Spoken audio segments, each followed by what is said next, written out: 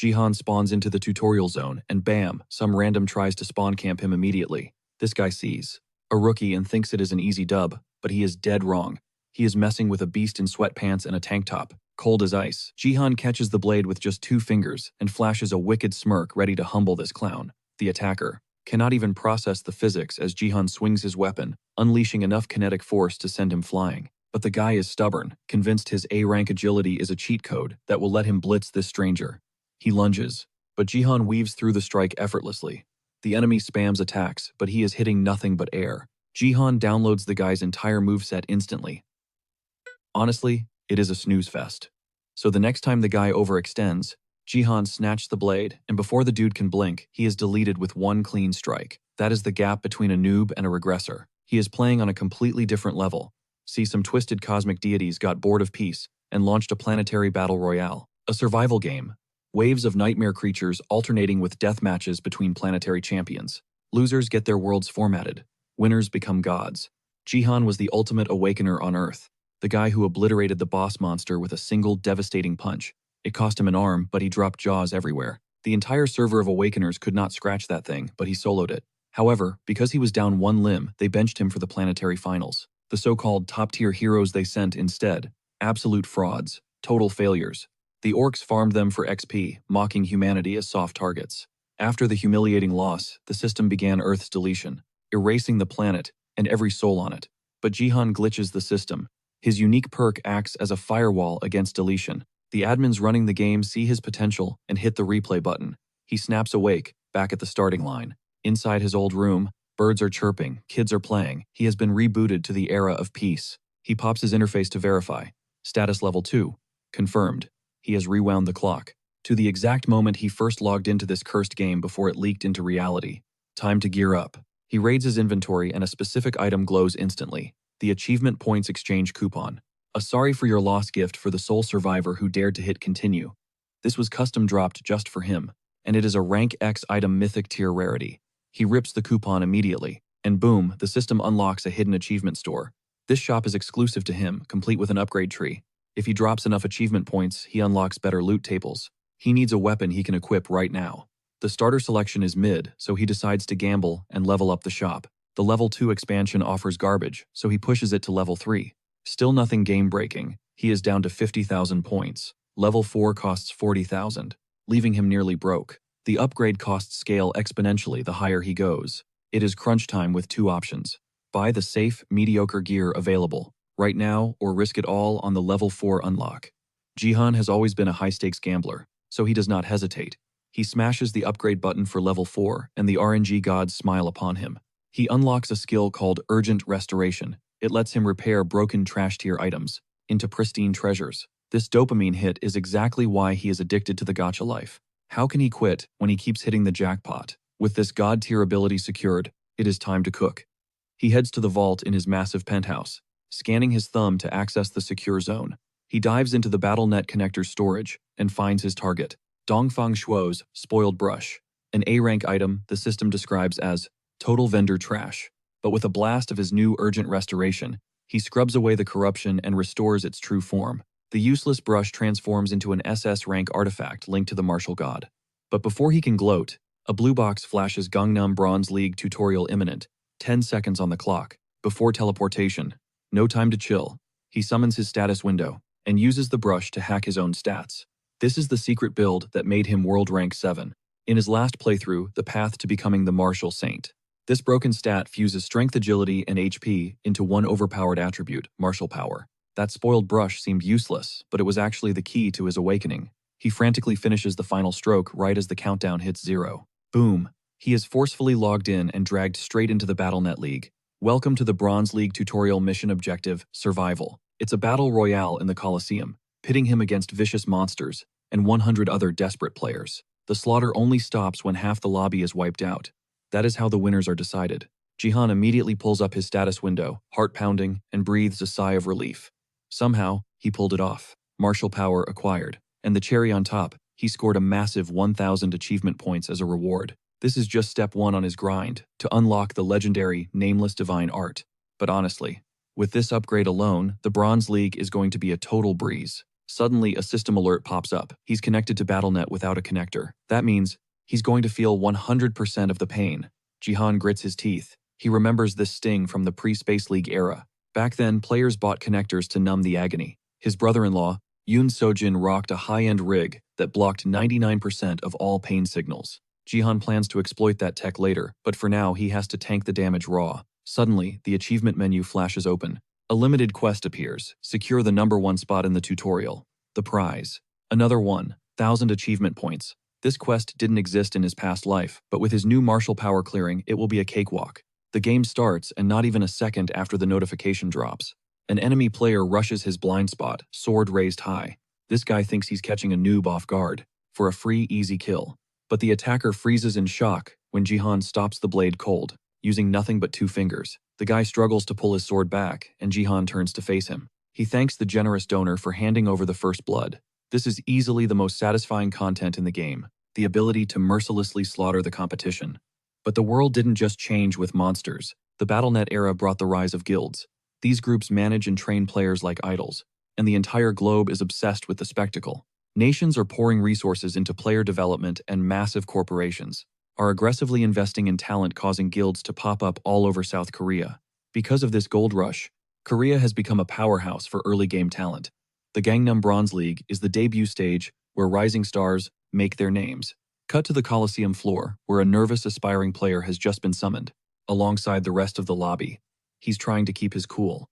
This potential cannon fodder is named Do Hyuk-gyu, and he thinks he hit the jackpot. He is signed to the Divergent Guild, backed by the massive Divergent Group. This famous guild is a factory for stars, and an ordinary guy like Do Hyuk-gyu got in, solely because he rolled an A-rank gift agility. Only a tiny percentage of players land an A rank, so he is convinced a top 50 finish is in the bag. Step 1. Scout the opposition. He scans the arena, but all he sees are tanked out knights, hulking warriors, and terrifying monsters. Faced with this nightmare fuel, Do Hyuk-gyu makes the brave choice to pretend he didn't see anything and looks away. After all, staying alive is the only thing that matters, and the veterans are staring at him like he is a snack. If he gets clapped in the first 10 seconds, he will never live down the embarrassment. Looking around, everyone seems decked out in major guild gear. This feels way too sweaty for a Bronze League match. But then, in the middle of the crowd, he spots an anomaly. A guy standing there in a sleeveless tee, sweatpants, and zero equipment. No armor, no shoes, just vibes. Do Hyuk-gyu wonders if this guy is even playing or if the system glitched and summoned a bystander. He has to be a confused newbie, which means he is a free kill. Hyuk-gyu readies his stance, thanking his lucky stars for serving up such an easy target on a silver platter. As soon as the system signals start, Hyuk-gyu wastes no time and dashes in to deliver the finishing blow. He lunges at the unsuspecting rookie, expecting an easy frag. But surprise, not only does the newbie tank the hit, he catches the blade with just 2 fingers. It defies logic that a guy looking this ragged could track his A-rank agility. Before his brain can even reboot, Jihan tosses him aside like yesterday's trash, flinging him away with 0 effort. Jihan hits him with the ultimate disrespect, roasting him for entering the Bronze League with a basic skill like agility. That triggers Hyuk-gyu hard. Totally unable to handle a hobo dissing his A-tier power, he figures Jihan's just flexing, getting cocky over 1 lucky block. Fine then.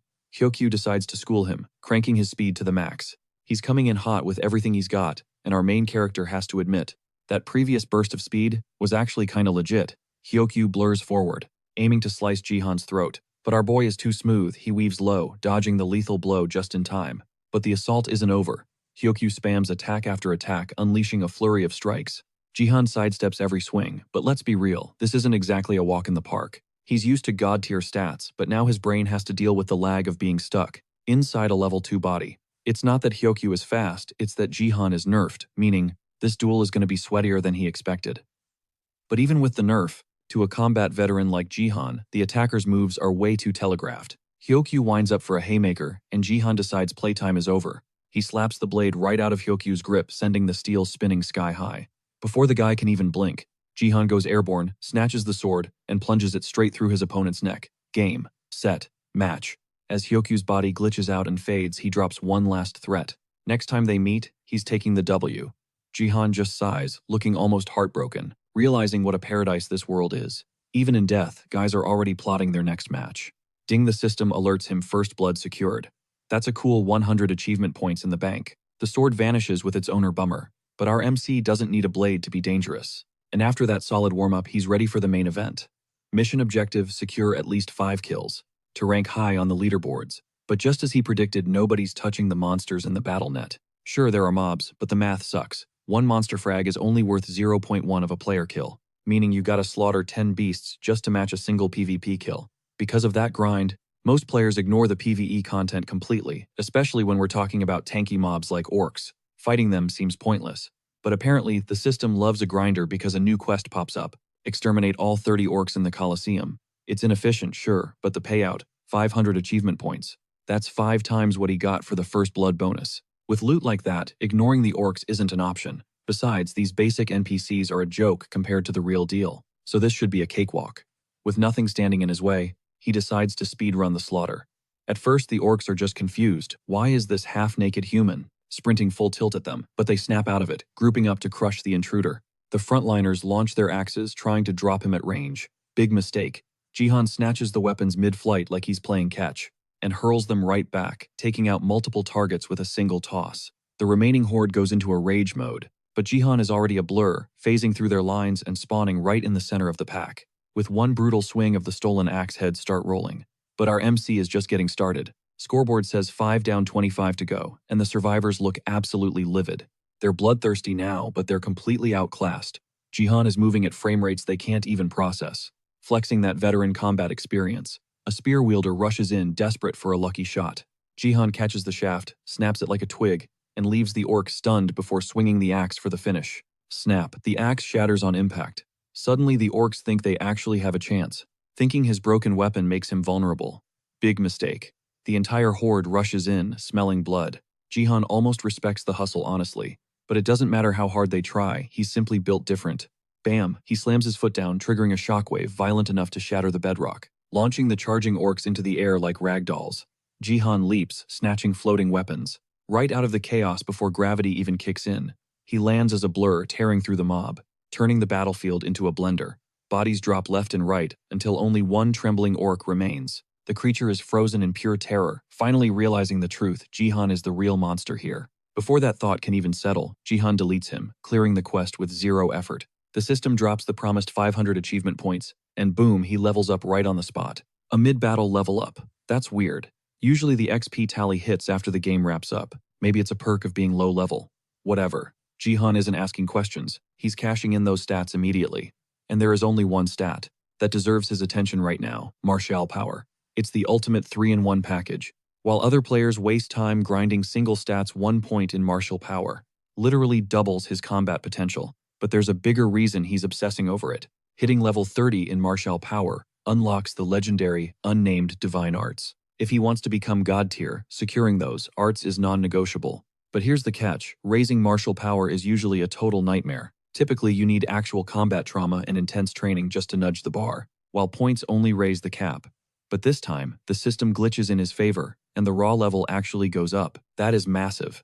Jihan has no idea why the mechanics broke, but he's not complaining. If he can keep cheesing the system like this, becoming the strongest player alive isn't just a dream, it's inevitable. But no time to celebrate.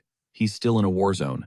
Just as he's checking his build, an arrow screams toward his head. He weaves past it effortlessly. It's an archer, backed up by a warrior, decked out in flashy gear. They're staring him down, practically dripping with arrogance. The girl tells her partner to wrap this up, and those smirks say it all. They think Jihan is just free XP waiting to be farmed. A duo in a survival game, standard play. Even though it's PvP, there's no rule against teaming up to bully solos. The emblem on their armor gives them away Turtle Guild top 10 in Korea. This is bad news. A tanky warrior guarding a sniper is the classic pain in the neck combo. Dealing with a coordinated team from a major guild is going to be way harder than slaughtering mindless orcs. A system alert flashes only 60 survivors left. The tutorial is in its final countdown. Bodies are piling up everywhere.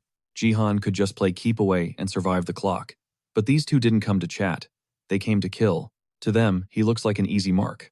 While Jihan calculates his next move, their overconfidence peaks. The warrior literally asks the archer out on a date contingent on him killing Jihan. The disrespect: Jihan checks the leaderboard. He's clinging to first place with 4 kills. If he wipes this duo, his #1 spot is locked in. Game on. He ignores the tank and blitzes the archer, slicing her down while she's still giggling at the warrior's pickup line. With martial power at level 6, she didn't stand a chance. The warrior freezes brain, unable to process that his date just got liquidated. Jihan doesn't hesitate, he ghosts behind him and slashes the guy's spine. A metallic clang rings out that thick B-rank armor saved his life. The guy smirks, thinking Jihan's trash weapon can't crack his defense. But Jihan doesn't stop. He hammers the exact same spot over and over, drilling through the steel like a jackhammer, until the armor buckles, and Jihan delivers the fatal blow through the breach. Meanwhile, in a shadowy office, a woman sips her tea, eyes glued to the replay of Jihan dissecting the warrior. Meet Lee Hyeon, the headhunter from the Divergent Guild, and she definitely likes what she sees. She breathes a sigh of relief, knowing Jihan wasn't spawned next to her bodyguard, Lim Ga-young, who was stuck in that same chaotic match. And despite Ga-young scraping by to snag second place, she's absolutely fuming at the reality check that she's statistically weaker than someone else. But Hyun doubles down on the warning, stay far away from that lunatic rookie, no matter what her ego says. Right now, her mission is strictly intel gathering. But as Ga-young stares at the replay loop on her boss's screen, a massive wave of deja vu hits her. She definitely knows this guy from somewhere.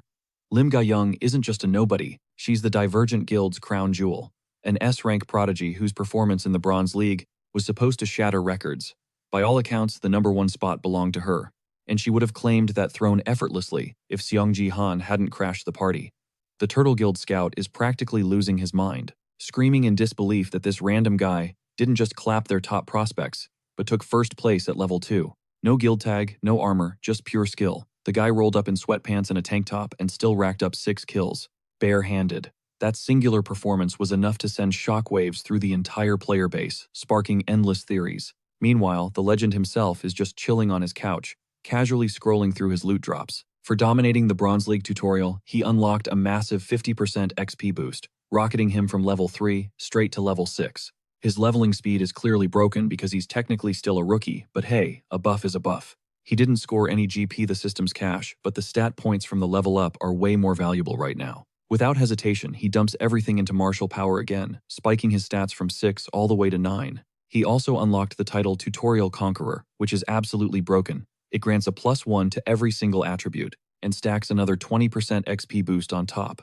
Sure, it's only active in the Bronze League, but that's still a cheat code. With that active, his martial power hits 10, making him officially overpowered for this tier. The Silver League. Promotion battle doesn't trigger until level 25, so until that deadline hits, his only job is to grind and stack as much power as humanly possible. His stats are already looking monstrous, but hitting level 5 unlocked the real game-changer class advancement. It's finally time to pick a role. This is the make-or-break moment where a player needs to understand exactly what they're signing up for. The menu offers the classic 4-warrior archer mage and support. In his past life, he mained the warrior class. Since he's already got expert-level mastery there, picking it again would be the easy mode route. But checking his achievement store, he spots a loophole, an item that lets him buy an extra class slot. That changes everything. He can always grab the warrior class later for 10,000 achievement points. This means he's not locked in. He can get creative and experiment with a totally different build first. His finger hovers over the interface, weighing the risks before he finally taps his selection. Fast forward a bit, and he's summoned back to the Gangnam sector of the Bronze League. But this isn't a skirmish, it's a zombie apocalypse. Thousands of undead are swarming the area, and the objective has shifted to tower defense. The horde is clawing at the castle base, and the players have one job: slaughter the zombies and defend the crystal pulsing at the top of the ramparts, all while trying not to get eaten alive. It's a battle of attrition across multiple towers lasting, until only 5 towers are left standing. Perched on one of them is Lim Ga-young, the Divergent Guild's star warrior, looking down at the rotting mob with pure revulsion. Even if it's just a game, the hyper-realistic stench of death is nauseating. Behind her, the rest of the squad spawns in, looking like they actually know what they're doing and understand the map layout. Ga-young scans her teammates. One is an archer from the LK group, flexing some serious B-grade armor. The other is a mage unaffiliated, but his gear checks out. He doesn't look like dead weight. These two might actually be competent partners. But in a survival mode like this, the MVP is always the support. This is going to be a long grind, and the support is the lifeline that keeps the team from wiping. The final member spawns in last, and as the pixels fade, Ga-young's jaw drops. It's Song Ji-han. The support is the guy in the tracksuit, armed with nothing but his legendary metal pipe, truly the ultimate weapon. 20 minutes prior, Ji-han had made his choice. As he clicked the support icon, the system practically screamed at him, warning that this class was a terrible match for his stats.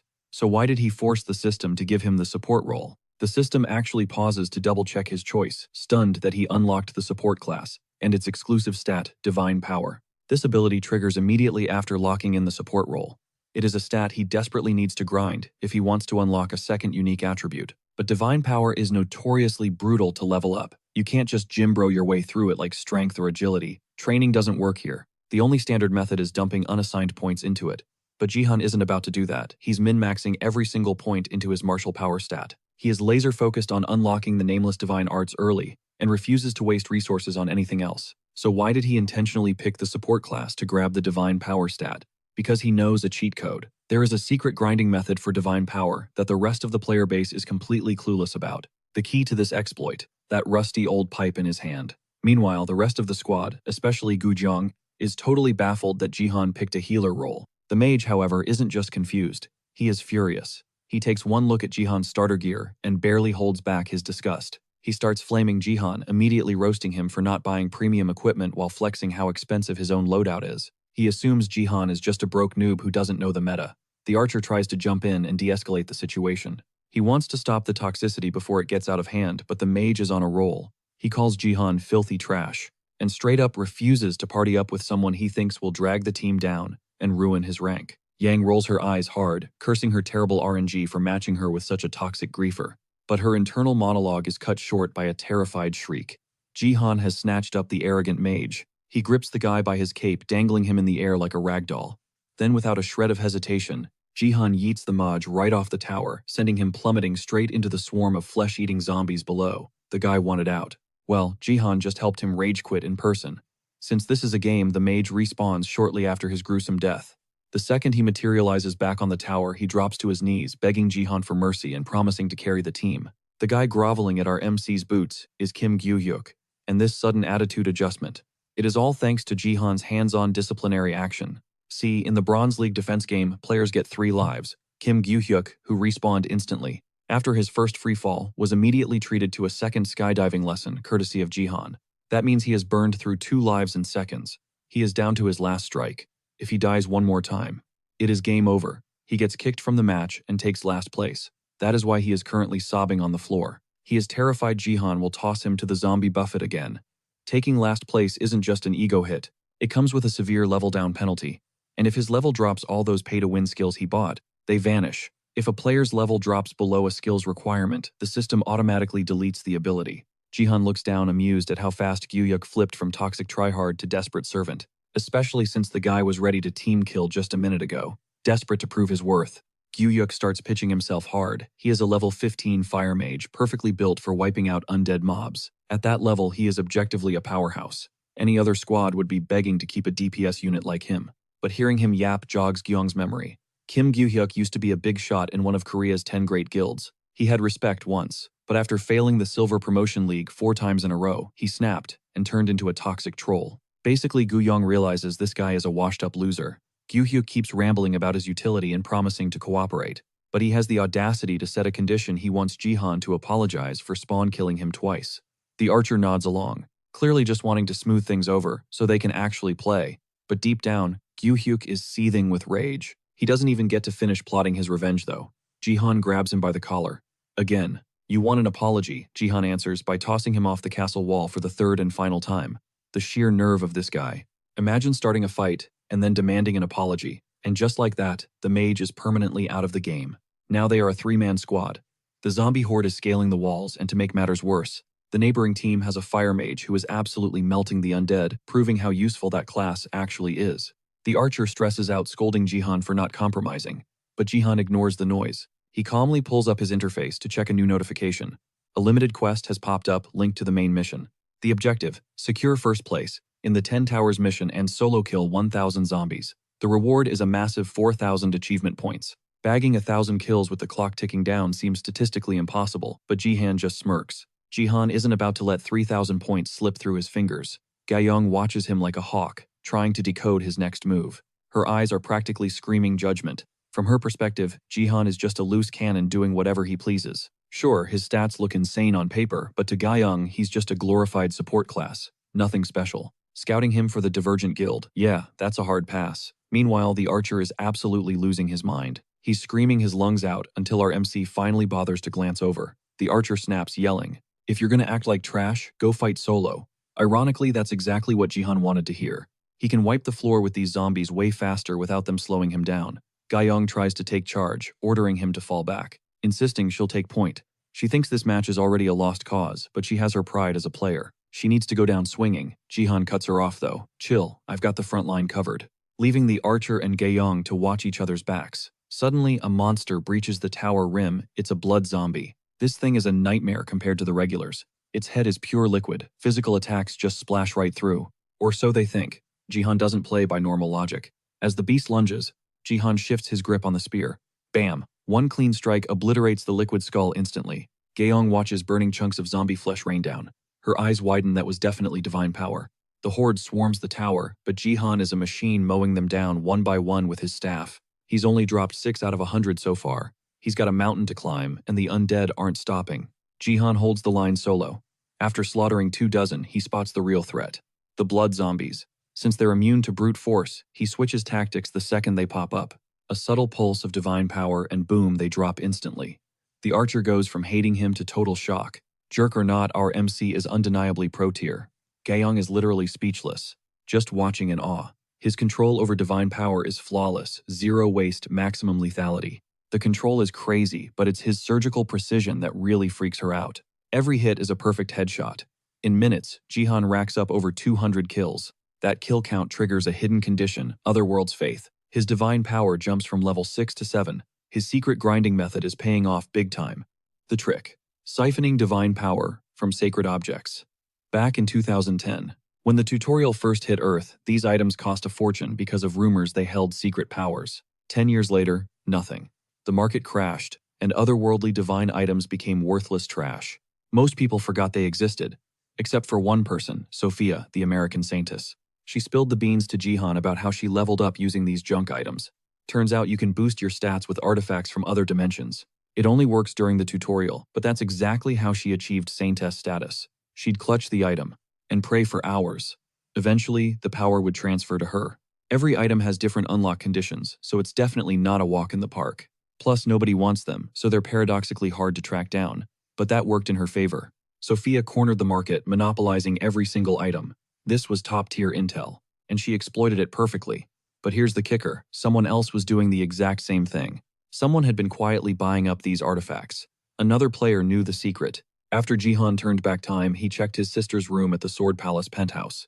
And there they were, a horde of divine items, but every single one was drained, dry, completely empty.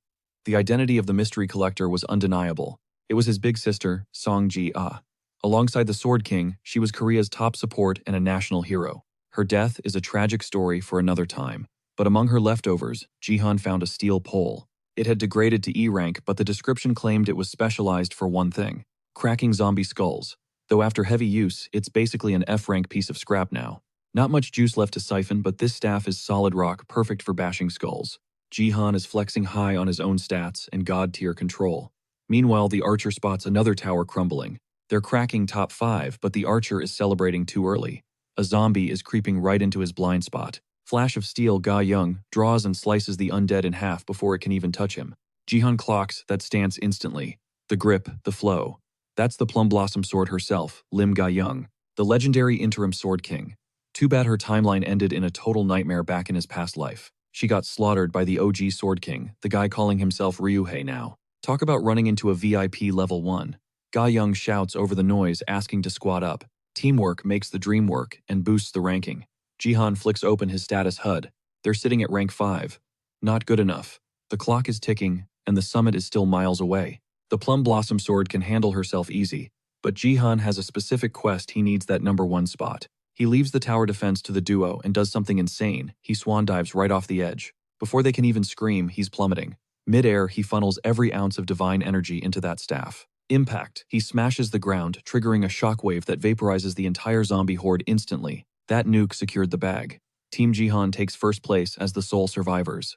Limited quest completed.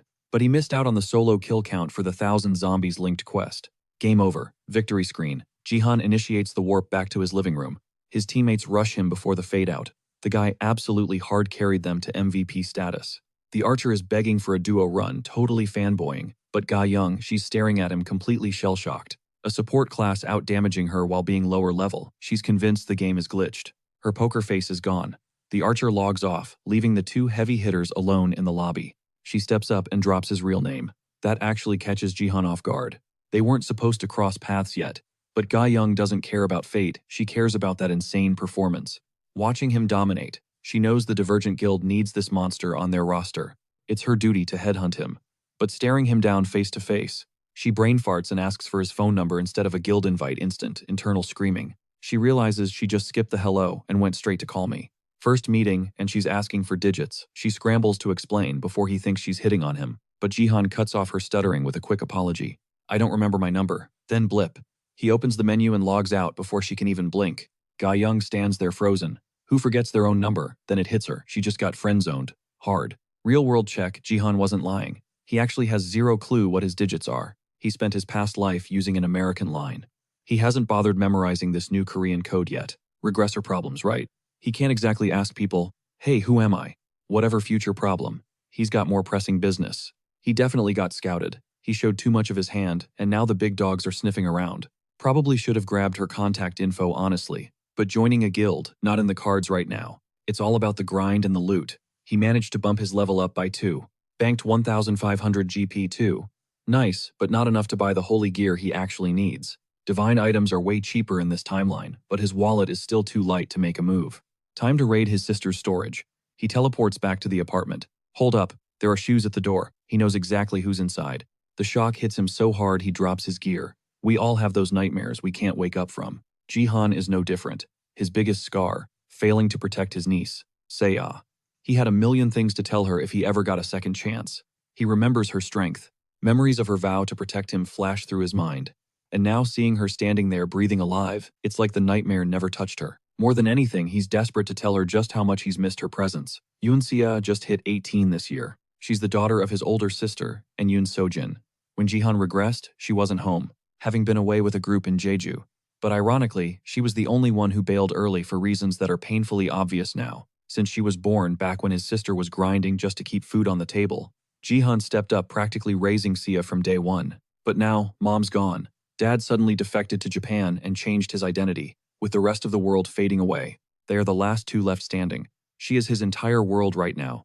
And this whole mess, it's all on Yoon Sojin's impulsive betrayal. Earlier, Sia tried calling her father, desperate to understand why he flipped sides so abruptly. His excuse, he fell in love. He dropped that bomb on her with zero emotion, casual as you like. While she was spiraling, on the other end of the line he sounded completely unbothered. She begged to know where this leaves her, asking point blank if he was really tossing his own daughter aside for nothing. His calm reply, yeah, he is. Because that was the deal his new lover demanded. No hesitation. No, I love you. He just cut the line, severing ties with his daughter in a single heartbeat. Absolute trash tier parenting. But honestly, Jihan isn't shocked. He always knew the guy was a snake, an irresponsible rogue willing to burn his only child, and betray his entire nation just to chase a skirt. Because of him, innocent Sia was left isolated in the cold. In the previous timeline, that isolation drove her to end her own life. Snap back to reality, Sia turns, eyeing the smashed family portrait on the floor, and Jihan panics, rushing to apologize, assuming she's hurt because that traitor is still technically her dad. But she flips the script, admitting she actually wanted to smash it herself. She puts on a brave mask, insisting she's totally fine. That's classic Sia. Doesn't matter if her mom died or her dad stabbed her in the back. She forces that bright smile, laughing it off, while worrying more about her uncle than her own trauma. But even if she's tough enough to handle it, Jihan refuses to let her carry that burden alone anymore. She might be an adult now, but he's going to step up and shield her from everything. Sia closes her eyes, leaning into his hug until the emotional moment gets wrecked, when she points out that he is absolutely drenched in sweat. Meanwhile, over in the Divergent Guild HQ in Gangnam, Seoul, Lee Hyun is losing it, barely containing her laughter, after her bodyguard spills the tea on the run-in with Jihan. The stunning Lim Ga-young asked a guy for his digits and got rejected, and his excuse was, I forgot my number. That is weak. Hyun's hysterical reaction makes Ga-young doubt herself, thinking maybe she isn't as hot as Lee Hyun claims, which is total nonsense. Ga-young has zero clue about her own clout. Even random passersby literally stop and stare, whispering about how cool she looks. The duo heads to the company lounge with Lee Hyun feeling totally at ease. They're sitting down to strategize on how to lock down Jihan's recruitment. It's a priority mission. Even the brass upstairs is breathing down their necks to sign him to the team immediately. Mid-conversation, Hyun's phone buzzes. A notification pops up. Someone started a live stream. She's baffled. Who is streaming right now? There aren't any Major League matches scheduled for today. The channel belongs to a gambling streamer. Hyen occasionally watches for strategy analysis, which is basically code for degenerate gambling. But the face on the screen, definitely not the usual host. It's Seong Jihan. He's launched a guerrilla stream with zero promo. On the other end, Jihan is adjusting the lens, while Sia plays director from behind the camera. Gayoung is racking her brain. Why is Jihan on a betting prediction channel? But Hyan is fixated on the stream title. Jihan is boldly claiming to be the Sword King's brother-in-law. The chat is blowing up with confusion, comments flooding in asking what on earth is happening. The background. That's the twin sword statue, proving he's broadcasting live from the Sword Palace penthouse. The stream is live, and Jihan signals Seiya to get back. He channels massive energy into his leg and stomps down hard, shattering the floor instantly and causing the pillar beneath the twin sword statue to crumble. He follows up with a punch, obliterating the statue into dust, sending shockwaves through the audience. Viewers are flooding in by the thousands now. He's made his statement grab the world's attention, and now it's time to spill the tea on the Sword King, exposing Yoon Sojin's defection to Japan. This is happening live on BattleTube. Think of BattleTube as the absolute juggernaut of the streaming world. It dominates the market with zero competition. Since it's plugged directly into the BattleNet, Jihan unlocks quests tied specifically to his channel. We're talking viewer counts, subscriber milestones, and total views.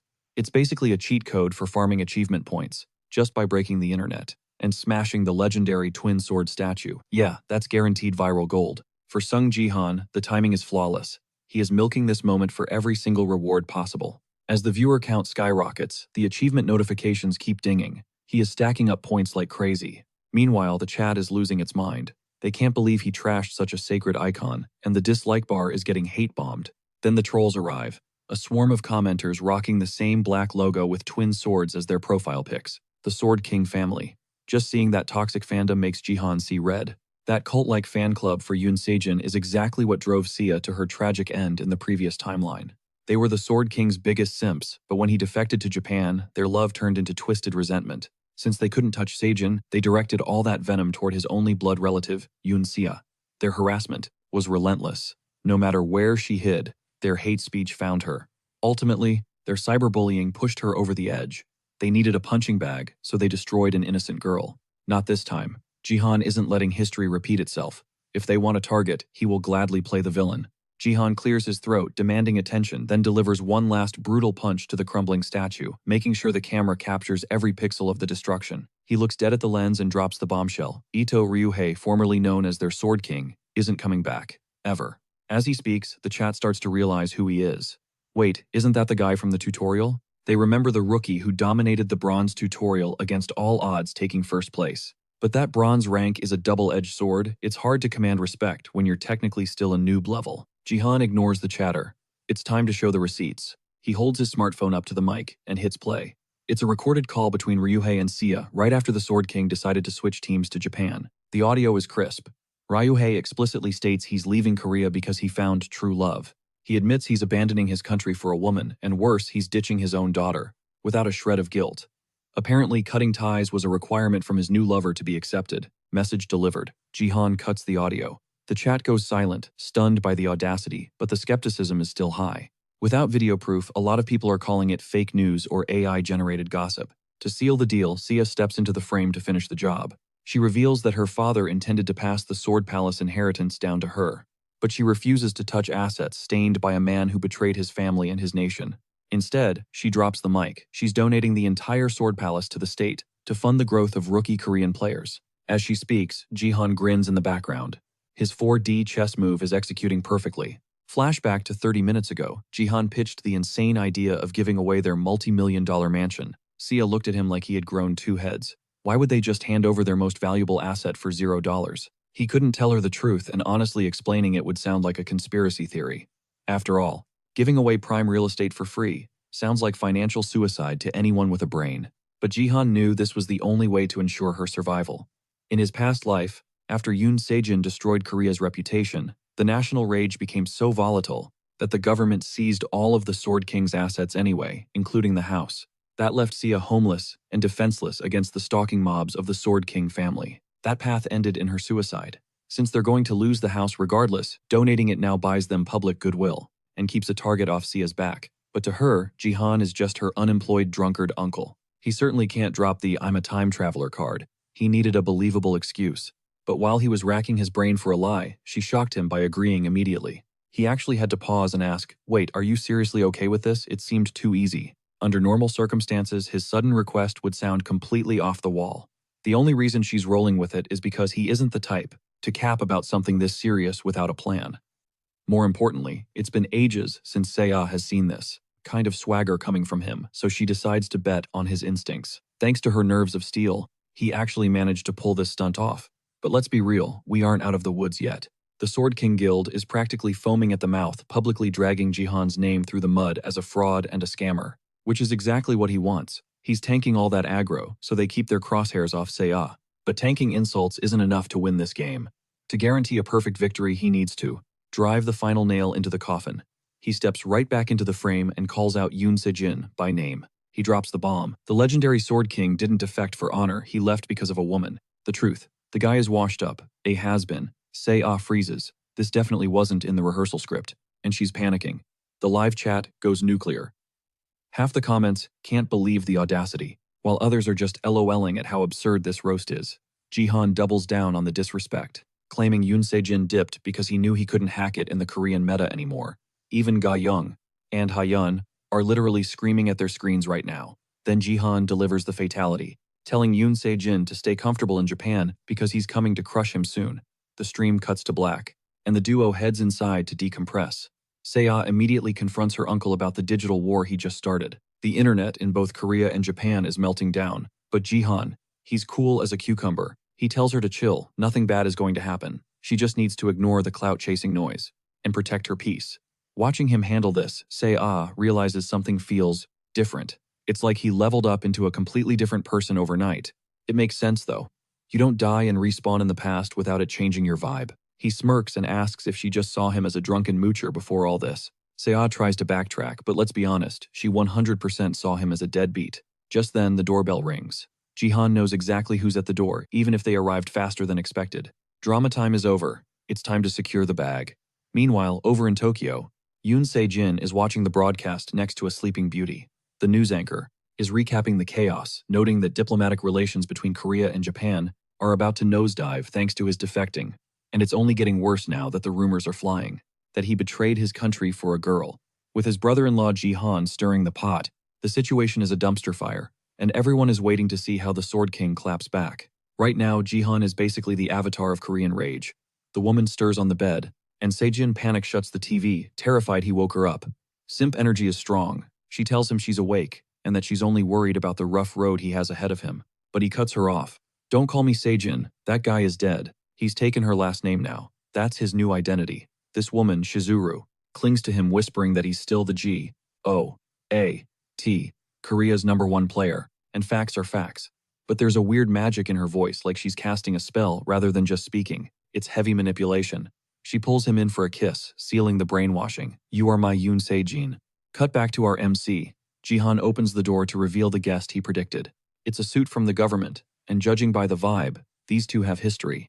Enter Park Yoon-sik, the department manager of BattleNet Korea. In the previous timeline, his department ghosted them after the Sword King left, but Jihan made enough noise today to force their hand. To be fair, even when the government bailed before this guy actually tried to look out for Seiya, he's one of the good ones. Now that the board is set and the players are here, it's time for Jihan to claim his loot. The three of them sit down for the real talk. Yoon-sik cuts the fluff and drops the hammer. He knows there is zero chance of dragging the Sword King back from the dead. The government knows the truth too, but they are terrified of a public panic before the massive Korea versus Japan showdown. They need the public hyping up the national team, not mourning a legend. Jihan reads the room instantly and tells Yoon-sik to quit stalling. He demands the bottom line. And there it is, the government wants Jihan to take back his donation of the Sword Palace. Because if the state accepts that property, it's basically a press release admitting the Sword King is gone forever. Yoon-sik freezes. He's stunned that Jihan dissected their political strategy so effortlessly. He realizes this isn't the same man. The old Jihan was a washed-up gambling addict, drowning in booze. This guy is a shark. Yoon-sik composes himself and admits Jihan is right, but clarifies they haven't completely abandoned hope for the king's return. So instead of a full donation, the government is proposing a strategic compromise, co-signed management. Ownership transfers on paper, but operational decisions remain a joint venture. It's a loophole to keep the seat warm, just in case the Sword King miraculously walks through the door. Plus, Jihan and his niece get to keep living in the penthouse luxury of the palace. It's a classic win-win scenario. Yoon-sik slides a thick contract across the table, urging them to review the fine print before deciding. It's clear the suits upstairs crafted this deal carefully. Jihan was ready to dump the property for free, so this is a bonus. If they want to play nice, he'll play along. But Jihan isn't signing without extracting some value first. He has a favor to ask. The scene cuts to black, and we jump forward to the next high-stakes match. Inside BattleNet, the flashy streamer Golden Light goes live, and his viewer count instantly explodes. The guy is pure showmanship, posing like a god on top of the Colosseum statue, hyping up the chat. Below him, players start spawning into the arena. Golden Light takes a dramatic swan dive to join the mortals. While he works the crowd, a donation pops up with a request: teach these bronze-tier scrubs a lesson. Golden Light breaks into a cringe dance to thank the donor while the other players watch in pure disgust. The lobby isn't exactly thrilled to see him. To his fans, he's a star. To everyone else, he's a nightmare. Because behind that K-pop smile is a toxic griefer. He built his fame on being loud, hyper, and incredibly annoying. He used to be a respected gold leaguer, but he intentionally tanked his rank to bronze for a segment he calls deep sea traveling. He doesn't care about the objective. He's just here to troll low-level players for clips and clout. He is the ultimate bully. He might be in a bronze lobby, but he's still rocking gold-tier stats and legendary gear. He's basically a raid boss hunting novices for sport. And now, with thousands watching, he needs to feed the content machine. Golden Light starts scanning the lobby for his first victim. His eyes lock onto prime clickbait. Without hesitation, he sprints toward Jihan, shoving a virtual microphone in his face, desperate to interview the rookie who's currently breaking the internet. Jihan is the man of the hour, drowning in nicknames and media buzz. But looking at this guy, Jihan is just confused. He has no clue who this golden boy is, other than a loud, obnoxious streamer invading his personal space. But then it clicks. There are lucrative BattleTube achievements Jihan hasn't unlocked yet. Why let this clown monetize his face? Jihan decides to flip the script and start his own broadcast. He completely ghosts the interview and summons his own streaming interface. Golden Light's chat spots the on-air tag above Jihan's head. The reaction is instant. Viewers abandon Golden Light in droves to watch the match from Jihan's perspective. The streamer panics. He just realized he gave his competition free promo and destroyed his own retention. He needs a hook to drag his audience back before his channel dies. Suddenly, a notification saves him. A user with a username worshipping the Sword King drops a bounty: kill Jihan. The goal is to make sure Jihan finishes dead last. The price tag, 2,000 GP. That converts to a cool 2 million won. The donors are the Sword King's toxic fan club, and they are out for blood. When Golden Light hesitates, the mob mentality takes over. More fans pile in, driving the bounty higher. The hate for Jihan is real, but even he didn't realize it ran this deep. The pot explodes 30,000, 40,000 GP. It's an auction for his head. Just as the match countdown ends, the bounty locks in at a staggering 42,000 GP. It's hunting season. Even with that massive bag of cash on the table, Golden Light is salty. The donations capped at under 50,000 GP insulting. But then a Sword King insider sweetens the pot an extra 10,000. The condition: flatten Jihan. Just like that, Golden Light's hesitation vanishes. Target acquired. The second the clock starts ticking, he's locked in. He triggers charge, launching his body forward like a human missile toward an oblivious Jihan. A blur of motion. Instantly, he teleports behind Jihan Blade, poised for the kill. Klong Jihan parries the strike without even breaking a sweat. But wait, what is he holding? It's a cooking club. A D-rank extraterrestrial holy utensil. Jihan's brows furrow. He slammed that club with max force, yet Golden Light's weapon didn't shatter. Built different. Time to get serious. Jihan summoned the real blade purely out of professional courtesy. Flash of steel. Jihan dissects Golden Light with surgical precision. The casters lose their minds. That's sword chi. Something a bronze leaguer should never possess. And those flames, white sacred fire.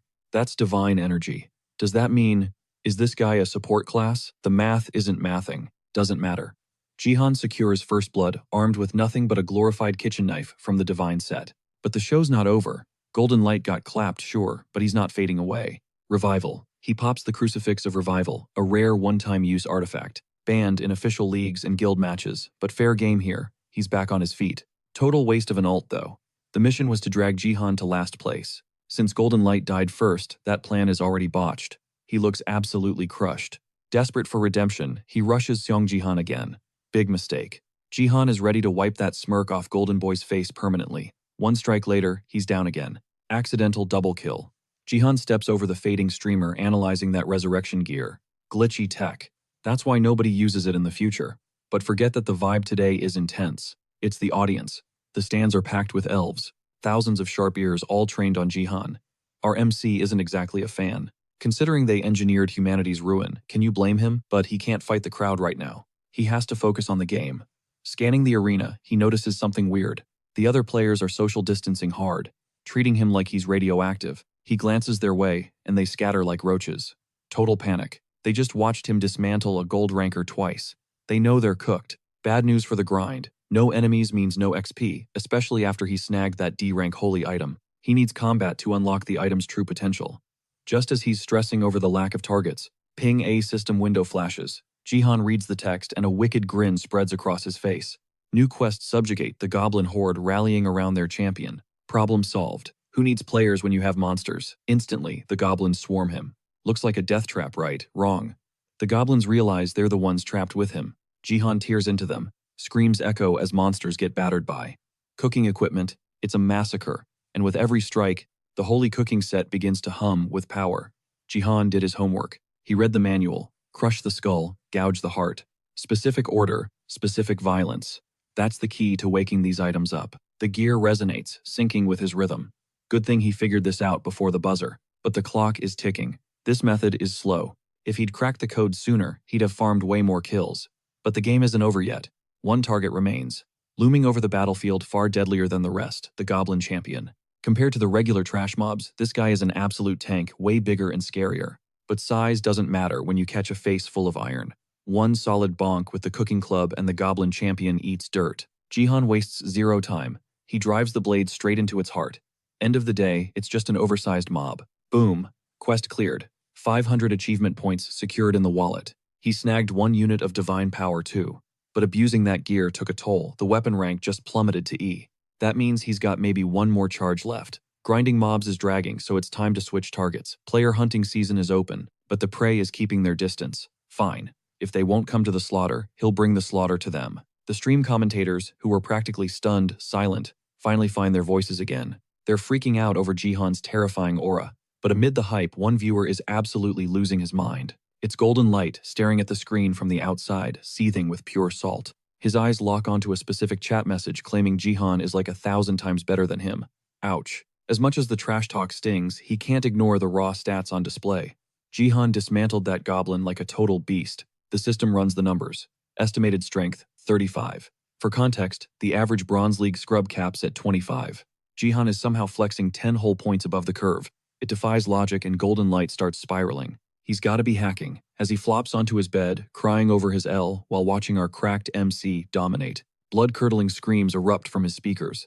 He snaps his head up just to catch Jihan in action. Whack, someone gets a face full of club. In seconds, Jihan wipes out an entire squad. It's not a fight, it's a massacre. One-sided destruction. Jihan is stacking bodies like it's nothing. The player count nosedives into single digits. The survivors finally realize the grim reality. Stop fighting each other. It's time to team up and raid this broken hacker boss. A mage and an archer form a desperate alliance, launching the first coordinated strike on Jihan. Useless. Jihan blocks and parries everything like he's swatting flies. Eventually, they just stop. Their will to fight is gone. They just stare at the monster in pure shock before he walks over and sends them to the respawn screen. 10 kills on the board. The chat is absolutely exploding after witnessing that rampage.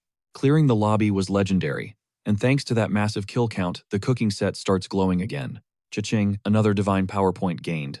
But the gear pays the price, downgrading to F-rank trash.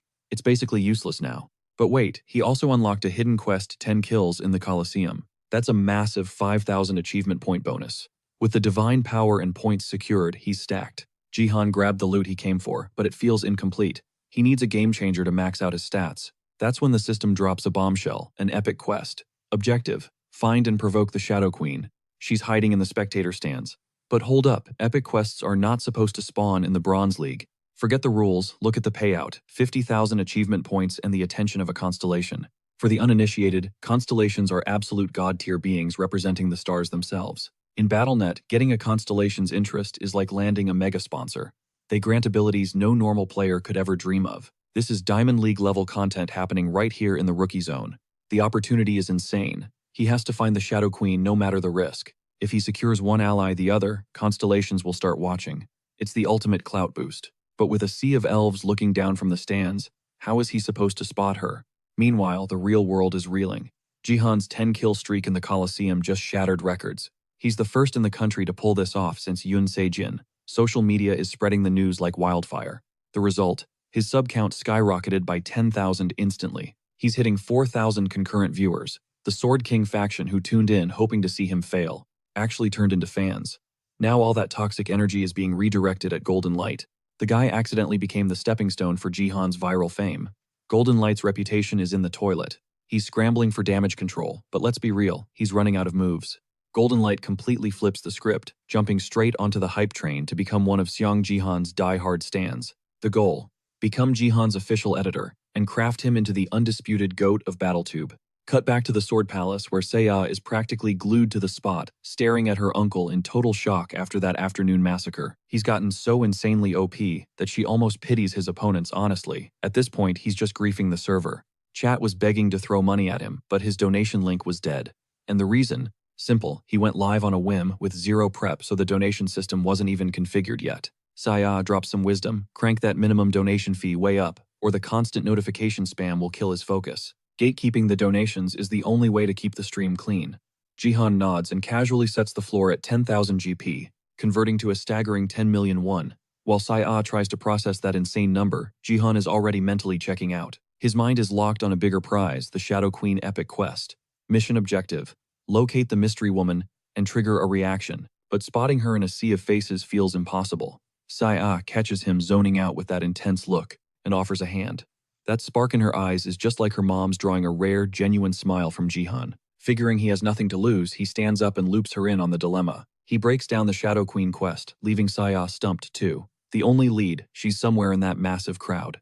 Seiya immediately dives into the match replays, scanning the audience frame by frame. With her eyes on the screen, this hunt just got a lot faster. Still, a twinge of guilt hits Jihan for dumping this massive search mission on her. It's literally hunting a needle in a haystack. But with Seiya occupied, he finally has a moment of peace to tackle the system management he's been procrastinating. He's sitting on a mountain of achievement points, which he instantly burns to unlock a second-class slot. It's upgrade time.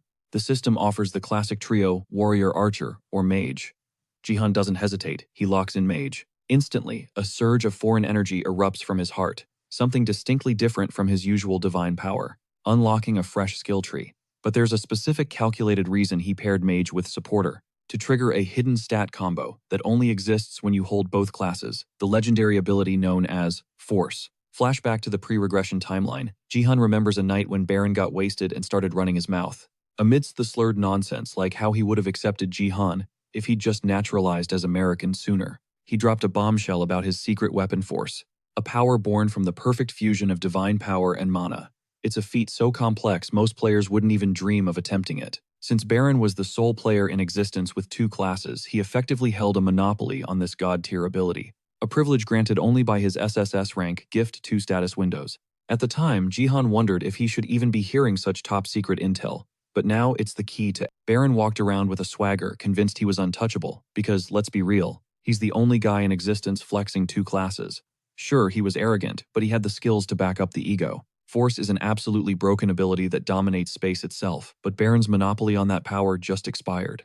Jihan knows the cheat codes to unlock it, and he just hit all the prerequisites. This ability is literally what carried Baron to rank 1 globally, even though he used it like a total amateur. If Jihan wants to survive the nightmare scenarios waiting in the future, securing this power isn't optional, it's survival. It's do or die time. He focuses divine energy into his palms, channeling the mana flow, straight from his heart to his hands. It's a volatile cocktail, and he needs the two energies to fuse perfectly without leaking. For a split second, it looks stable. Then chaos. The swirling energy backfires, blasting him backward into the wall with a deafening boom. Total failure. His grip strength isn't enough to contain a nuke. He's missing a puzzle piece, maybe raw mana, or maybe he's just too low level. Whatever it is, the clock is ticking. He can't keep this volatile energy in his hands forever. Time for plan B. If his hands can't hold the charge, he needs a bigger vessel. He decides to turn his entire body into the containment field. Here's the theory. Take divine power from the upper core, mix it with mana from the center, and lock them down with sheer brute strength from the lower core. A perfect internal triangle. If he compresses that turbulent mix without a single drop leaking, that's how you unlock god-tier power. He pulls the trigger. The backlash is instant and excruciating. A scream rips from his throat. As the energy floods his veins like liquid fire, the system pings. 3 Dantian unification initiated. But that victory is short-lived. A red warning flashes across his vision. Limits exceeded. Continued attempts will result in death. Downstairs, Seiya hears that blood-curdling scream. Terror grips her as she sprints toward the stairs. Meanwhile, Jahan is being cooked alive from the inside out. To fuse divine power and mana into force, he has to subconsciously exert massive physical pressure just to keep from exploding. The requirements are insane. You need mastery over 3 conflicting energies, and every single stat needs to be over 100 just to survive the process. Fall short of those numbers, you're not just failing, you're digging your own grave. Seiya races down the hall, the sounds of his agony getting louder with every step. She screams his name, hammering on the door. Silence. Then finally she bursts in, and he's just sitting there. He claims he yelled because of a bad headache. Yeah, right. Seiya isn't buying that for a second. The vibe in the room is heavy. He tries to laugh it off, but the look on her face shuts him up instantly. She's not annoyed. She's terrified. Tears start streaming down her face. She confesses she thought he was dying. She truly believed something terrible happened. Jihan feels a pit form in his stomach. He was so focused on power, he forgot about the people waiting for him. Seeing her panic, he drops the act. No more jokes. He looks her in the eye, assures her he's safe, and apologizes for the scare. Sniffling, Seiya wipes her eyes and gives him a playful smack on the chest. She's trying to act tough. Satisfied he's not dropping dead, she heads out to resume her hunt for the Shadow Queen. Jihan watches her go, forcing a smile. Lesson learned, never let them see you bleed. Back to business. The full Dantian fusion failed. He's too low level and inexperienced. But here's the plot twist. Even in failure, he snatched the prize. By mashing divine power and mana together, he unlocked it.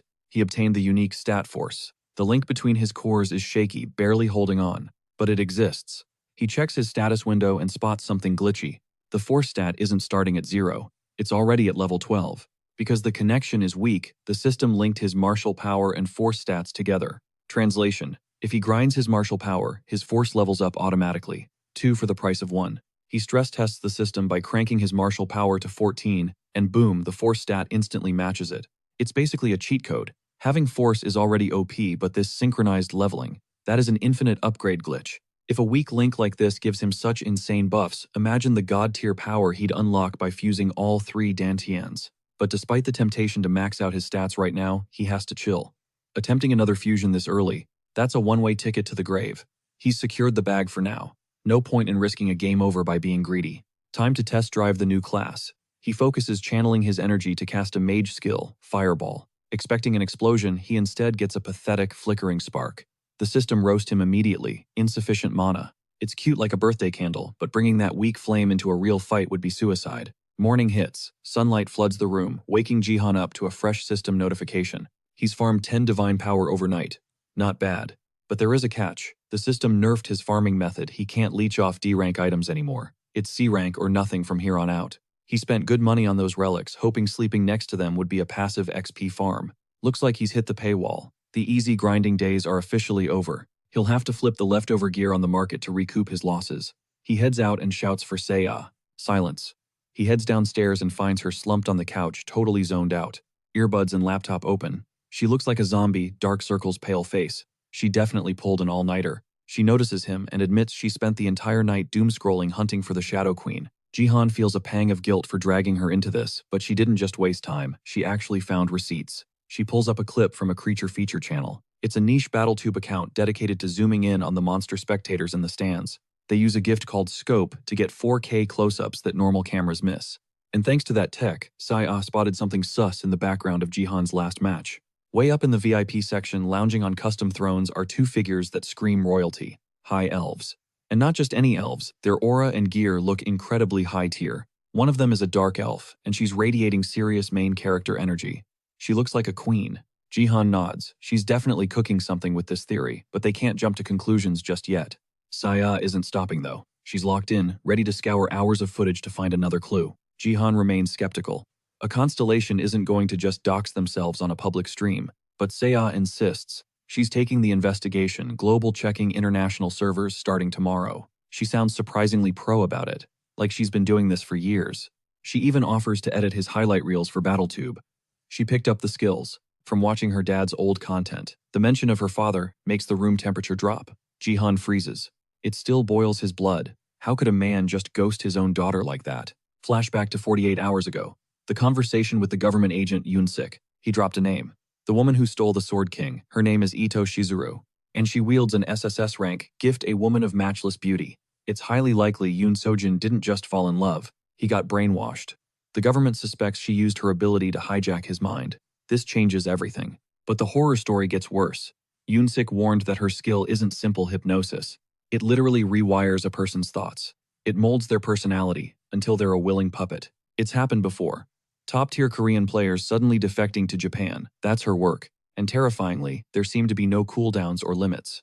She could pop up anywhere and enslave another powerhouse instantly. Jihan tried to cyberstalk her after that meeting, but she's a ghost. The internet has been scrubbed clean. Japan is gatekeeping her existence to protect their secret weapon. It's a dead end for now. But if the intel is solid, Jihan is walking into a minefield. The enemy might already be making their move.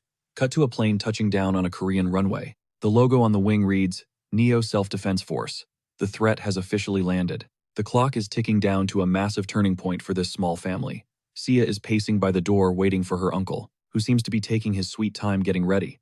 Seriously, if they drag this out any longer, they are going to be fashionably late. Finally, Jihan wraps up his grooming routine and steps out. His hair is slicked back to perfection, and he is rocking a sharp high-end suit. With this drip, he is definitely ready to face the crowd. They hop into the elevator, but on the descent, Sia is visibly trembling. Jihan tells her to chill and keep her head up, but Sia is struggling to keep her cool. This is her debut public appearance since her dad's whole incident went down. Jihan reassures her that the haters don't matter, especially since their conscience is 100% clear. The doors slide open at the Sword Palace lobby, revealing a massive swarm of people waiting for them. The second they step out, Park Yoon-sik intercepts them, confirming that Jihan's requests are all set, meaning they can greenlight the procedure immediately. Jihan daps up the advisor, trusting him to handle the logistics, until the curtains close. This is the big favor Jihan called in back when they were strategizing about the Sword King's status and his massive fortune. Jihan ordered them to set up a high-stakes auction for the Sword King's collection, selling off Yoon Sejin's cherished gear and loot. But the real play here, they are baiting Japan to show up, and Jihan handpicked every single item on the block, specifically to trigger that trap. The crown jewel is Yoon Sejin's battle connector, loaded with all his combat data. If Japan bites, that is the prize they will be gunning for. Depending on how this plays out, the Sword King himself might actually emerge to snatch the connector back. But no matter the outcome, the Korean public will be forced to swallow the hard pill, that their hero is gone and isn't coming back. Yoon-sik absorbs the plan in silence, realizing Jihan is playing 4D chess while everyone else is playing checkers. This is their final shot to flip the narrative, so Jihan instructs them to make sure the cameras are zoomed in tight on the BATA, Neo Self-Defense Force table. As they strut toward the main hall, a chaotic group barges into the building, screaming for Sia to freeze. The security team intercepts them, but the mob claims they are Sia's blood relatives. We are talking about her estranged aunts and uncles, crashing the party to stop the auction and prevent the sale of the Sword King's legendary loot. They are loud and proud, accusing Jihan of manipulating Sia into this whole scheme. They keep spewing venom at Jihan, but Sia steps up and shuts it down. Remember, these relatives got banned from the Sword Palace ages ago for using her dad's name to scam innocent people. She knows exactly why they crawled out of the woodwork. They just want a slice of her dad's cash. Now that he is out of the picture, she is the boss, and they have zero right to challenge her authority over the inheritance. She realizes arguing with these leeches is a waste of breath, so she turns her back coldly, ordering security to toss them out onto the curb as soon as possible. As the toxic family tries to brawl their way in, Jihan praises Sia for that savage shutdown. She really knows how to hold her ground, despite the trauma she has endured. The duo finally reaches the auction hall, which is already overflowing with press and hungry buyers. The moment they cross the threshold, flashbulbs go crazy and reporters start shouting questions. They swarm Sia, blinding her with photos and demanding answers without letting her breathe. Jihan gets fed up with the aggressive paparazzi and unleashes his pressure, literally shattering their camera lenses to kill the feed. With the noise finally silenced, Jihan reminds the room that this is a business transaction, not a press conference. Then, with the crowd humbled, he gets ready to kick off the show. 3 legendary items are on the block for today. First up is Yoon Sejin's BattleNet connector, capable of dampening pain reception by 99%. It also comes preloaded with every byte of data saved on the device. Finally, there is the combat analysis compiled by Yoon Sejin himself, targeting East Asia's top-ranked players. The Sword King's personal files are priceless, and that intel is going to be a game changer, especially with the Korea versus Japan showdown looming on the horizon. Judging by the buzz in the crowd, Jihan knows nobody wants to miss out on this loot. High-tier player analysis isn't something you can just farm in a dungeon. Jihan barely finishes his sentence before a hand shoots up in the crowd.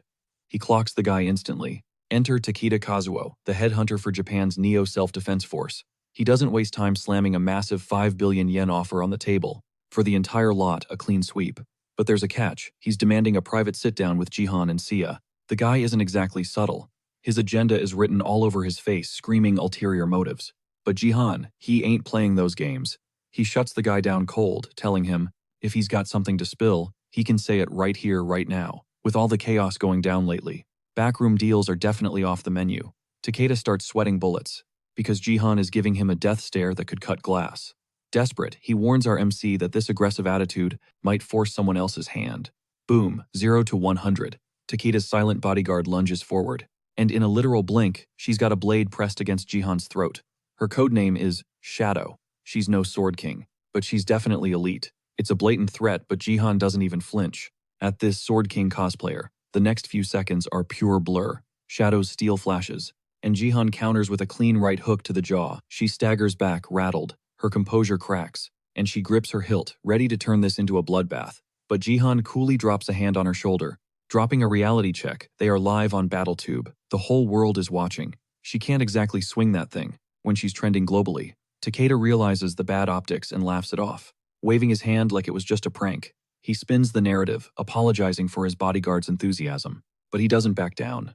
That 5 billion yen offer still stands, provided the package includes that private meeting. And this time, he pivots the pressure directly onto Sia. Technically, the Sword King's loot is hers, making her the boss of this auction. He ignores Jihan, completely striding over to Sia with a laser focus on securing that private chat. He dangles the ultimate bait information on her father's whereabouts. He swears he'll answer everything. Sia hesitates, and Takeda smirks. He's absolutely convinced he's got this in the bag. Who would say no to finding their own dad? But then, she drops a bombshell, hard pass. Takeda looks like he just blue-screened. He's genuinely shook. He can't process that she's walking away from 5 billion yen just to avoid a meeting. We're talking 50 billion. One here. It's life-changing cash, but Sia knows Jihan's instincts are sharp. The world is too dangerous for shady meetups. And if her dad is only reaching out through cash transactions, she's not interested. Plus, she pulls the I'm a minor card. She follows Jihan's lead. The crowd lets out a collective sigh of relief, terrified that Japan was about to snatch up their national treasures. But the danger isn't over. Rejection or not, the Neo Self-Defense Force has deep pockets. Takeda composes himself, swallowing the rejection. He decides to play the long game, keeping the 5 billion yen bid on the table. He claims the meeting was just an optional DLC, so the bid stands. Turns out the Sword King himself ordered the price tag of 5 billion from the start. Then he pulls out the ace up his sleeve, a handwritten letter from Yoon Se-jin. It's stamped with the seal of Ito Ryuhei. Seeing that new Japanese name hits Sia like a truck. While she stares at the letter, Takeda turns to the Korean crowd, practically taunting them. Any of you broke players got enough cash to beat me? Jihan knows this guy's playbook. In his past life, this recruiter was straight up banned from the US. He's bad news. He was infamous for poaching players, earning the nickname Japan's Calamity. There's a massive probability he's linked to the user with the woman of matchless beauty skill. Jihan needs to stay on high alert. But rules are rules. Since nobody can top that insane bid, Jihan is forced to sign the deal. The vibe in the room is heavy, and Japan walks away with the loot way too easily. It feels rigged, and the media is going to have a field day. The crowd is getting restless, wondering why they even bothered showing up to this snooze fest. Jihan is standing there practically begging for a plot twist. He needs a game changer to flip the script fast. Suddenly, Sia steps into the spotlight, grabbing the mic like she owns the place. She starts reading Ryuhei's letter out loud, exposing every toxic word to the live audience and the thousands watching online. Jihan's stream chat is blowing up as she reads. The old man is furious that she wanted to donate the Sword Palace. He calls her a massive disappointment. Then he drops the bomb. The 5 billion yen is the last cent she'll ever see. It's his severance package. He's disowning her right there in black and white. Tears stream down her face as she finishes. She recognizes that handwriting. It's real. It's really him. Jihan winces, looking away from his sobbing niece. He remembers the intel on the woman of matchless beauty skill. It's top-tier brainwashing, ranking even higher than the mental conquest skill. That explains how Yoon Se-gyun could turn his back on his own flesh and blood so blindly. Jihan always despised the guy, but he had to admit Se-gyun was a solid, devoted father to Sia. Ryuhei is a monster for twisting that bond. Suddenly the waterworks stop. Sia shreds the letter into confetti right on stage. She stares down Takeda. Tell Ryuhei, I got the money, and I'm happy to cut him out of my life. Badass moment over, she suddenly realizes the mess she just made. Poor janitors. She looks panicked about the litter, but Jihan steps up. Don't sweat it. He uses force to pull the scraps into a floating ball, then snaps his fingers. Fire skill. Poof. Incinerated. The crowd gasps. Fire, that's mage territory. Now they're really confused about Jihan's class. The guy hits like a warrior, has the mana of a mage, and flexes divine power like a support. He's a total glitch in the system. Watching this spectacle, Takeda's eyes light up. This isn't just a player. This is a weapon Japan needs in their arsenal. But Takeda isn't the only shark circling the water. Every recruiter in the room realizes he's a free agent. They swarm the stage, shoving business cards in his face. They're desperate to sign him before the big guilds do. Jihan is drowning in the chaos. Just as he's trying to push through the mob, Sia cries out from behind him. He turns to say, "I'll be right there," but stops cold. She's pale. She wobbles, then collapses straight to the floor. Unconscious. Jihan ignores the recruiters and sprints to her side, scooping her up in a panic. Her eyes flutter open, whispering his name. "Hang on," he says, ready to rush her to the ER. But she yanks him close and whispers, "I'm acting, you idiot." She saw him drowning in the crowd and decided to stage a rescue mission. Security finally steps in to block the horde, while Jihan plays along. He stifles a sigh of relief knowing she's safe, but the audience is still horrified. The livestream chat is going nuclear. They see Jihan cradling her and blame the stress on Ito Ryuhei instantly. That toxic letter pushed her over the edge. Now Jihan has the perfect exit strategy. He shuts down the event, shows over family emergency. He gently helps her to her feet. She plays the part, asking to go back to the penthouse to rest. As they make their escape, Takeda blocks their path, holding out a business card. "Perhaps we can talk properly later." Jihan doesn't even make eye contact. He uses force to snatch the card and shreds it into dust right over Takeda's head. That's a hard no to Takeda now and forever. The head scout of the world's 4th-ranked guild just got humbled by a Korean bronze player. You'd expect him to be raging, and he would be if he wasn't such a psycho. Instead, he cracks a creepy smile and fixes his tie. He's intoxicated by Jihan's control. To shred a card remotely with that level of precision, that skill alone makes him a national asset. And the fact that he's still ranked bronze, it just means his potential is infinite. Akira is now obsessed with getting Jihan on his roster, whatever the cost. Back at the elevators, Sia and her uncle smack a high five. Best Actress award goes to Sia. As they stroll down the hallway, Jihan's stream interface pings. A massive donation lands. The sender ID Takeda. The guy donated to an offline stream just to send a message. It gives Sia the creeps. Jihan hovers over the block button, tempted to ban him despite the cash. Suddenly, a voice cuts through the air. "Hey!" A voice cuts through the air, stopping Jihan and Seiya dead in their tracks. It's Ha-yun, flanked by her hulking bodyguard Gu Young. She drops her title like a mic drop, 3rd department head of the Divergent Guild. While she's beaming with that corporate polish, Gu Young looks like he just swallowed a lemon behind her. She hits them with a breezy apology for the sudden ambush, acting all innocent. Jihan, though, he's not buying it. He calls her out instantly. Nobody breaches this perimeter unless they're basically family or royalty. Yet here she is, breezing past high-level security like it's a suggestion. And that voice, it triggers a sense of déjà vu that makes Jihan's skin crawl. Haeyeon casually flexes her deep connections with South Korea's BattleNet department. Turns out having friends in high places opens locked doors. She's radiating pure, unfiltered main character energy. Honestly, the audacity is almost impressive. Jihan's eyes narrow. He's definitely dealt with this specific brand of shamelessness before. As she keeps yapping, the puzzle pieces snap into place. She's an old ghost from his past life, the one who always hid behind a mask. Seiya catches Jihan freezing up his expression, totally blanking out. Her teenage brain immediately jumps to conclusions. Uncle Jihan is down bad for the new girl. But Jihan isn't crushing, he's calculating. He needs to verify his hunch, so he drops a line he's heard 1,000 times in his previous timeline. The world is full of possibility. It's a classic quote from the legendary Dostoevsky, a man famous for literary genius and a crippling gambling addiction. He hits her with the direct question, "You, a fan?" Suddenly Gu Young steps up like a human shield, barking, "Who exactly are you?" Haeyeon freezes. Her gambling obsession is top-secret intel. Random strangers aren't supposed to know her dirty laundry. Bingo. That reaction is the smoking gun. This girl is undeniably Manager Zero from the America First Guild. In his past life, Zero was the only other Korean rolling with that guild besides him, and she was legendary, mostly for being a degenerate gambler and heavy drinker. Yet miraculously, she climbed the ranks to Vice Guild Master. It was all thanks to her voice ability. Back then, people thought it was just a throwaway support skill for experience buffs. But once the tutorial wrapped up, the meta shifted. Gift rankings, stats, everything exploded in scale. Suddenly, voice became S tier, and Zero reigned supreme as the strongest user of them all. Flash forward to right now, the legendary Zero is just Lee Haeyeon, and she's physically cringing in agony. Having her gambling vice exposed by a stranger, total nightmare fuel. Still, you gotta hand it to Divergent Guild snagging both the Plum Blossom and Zero. That is an absolutely stacked lineup for just the tutorial phase. Jihan decides to have mercy and covers his tracks. He smoothly pivots, inventing a backstory on the fly. I saw you in one of my live streams, he lies effortlessly. Your chat message was super distinctive. That's why I asked. He throws in a polite apology for giving them a mini heart attack. Haeyeon clears her throat, desperate to delete the last 30 seconds from history. Jihan watches her squirm, a tiny smirk tugging at his lips. Se-ah sees that smirk and goes, yup, he's definitely into her. Meanwhile, Haeyeon uses the tension break to regain her composure. She steps into his personal space, confidence rebooted. I have a feeling our paths are gonna cross a lot, she purrs. She whips out her smartphone and slides it toward him. The play is obvious, recruit him to Divergent, and secure a private meetup.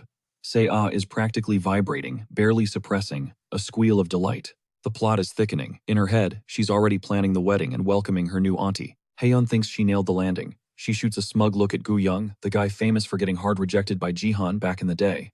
It would have been a cinematic masterpiece if Jihan wasn't a total boomer with technology. He stares at the phone. He has no clue what his number is. He pivots to Se-ah.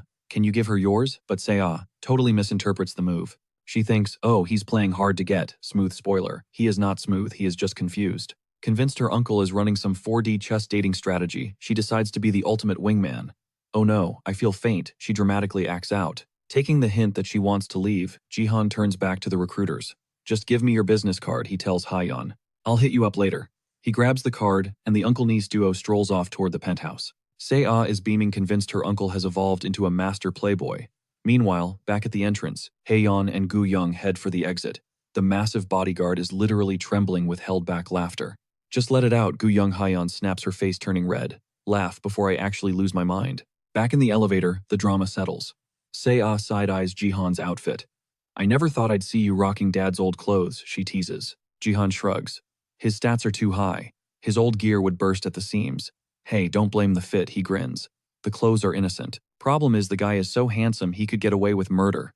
As long as the fit looks good, he's untouchable. Se-ah immediately grills him about his smooth move earlier, telling that bombshell beauty he forgot his own digits. Jihan looks totally lost. He's staring at her like she's speaking alien while she roasts him for the fake amnesia act. But Jihan cuts in with the cold hard facts. He genuinely doesn't know his number. No playing hard to get, no mind games, just facts. But hey, break time's over, mission start. We're loading into another tower defense nightmare. The objective is simple, protect the crystal, survive the undead horde. Jihan's head isn't fully in the game though. He spent ages doing damage control with Se-ah after she had her massive realization. She panicked, thinking she accidentally C-blocked her uncle's shot at true love. She assumed Jihan was crushing on Lee Haeyeon, which is hilarious because Jihan feels zero romantic vibes for a hardcore gambler, no matter how gorgeous she is. Seeing her again was a total system shock though. In his past life, they were trauma-bonded tight, two refugees from the same ruined homeland. Downtime meant high-stakes betting. That girl didn't just like sports betting, she was addicted to the adrenaline. She'd spiral, doubling down even while riding a massive losing streak. It was during those dark, quiet hours that she dropped that signature line of hers. And that facial scar? She refused to heal it. She wore it like a badge of honor. Called it the receipt for striking a deal with the devil. Two outcasts against the world, clicking on every level. That shared pain forged a friendship of steel. But the real glue holding them together was pure, unadulterated guilt. The crushing weight of failing everyone they ever loved. Jihan dips his head, drowning in a sudden riptide of PTSD. Bam! The chat stream explodes, snapping him back to reality. The audience spots the absolute monster of a weapon in his grip. Finally, actual gear. This isn't some random pipe. It's the first legitimate weapon he's dragged into BattleNet since day one. Behold the Urk Pontiff's horse-slaying sword. Rated C rank sure, but don't let the letter fool you. Jihan snagged it for pennies on the dollar. Gripping the hilt, the discount makes total sense now. Ideally, you'd need a forklift to swing this thing. But for Jihan, it's like swinging a toothpick. He gives it a casual test whirl. Chat goes absolutely feral, seeing that display of raw strength. The demands start flooding in show status window. They are dying to see his class specs and stats. With the viewer count climbing, the mob mentality is kicking in. 12,000 eyes watching live. Jihan hesitates, leaking his build this early is a rookie mistake. But these are the OGs. You gotta feed the fans. He decides to keep it 100 and address the elephant in the room. Mic check. He speaks directly to the stream. You want the stats? Fine. But nothing comes free in this world. Get this channel to 200,000 subscribers. A massive ask considering he's sitting at a humble 10 grand right now. He swears on it, hit the sub goal, get the reveal. But wait, let's spice up the pot and raise the stakes. He throws in a caveat to keep the whiners at bay. A little insurance policy to keep things spicy. If I fail to take first place in any game from now on, I leak the stats instantly. The chat eats it up.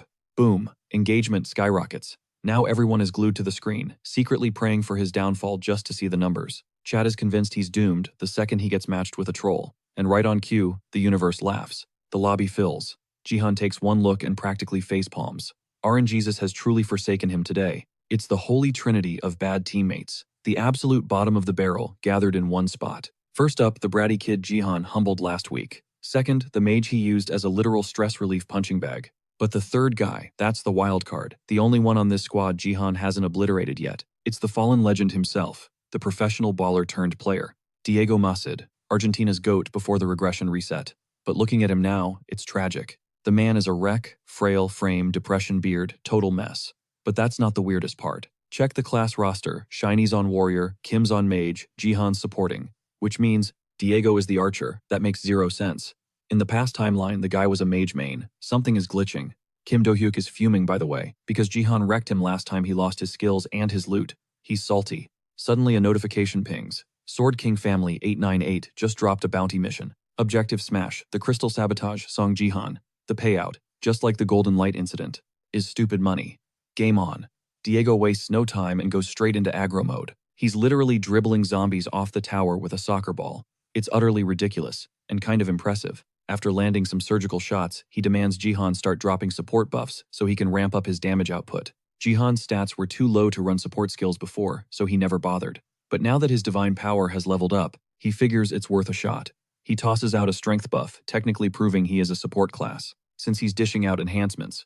But honestly, that just makes chat even more confused about what his actual build is. Before the carnage begins, he checks Kim Do-hyuk.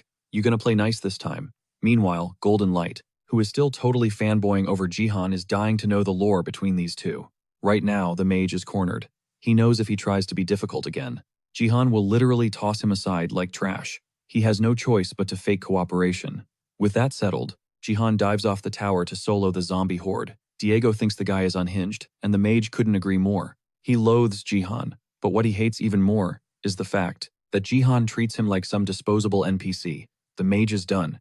If Jihan gets to do whatever he wants, then why can't he go rogue too? Jihan freefalls straight into the pit of undead monsters, a fireball already primed in his palm. With his newly unlocked mana pool, plus the divine power he fused to create force, this mini-horde is barely a warm-up for our main character. He unleashes a storm of holy fire on the waiting zombies. Touching down, he swings that comically massive sword and slams it into the earth, triggering a shockwave so violent it vaporizes everything in the splash zone. Even Diego can't process how a bronze support hits this hard, while Goldie is just starstruck by the guy who once beat him into the ground twice.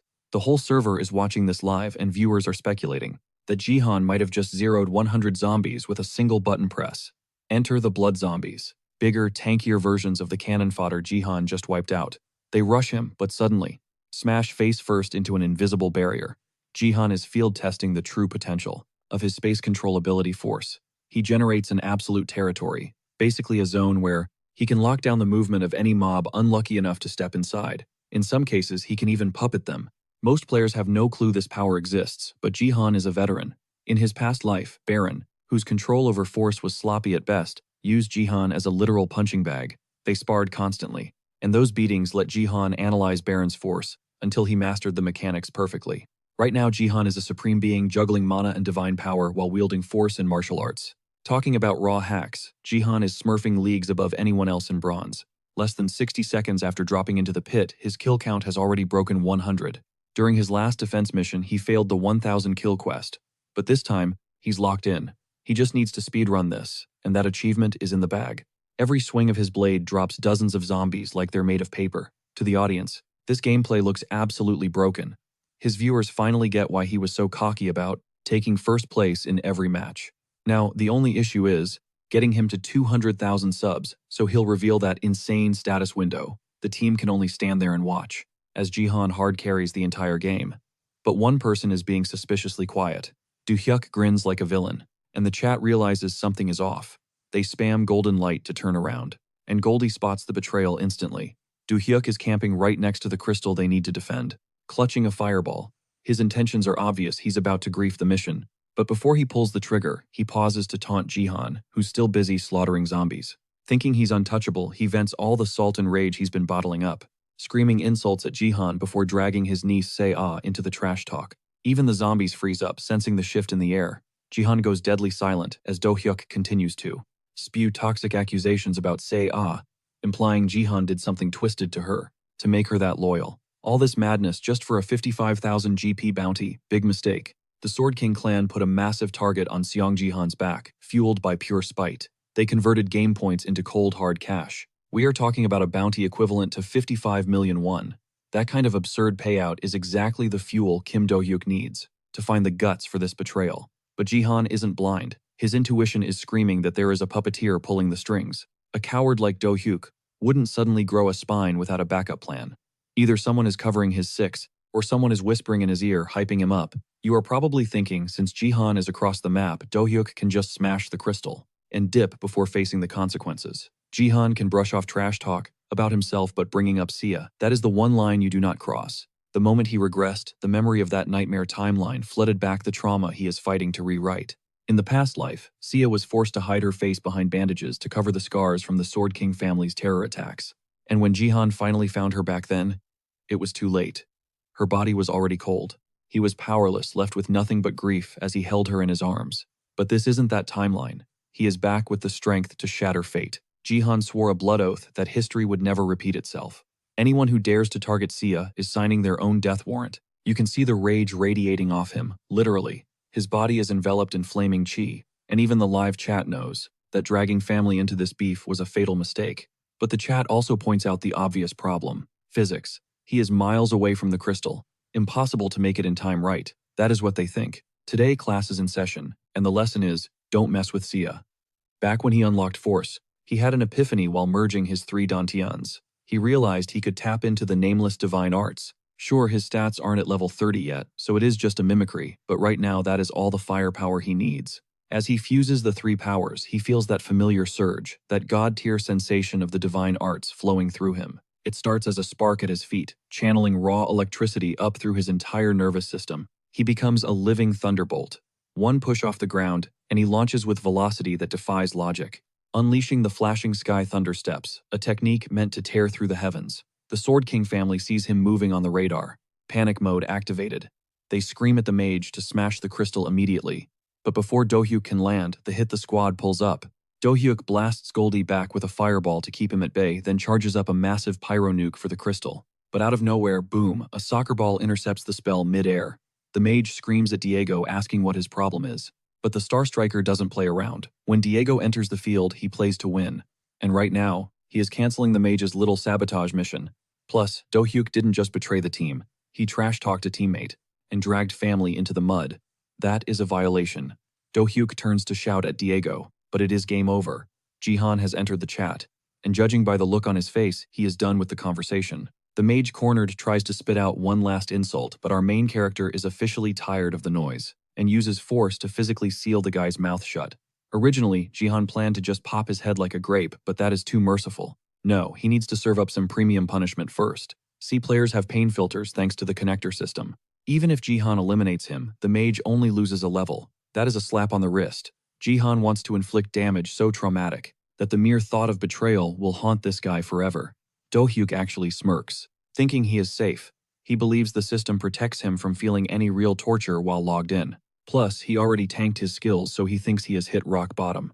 Joke is on him. Jihan grips the traitor's shoulder, and suddenly the safety rails vanish. Absolute raw agony floods the mage's system. He screams, and Jihan coldly tells him to save his breath because the party is just getting started. The screams echo across the entire map, a soundtrack of pure horror. Whatever Jihan is doing, it is bypassing every safety protocol. The teammates watch this brutality completely baffled. How is the mage feeling that much pain?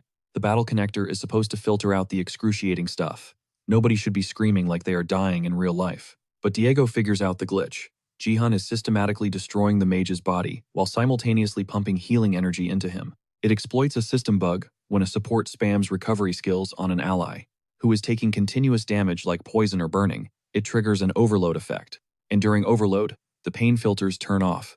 the player feels 100% of the damage. It is an infinite loop of destruction and regeneration. The spectators watch in terror, witnessing a skill that looks less like a game and more like a nightmare. To inflict this level of agony, Jihan isn't just hitting him.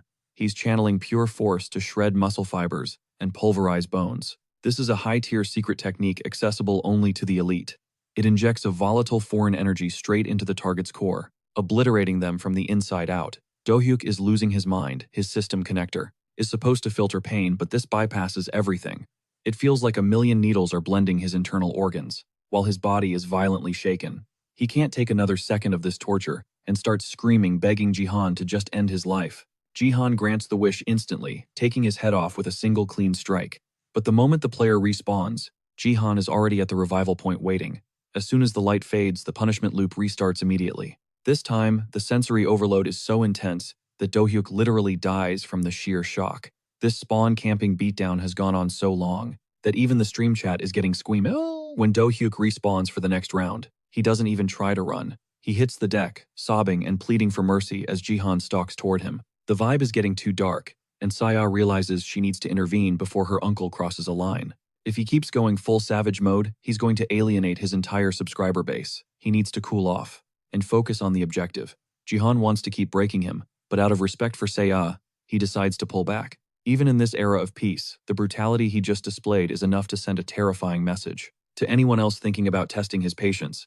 But before he uninstalls this mage from life, Jihan demands a name. The mage spills the tea instantly, revealing his sponsor is a user operating under the tag Sword King Family 898. Apparently the Sword King family kept bankrolling him, and the guy got blinded by the easy cash leading to this stupid decision. However, based on what Jihan knows about that clan, it's highly unlikely a single individual could front a bet as massive as 50,000 GP. This isn't a lone wolf, it's an entire organization funding a hit job. With the intel secured, Jihan grabs the mage by the scruff of his neck and tells him to thank his lucky stars. That Saya has a heart. Jihan then yeets him high into the stratosphere. As the mage falls to his doom, he screams a desperate thank you to Saya for ending the nightmare. And with that, Kim Do-hyuk splats dying his final death and getting eliminated from the match. For the creative torture and the Olympic-level toss, Golden Light and Diego both flash perfect 10-point scores. Now that the trash has been taken out, it's back to the grind. Jihan needs to cull the zombie herd. He counts roughly 920 kills in his memory log. He figures he can wipe out another 80 in a heartbeat. But when he pulls up his status window, the linked quest is already marked complete. It turns out the thunder residue from his flashing sky thundersteps was more volatile than he thought. The static discharge supercharged the floor, frying the surrounding mobs and racking up enough passive kills to finish the mission. Honestly, this only happened because his control was sloppy, allowing the power to leak and explode outward.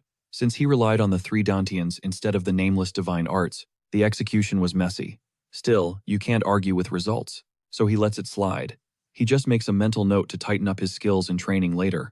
Goldie tries to ride the momentum, asking Jihan if they can team up for the next descent. But our main character leaves him on read and heads straight for Diego. He gives the soccer star props for defending the crystal, during his absence promising to pay back the favor properly once they're out of here. There's actually a lot of strategy he wants to discuss with the guy, but their bromance moment is cut short by a violent tremor. The ground is shaking like something massive is trying to claw its way to the surface, a phenomenon completely absent from the game records. Goldie senses a pressure building up to an explosion, while Diego spots the breach point.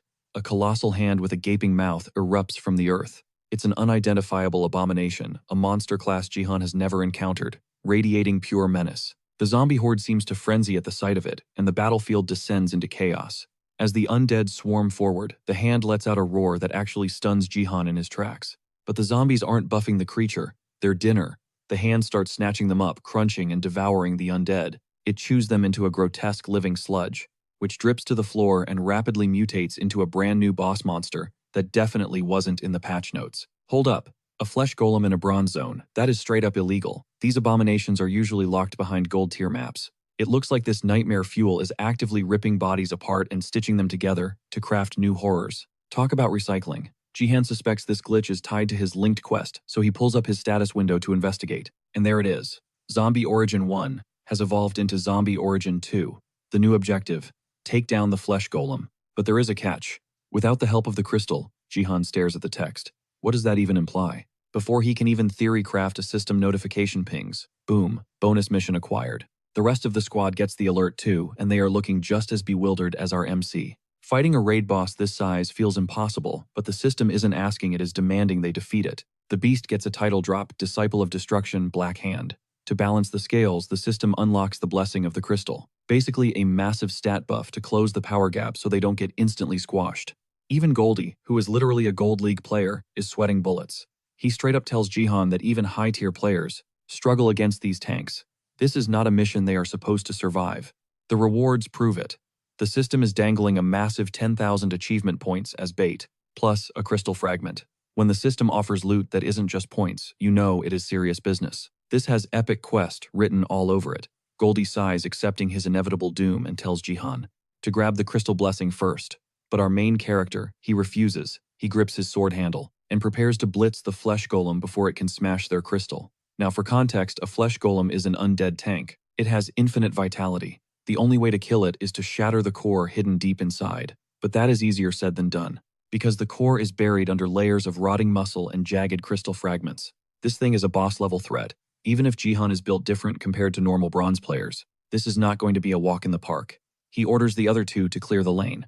Then he triggers flashing sky thunder steps, launching skyward and leaving a footprint of crackling lightning burned into the ground. He channels the absolute foundation of the nameless divine arts, the three talents martial devotion. Derived from heaven, earth, and humanity, these three concepts form the DNA of his power. And by fully grasping these concepts, Jihan unlocks a brand new tier of destruction. He unleashes the three talents martial devotion, slicing clean through the flesh golem in a single fluid motion. The impact is catastrophic. He tears through the monster's impenetrable defense like it is paper, and shatters the core in one hit. The play is so insane that Diego literally drops his football in shock. System announcement: Flesh Golem neutralized. 4th, Tower bonus mission cleared. The moment Jihan swung that sword, Golden Light felt a rush of emotion that he couldn't quite articulate. Actually, yes, he can. It is pure, unadulterated awe.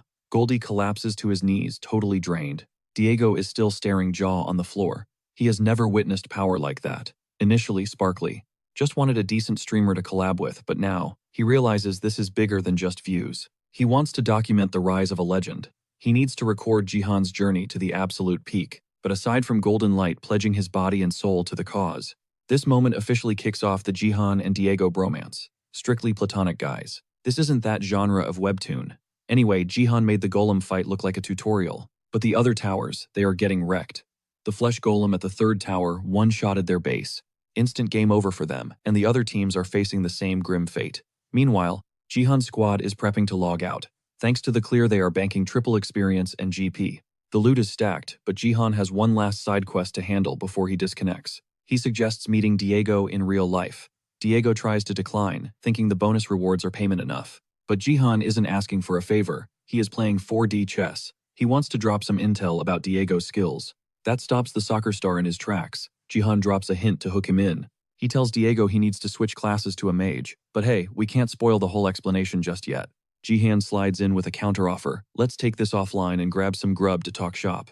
If any average Joe dropped that line, Diego would have left them on read without a second thought. But after witnessing Jihan's god-tier power display, Diego is hooked. He reads the room and shoots Jihan a private DM. The two lock in dinner plans to hash out the details. But Goldie, eavesdropping like a hawk, begs Jihan for an invite to the table. Jihan shuts that down fast. He has zero interest in the glitter bomb streamer. Plus, this dinner is strictly business to pay back a debt to Diego. Goldie keeps simping, even offering to edit Jihan's videos for free. But Jihan ghosts him, logging out, while the clout chaser is still pleading for a collab. Cut to his room in the Sword Palace.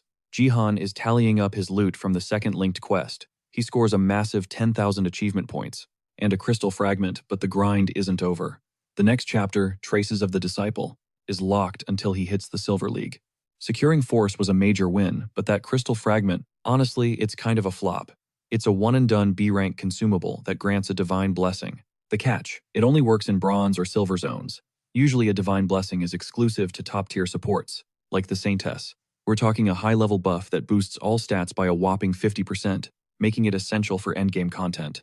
But the fact that this version is single-use and capped at low levels makes it pretty mid. Thankfully, the other rewards are absolutely cracked. For starters, he skyrocketed up 3 levels and banked 6,000 GP, thanks to that triple reward buff for clearing the bonus objective. He is sitting pretty at level 13 with both martial power and force pumped to level 17, with only 12 levels to go. Before his silver promo match, his growth curve is looking illegal. Jihan wonders if anyone else in history has ever speedrun the game this hard. Suddenly, the otherworldly gear he used in the tower defense mission starts glitching out. He met the hidden requirements. His divine power ticks up by 2 points and fuses directly with his force. But even though the weapon is draining power and degrading from C rank down to E rank, his actual stats aren't budging. It looks like divine power and force don't scale 1-to-1. Out of nowhere, the sword goes supernova. The energy from the 3 Dantians he channeled into the blade is leaking out. The steel can't handle his output. Letting that raw power escape would be catastrophic. So Jihan forces every drop of energy back into his own system. The absorption triggers a blinding flash, flooding the room with light that blasts out into the street. Meanwhile, in the building next door, chilling in a random apartment, the Neo Self-Defense Force scout, formerly known as Sword King, Family 898, is sulking over his failed scheme. He was the mastermind who hired that mage to grief Jihan during the match, specifically to peek at Jihan's status window. But despite the sabotage attempt, he came up empty-handed. He really thought he could weaponize the mage's salt and the Sword King's drama to get what he wanted. Since the heat from the Sword King's exit hasn't died down, he needs to stop LARPing as a family member before he blows his cover. This would have been a clean sweep if the plan worked, but he hired a total bot to do the dirty work. The whole operation would have succeeded if the mage had just smashed the crystal instantly instead of toying with his food. At this rate, his chance to poach Jihan for Japan is slipping away. As the headhunter for the Neo Self-Defense Force, Takeda Kazuo knows talent when he sees it, and his gut tells him Jihan is a whale they need to harpoon immediately. But the corporate suits upstairs won't sign the check without hard data and receipts. They demanded proof that Takeda's hunch about this bronze scrub is legit, so he's under pressure to deliver the goods. Takeda desperately needs a screenshot of Jihan's status window, which would be the undeniable evidence needed to justify Japan's investment. But this dragged on too long, and Takeda's clock is ticking. He needs to stop playing games and bring out the heavy artillery to force that status reveal. Once he secures the intel, the company will greenlight the operation to use the same dark tactic they used to capture the Sword King, back with Jihan. He somehow tanked the explosion, absorbing the sword's overflow and boosting his divine power by another level. This time, his force actually leveled up. He cracks the code. It takes exactly 3 levels of divine power. It's an instant level up for his force stat, since it's synced directly with his martial power. That stat bumps up too, hitting level 18 across the board. Sure, losing the weapon stings, but the raw power boost he got in exchange, totally worth it. But the system isn't done throwing curveballs. It drops a notification now that his force is over 17, he's nerfed. He can only drain divine power from A rank items or better. That is a massive handicap considering A rank gear is basically impossible to find. Suddenly, Sia bursts into the room absolutely beaming. She just secured a 50 billion won deposit, but her hype dies instantly when she sees the wrecked room in Jihan. He tries to act cool, but the literal fountain of blood gushing from his forehead says otherwise. Sia ignores his "I'm fine" act, dragging him straight to the bathroom to patch him up. Jihan just plays along, letting her lecture him. Later, with his head bandaged and a smirk on his face, they head out to blow some of that cash on a real dinner. After a decade of greasy American food, the man was dying for some authentic Korean pork belly. This is the first time he's actually sat down for a proper meal since turning back the clock. It feels good to be human again. Jihan is happy with the comfort food, but Sia is in a spending mood. Since it's her treat, she insists they order the premium stuff. Jihan just waves her off, reminding her that they'll be eating together every day, so they can save the fancy dining for later. But then, Sia drops a bomb. Those daily meals aren't happening. She's heading back to school. She might look small, but she's actually the student council president, and being MIA this long is getting weird. Her teacher gave her a pass for another week, but the clock is ticking on the gift room ceremony, so she can't stall any longer. The gift room is that huge coming-of-age ritual everyone goes through on their 18th birthday. Sia's big day is August 22nd. Even with the world ending, she's been counting down the seconds. She pinned all her hopes on the Academy's gift room, praying for a high-tier ability to save their family. Jihan knows the tragedy coming, that hope shatters when she pulls a useless F-rank gift. That was the moment the old strong Sia broke, but Jihan can't spoil the future by telling her she's going to get a trash-tier ability. All he can do is subtly lower her expectations. Since it's Sunday, she decides to start fresh. On Monday morning, Jihan steps up, offering to be her personal chauffeur. She tries to argue, but Jihan shuts it down. He's driving her, period. She turns away with a pout, but let's be real, she can't hide that little smile. She loves the support. The next morning, bright and early, they head down to the Sword Palace garage. And it's a ghost town. The Sword King used to have a fleet of sports cars and supercars, but the greedy relatives picked the bones clean. They sold everything. Sia sighs, ready to take the bus, but Jihan spots a survivor. It's her mom's old sedan sitting in the corner. Guess it wasn't worth enough for the vultures to steal. Luck is on their side, the doors are unlocked, and the keys are in the ignition. It's a rusty bucket of bolts, but the engine turns over. Sia starts low-key panicking about rolling up in this thing. Jihan thinks she's just embarrassed to be seen in a beater, but she corrects him. She's actually worried about safety. He asks why, but he gets his answer the second they pull up to the school and get blocked by a hulking, angry, bald guy. They're at the Gangnam-gu BattleNet Academy, Sia's turf, and in the parking lot, this guy is clearly looking for trouble, trying to flex just because Jihan is driving a clunker. He screams at them to move, calling Jihan a beggar, which is a huge mistake. Our MC steps out cool as ice and tells the guy to watch his mouth. The crowd nearby instantly clocks him. Yo, that's the Bronze Killer. Phones fly out, live streams fire up, and they start recording for the internet. Meanwhile, at the Divergent Guild HQ, Hyun catches the stream and jumps to her feet. She orders Guyong to gear up. The second she confirms Jihan's location, she is done being disrespected, and she's coming for blood. Back at the school, the bald guy keeps poking the bear, finally winding up a massive punch. Jihan doesn't even flinch. He doesn't block. He uses his invisible force to freeze the fist inches from his face. Before the bully can process it, Jihan shuts him up and slams him into the pavement, forcing him to kneel. As Jihan calmly lectures the guy on having manners, Sia rushes over, whispering frantically that the whole world is watching. Suddenly, the luxury sedan's window rolls down, and a girl Sia's age pops her head out like she owns the place. She shouts Sia's name. It's Kim Hee-soo, the Academy's VP, and apparently Sia's bestie. She literally leaps out of the back seat to greet Sia, but freezes when she spots her driver face-planted on the asphalt. The driver stammers a lie about slippery pavement, but Hee-soo brushes it off and grills Sia about where her family's fleet of supercars went. When Sia admits her dad liquidated the entire collection, Hee-soo's expression shifts to pure panic. She lectures Sia for not texting her about the crisis and immediately demands to be Sia's personal chauffeur from now on. The offer is aggressive and totally out of left field, leaving Sia visibly rattled. But Hee-soo isn't taking no for an answer. She even threatens to drag her own father into it to make it happen.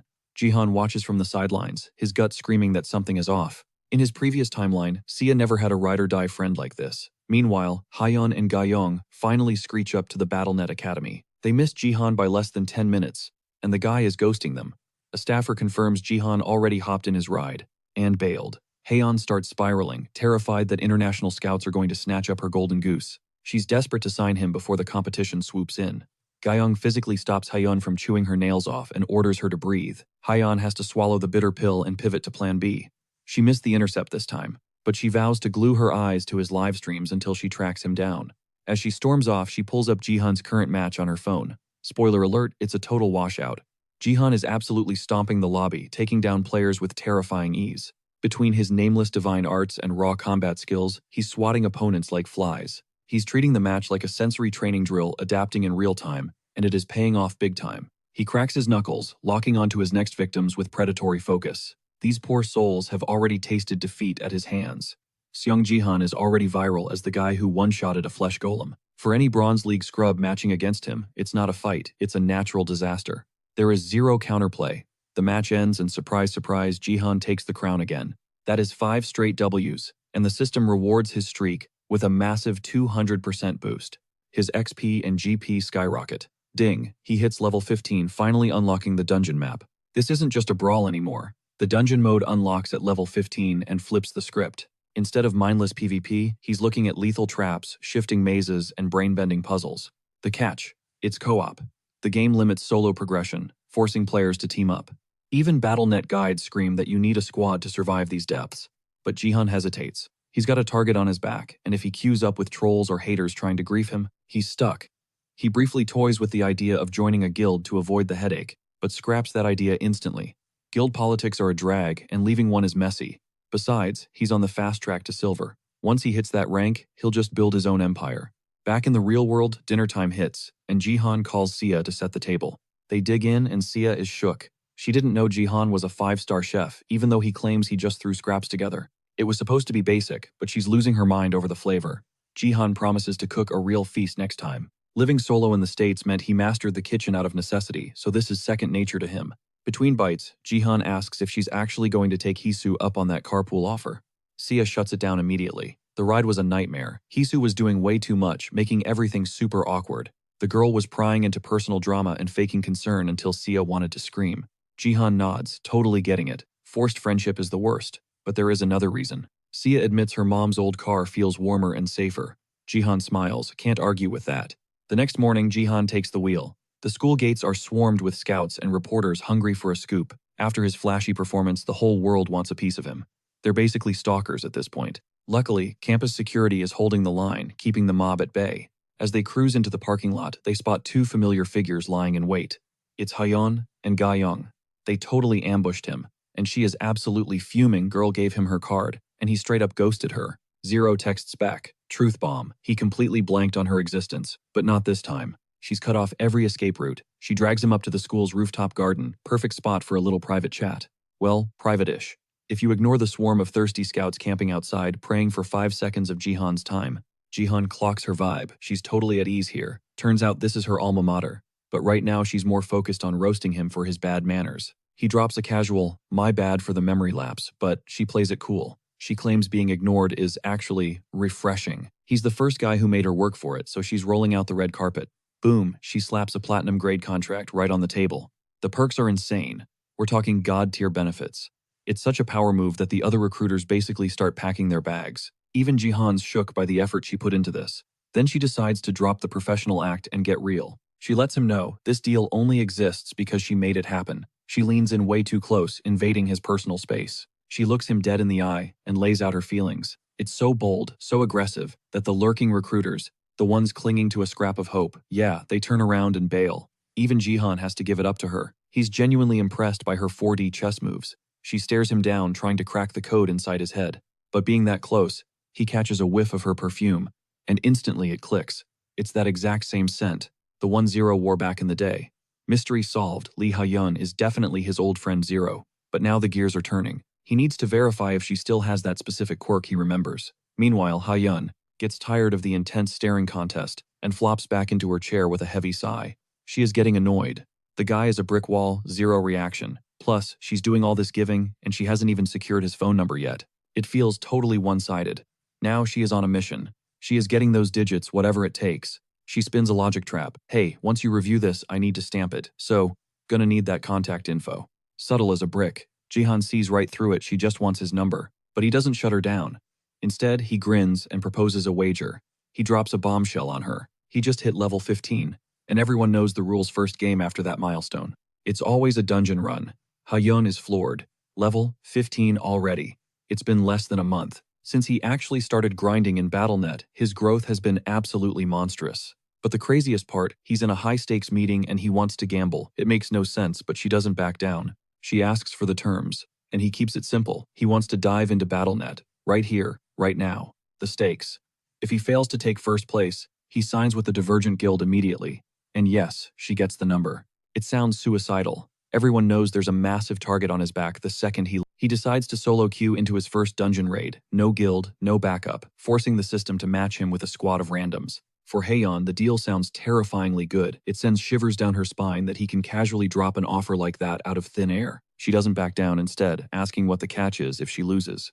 His price, surprisingly simple. It is the final puzzle piece he needs to lock in her identity. He looks her in the eye and demands to see her status window. One look, and he will know if she possesses the legendary gift of nurturing, the same power held by Zero. Right now, that gift is considered trash tier, just a basic XP buff, making it something most players would die of embarrassment before showing. Her flustered reaction basically screams that he is right, but he needs visual confirmation to trust his gut instinct. Exactly as predicted, she reluctantly shakes on the bet, dropping a warning that he better not come crying later. Since he is diving into BattleNet right now, she suggests moving to a gaming pod, but he waves it off. He jacks into BattleNet, instantly firing up a BattleTube livestream for the world to see. Boom, he spawns directly into the Conqueror's tomb. This is a nightmare difficulty dungeon, the resting place of the legendary Conqueror, teeming with waves of diverse mobs. No complex puzzles, no confusing mazes or traps here. But do not get it twisted. There is a reason this place is rated so high. The only clear condition: every single party member has to survive until the bitter end. That means your teammate RNG is literally a matter of life and death as Jihan steps into the instance. His random squad materializes beside him, and at first glance, these guys actually look pretty solid. They clock who he is instantly. Judging by their matching gear sets, they are a pre-made guild party, and their loadouts are top tier. They bow with total respect, genuinely hyped to carry a run with him. Chat immediately starts blowing up, identifying the players. It is the Black Eagle Guild, known for being chill and cooperative. meaning a first-place clear is practically in the bag. You can feel the tension leave their shoulders. They know they are safe with a powerhouse like Jihan on their side. They offer to take point so he can relax in the back, but Jihan shuts that down. He is taking the vanguard position. They try to protest, but realizing Jihan is built different, they eagerly fall into formation behind him. Jihan breathes a sigh of relief that he didn't get matched with trolls, especially with this dungeon's brutal survival requirement. Now the mission is simple: drag everyone across the finish line alive. As they breach the first floor, the spawn timer hits 0. The ground begins to ripple and shift. The sand beneath their feet twists and hardens, morphing into the tomb's guards as the squad readies their weapons. They ask for tactical orders, but Jihan just points behind him. He strolls into the mob-filled room with his hands in his pockets. The mobs lunge instantly, but he weaves through their attacks like he is dancing, dodging every swing without breaking a sweat. He counters with a basic jab. Boom, one guard instantly disintegrates. It becomes a massacre. He tears through the ranks, shattering stone bodies left and right with 0 effort. The mobs don't even get a turn. The room is cleared in seconds, and he glances back at his jaw-dropped teammates. Keep up, he signals. The Conqueror's tomb is split into 10 distinct lanes. Each squad gets one lane, all converging at underground level 7 for the boss fight. Jihan's crew is on lane 8, and they are absolutely speedrunning this, already smashing their way into level 3. His teammates are basically on a sightseeing tour. They have heard rumors about Jihan's power level, but seeing it in real life, it is humbling. He is popping the soldiers' rock-hard heads like they are made of wet tissue paper. He carves a path without even drawing a blade. Not a single weapon used. This output is way above Bronze League specs. As he bulldozes through the map, a familiar notification pops up on stream. It is that annoying user Takeda spamming chat to check DMs for a massive donation. The guy's syntax is super weird, creeping out the entire chat. It is obvious he is trying to poach Jihan for the Japanese server, whatever the price. The chat goes into meltdown, begging Jihan not to abandon Korea, especially after the tragedy with the Sword King. Luckily, Jihan isn't going anywhere. He slams the banhammer on Takeda for the cringe recruitment attempt. They wrap up level 3, while the other squads are likely still wiping on the first floor. One teammate tests a mob's corpse with his sword. The thing is hard as titanium. Yet Jihan is pulverizing them with bare knuckles. But as the warrior inspects the shattered remains, a system message flashes before his eyes, freezing him in place while the rest of the team marches deeper into the abyss. The squad's mage starts apologizing profusely, feeling guilty for letting Jihan do all the heavy lifting, but honestly, Jihan couldn't care less. At this stage, he is just relieved these guys aren't trolling him like the usual toxic randoms he gets matched with in public queues. They descend into level 4, and at first glance, it looks like a straight shot down the hallway. But Jihan scans the corridor with a practiced eye. Suddenly, a system notification pings for another player, and they freeze staring at the screen in total shock. But Jihan isn't looking at them. He is focused on the Swiss cheese holes riddling the walls and floor. It is obvious this entire hallway is one giant death trap. Normally, the Conqueror's tomb is totally trap-free, which means the system decided to dump every single snare in the dungeon right here. Unfazed by the danger, Jihan turns to the group and suggests they pick up the pace and blitz through the zone. Once again, he steps up as point man, warning the crew to watch his 6 as he charges into the gauntlet. But the moment his back is turned, the archer and the warrior silently draw their weapons. They aren't aiming at the monsters. They wait for him to move, preparing to end their own lives the second he is distracted. The message. Another dirty trick from the Sword King family, to crash Jihan's run. Their goal is simple: force the teammates to self-delete without detection, which triggers an instant mission failure for Jihan. Every member of the Black Eagle Guild just got hit with the exact same dark quest, from the very same Takeda, who just got banned from Jihan's livestream chat. Originally, the recruiter wanted to be subtle, but now he is desperate, throwing cash at the problem to force a loss. The trap is sprung. Now we have to wonder how Jihan can possibly dodge a checkmate, when his own teammates have been bought and paid for to ensure his downfall. On top of that, these sleeper agents aren't going to make a scene. The second Jihan engages the traps, the mission fails instantly. It is a flawless plan, and Takeda has this in the bag. Or at least he would, if a certain golden lad didn't decide to intervene. Jihan and the mage sprint into the danger zone and the dungeon responds immediately. Hundreds of arrows scream through the air. The mage frantically tries to cast a defensive spell, but Jihan is already 10 steps ahead of the game. He unleashes absolute territory, freezing the deadly barrage in midair like a glitch in the Matrix. The mage whips around to cheer with the squad, only to see the archer and warrior pressing their blades against their own necks. The mage screams for them to stop, and that frantic cry alerts Jihan to the betrayal happening behind him. In a fraction of a second, while the traitors hesitate from being spotted, Jihan activates Flashing Sky, Thunder Steps. He moves like a lightning bolt, crossing the distance before they can even twitch to finish the job. Smack. He knocks the weapons flying and instantly slams them into the floor, with force pinning them like insects. The mage rushes back from the trap room, panicked. Under pressure, the pinned players confess everything. They accepted a suicide contract. If just one of them dies, the entire raid is scrubbed instantly. The mage starts apologizing for his guildmate's greed, but our main character is just glad. He stopped the stupidity in time. But Jihan's instincts are screaming, it is not over yet. Suddenly, Jihan yanks the mage's hand aside with force, just as a lethal beam of light blasts from the mage's palm, barely missing his own head. The entire Black Eagle Guild took the bait. The mage, realizing what almost happened, screams in frustration, demanding to know how Jihan saw that coming. They had played it perfectly cool. There were 0 red flags. But Jihan had inside info from the MVP of the stream, Golden Light, who dropped a massive donation just to warn Jihan that his team was compromised. As a hardcore stan, watching the live feed, Goldie noticed something the players missed, the teammates, all reacting to a system prompt at the same time. He spotted the sender, Sword King Family 989, offering a bounty of 1 billion won. Goldie knew he had to snitch immediately. Even though the donation alert cost 10 million won, Jihan is more fixated on the absurdity of the situation. Forget the beef the Sword King family has with him. Dropping 1 billion won on a single mission is financial madness. Even with their lives at stake, that price tag doesn't make sense. The conclusion is obvious: whoever sent this has to be a top-tier executive or someone with direct access to the Sword King's war chest. Burning 1 billion yen just to peek at a status screen, that is psychotic behavior. The question is, who has pockets that deep? The stream chat instantly connects the dots. Takeda. He is the only one petty and rich enough to pull a stunt this dirty, while dumping a fortune to do it. Realizing this, Jihan decides to rewrite the deal. He is not showing his status screen to anyone. He is moving the goalposts. 200,000 nah. He is locking that status screen reveal behind a cool 1 million subscribers. But don't get it twisted, the grind doesn't stop. His vow to dominate every single mission, that is written in stone. With a smirk, he grips his warrior blade and summons a special coil from his inventory. Honestly, this whole mess is a blessing in disguise, because Jihan was actually sweating about hitting 200,000 subs way too fast. But thanks to this drama, he is raking in the donations and the clout. Now armed with the F-grade rope of restraint, it is punishment time for these snakes that got stuck on his team. He hog-tees the whole squad together like literal cattle, and hauls them across the dungeon floor like trash bags. Problem solved. With the deadweight secured, they cruise straight to the 6th level, right on the doorstep of the Emperor's room. But the vibe here is off. It is crawling with way more tomb guards than the previous zones. Jihan peers into the abyss, catching hundreds of glowing eyes, daring him to take another step. But rewind a sec before they reached this hellhole. Jihan was mercilessly dragging his teammates, and to keep their whining off the stream, he used force to literally seal their lips. While he was trussing them up, one guy tried to flex, claiming Jihan was starting a war with their guild. Please.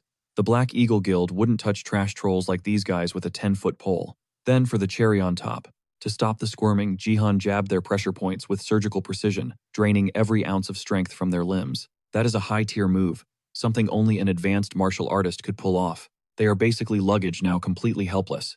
One warrior tries to get clever, remembering Jihan's weak spot, his niece. But before he can even utter a threat, his jaw is clamped shut by invisible force, stopping the stupidity mid-thought. As Jihan scrapes them across the floor, he decides to play nice, casting passive heals just so they don't expire from the road rash. Which brings us back to the 6th floor, where the shadows are alive with monsters. It is those same annoying clay soldiers from before, but this time it is a full-blown army. Jihan reads the ambush instantly, and effortlessly deflects a blade meant for his useless team.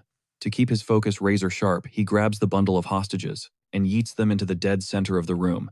Hands free, focus locked, he launches forward, tearing through the clay soldier ranks. But something is wrong. He slices them down and they just piece themselves back together. Thousands more pour from the dark eyes glowing red. Great they are in berserker mode. Suddenly, a linked quest notification pops up: annihilate all guards. It has been a hot minute since he snagged a linked quest. Not since that defense map grind. He can't have the mob snacking on his team while he is busy, so he drops a barrier over them. He gives it a solid whack with his sword. Solid. That will hold against the clay army. Just to be safe, he reinforces it with a force field, creating an impenetrable double layer of defense. Now that the babysitting is handled, he can go full beast mode. He triggers his ultimate skill, Absolute Territory, freezing every soldier daring to enter his range. Honestly, he never gets tired of how broken this ability is. It is straight up overpowered. Anyone stepping into his domain sees their movement speed drop to 0. He can crush them with his bare hands. It is wild that Baron had a god-tier skill like this, and wasted it on simple mana buffs. Jihan's turn. He traps the clay army in his zone, and decides to wrap this up. One devastating strike sends bodies flying everywhere. Boom. Quest cleared, 0 effort. Floor 6. Dust.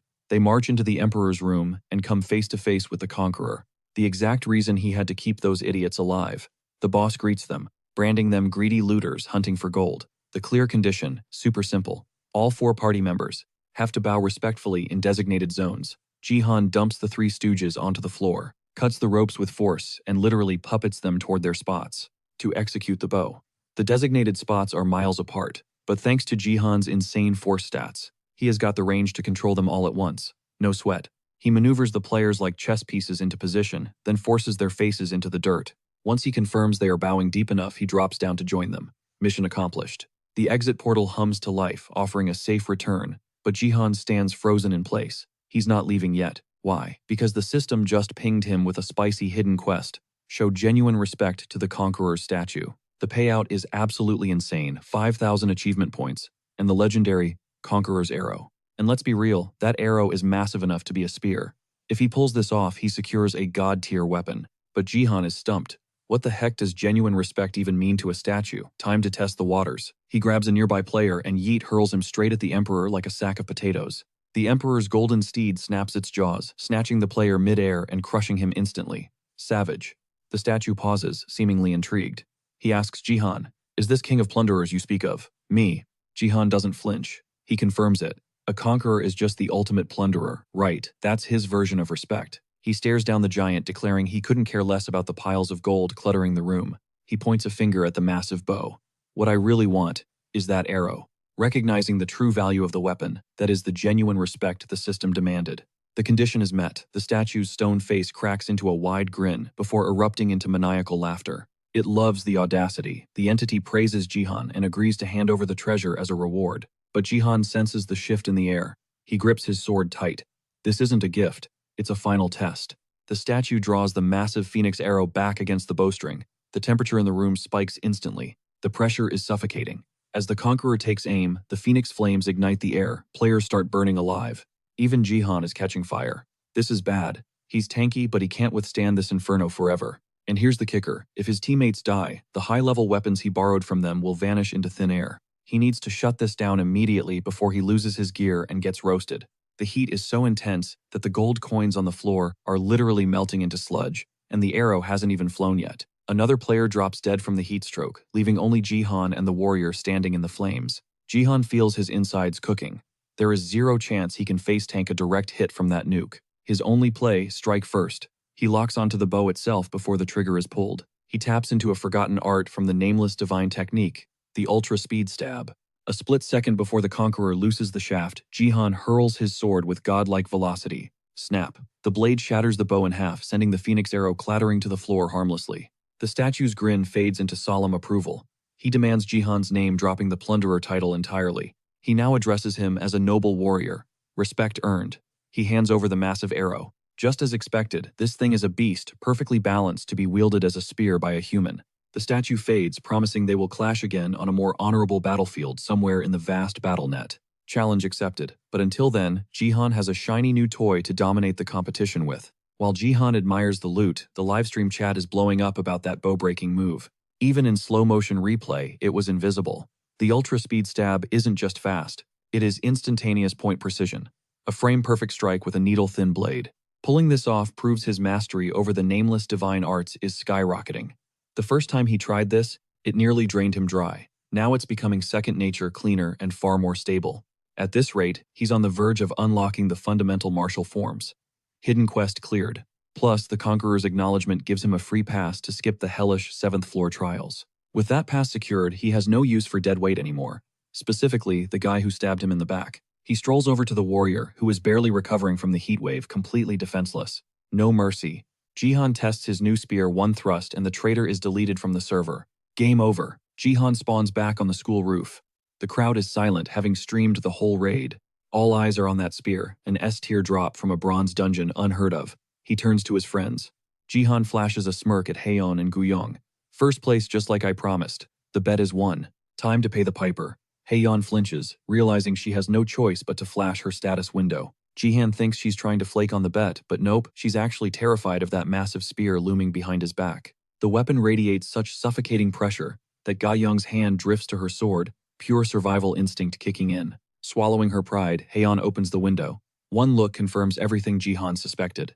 Jackpot. She has the fostering gift, the ability to buff other players. Ga Young watches, nervous sweat beading on her brow. Haeyeon looks like she wants the floor to swallow her whole. She absolutely loathes talking about this ability. Imagine dropping a fortune on tuition only to roll a garbage support skill. She's been questioning her entire existence at the academy. That explains why she trashed the school every chance she got. But the irony, she has to expose her useless talent right here on campus. Jihan stays silent, face unreadable. Haeyeon glances up, bracing herself for ridicule. Instead, she catches a smile. She assumes he's mocking her, but he drops a bomb. I'm actually happy about this. Smooth as silk, he whips out his phone. Give me your number. Haeyeon blinks, reminding him she only lost the bet, not her privacy. He insists. Just the digits. She snaps back. It's on the business card I gave you. Oh, that I lost it. Brutal. Basically admitting he tossed her info in the trash because he had zero interest before. But now he's thirsty for the contact. Haeyeon can't shake the vibe that he's just messing with her head. Her ego is taking a beating, but she folds. She punches in the number, saving her contact name with a cheeky heart emoji. She struts away, flipping her hair, waiting for him to cringe at the flirty contact name. Instead of getting flustered, Jihan just chuckles. I'll call you. No blush. No stutter. That nonchalance is the final nail in her pride's coffin. She wants to scream but barely keeps it together. Cut to the classroom. Seiya is glued to the screen, watching her uncle's debut dungeon run with the squad. The class is losing their minds over his power level. But Hisu, she's not cheering. She looks salty, borderline furious before snapping out of her trance when a friend calls her name. He looks totally different, right? The classmate chirps. Flashback to a month ago, Jihan was a washed-up, booze-soaked loser stumbling around Seiya's house. Now, total glow-up. He's a powerhouse, making girls swoon. Seiya wipes away a happy tear. Her uncle finally became the legend she knew he could be. Hisu ruins the moment, pivoting to Seiya's upcoming birthday. The big one to 8.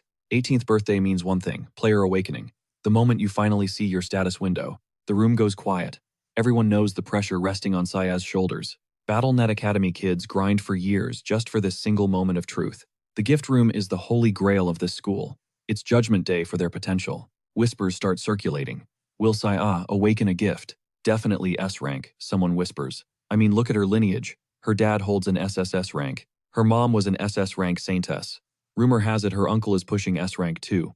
With that kind of DNA, there's no way she flops. She's destined to be OP. Science says genes don't dictate gifts, but let's be real, everyone expects her to be a monster. Only a week left. The anxiety is eating her alive, but Hisu plays the supportive bestie role. Don't worry, it'll be great, she says, telling Seiya to look forward to the big reveal. Meanwhile, in Japan, the training hall looks like a war zone. Bodies stacked everywhere behind the Sword King. Onlookers stare in horror and awe. Has he always been this terrifying? Nope. This session proves it. The Sword King has leveled up. His stats are off the charts. The Neo Self-Defense Force is buzzing. The hype is real. They can't wait to unleash Ito Ryuhei on the Korea-Japan exchange match. Back at Divergent HQ, Haeyeon is screaming into her phone. Daddy issues on full display. He's trying to force a relationship with some guy she despises. They keep arguing, and when he pushes the get married as soon as possible agenda, she absolutely loses her mind. She kills the call, just snaps it shut. Jihan walks into a room so thick with tension you could cut it with a knife, and Haeyeon isn't even trying to mask the fury written all over her face. This is exactly why she ghosted her old life. Her dad just wouldn't quit trying to auction her off to random suitors. And not just any guys, we're talking absolute creeps. The latest winner, some overweight balding geezer from the Neo Self-Defense Force. Total nightmare fuel. It was beyond awkward, it was skin-crawlingly bad. And the saddest part, this has been her reality the second she hit marriageable age. It doesn't matter that she's already loaded. Her father is obsessed with merging fortunes, constantly hunting for a son-in-law with deep pockets. Ga Young suggests she crash at home to cool off, but Haeyeon shuts that down fast. She feels way safer right here in the Divergent Guild headquarters. Then the mood shifts. Out of the blue, Haeyeon turns to her bodyguard and drops a heavy apology. She knows Ga Young has zero personal life because she's glued to Haeyeon's side.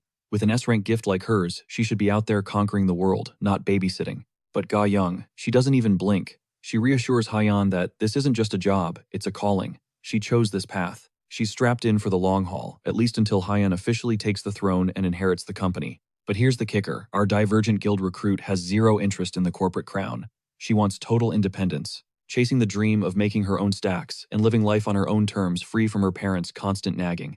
Sounds empowering, right? It would be, If Haiyan's business strategy didn't revolve entirely around high-stakes gambling. Sure, it's legal, but let's be real, Haiyan is on a legendary losing streak. The odds of her building a fortune this way, basically zero. But the delusion is strong. She's convinced, absolutely certain, that this next bet is the jackpot. Why? Because the big Korea versus Japan showdown is coming up and she smells an opportunity. It's a tragic state of affairs. Even the die-hard Korean patriots are secretly putting their money on Japan.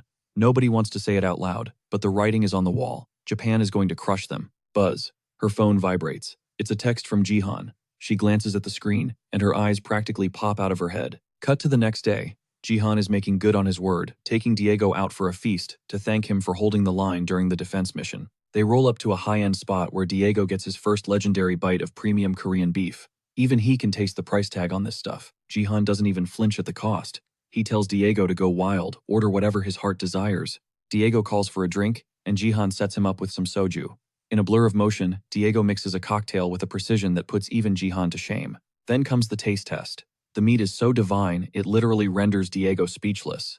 Now that the ice is officially broken, Jihan tells him to drop the formalities and just chill. As the drinks flow and the conversation deepens, Diego starts to open up about the chip on his shoulder. He admits he's bitter. If the BattleNet had never existed, his life wouldn't be this mess. He used to be a god on the field, a world-class soccer superstar, but in a heartbeat he crashed and burned, hitting rock bottom hard. The money dried up, he couldn't put food on the table, and his wife and kids walked out the door. Jihan nods. He feels that pain. He remembers his own days of glory back when he had the world at his feet. But when the BattleNet launched, humanity stopped caring about sports. Just like that, the applause stopped and the fans vanished. Eventually FIFA crumbled, the pro leagues dissolved, and soccer became a distant memory. It's a cruel joke, a global legend forced to scrape by in Korea, teaching toddlers how to kick a ball. Diego shakes off the gloom. He cuts to the chase. Jihan recently told him to switch classes to a mage. Why? It all comes down to Diego's unique gift. It buffs any equipment that looks like a soccer ball. And we're not talking about some trash skill, this is a triple S rank ability. That's why Diego lugs a soccer ball everywhere. But he's skeptical. Him, a mage. His mana stats are garbage, so how could that work? To prove he's serious, Jihan summons a special item he snagged just for this moment. Behold the Arachnus Orb. It's a B-rank magical artifact from the spider tribe, completely encased in webbing.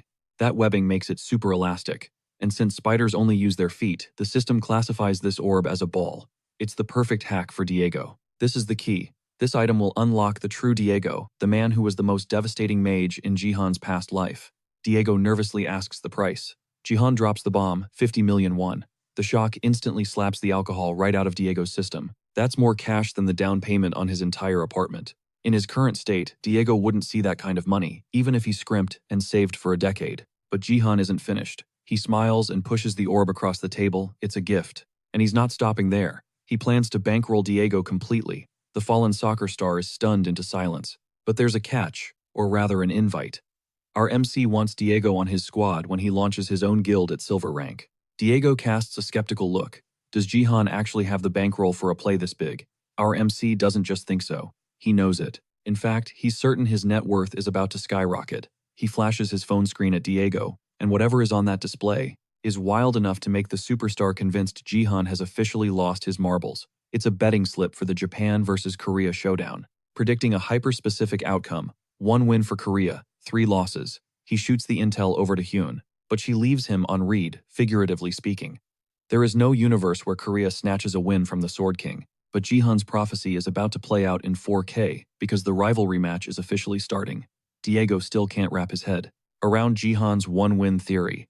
It feels statistically impossible. It's not that he's disrespecting the Korean squad, it's just that the Sword King is built different. He's a raid boss, capable of soloing an entire team without breaking a sweat.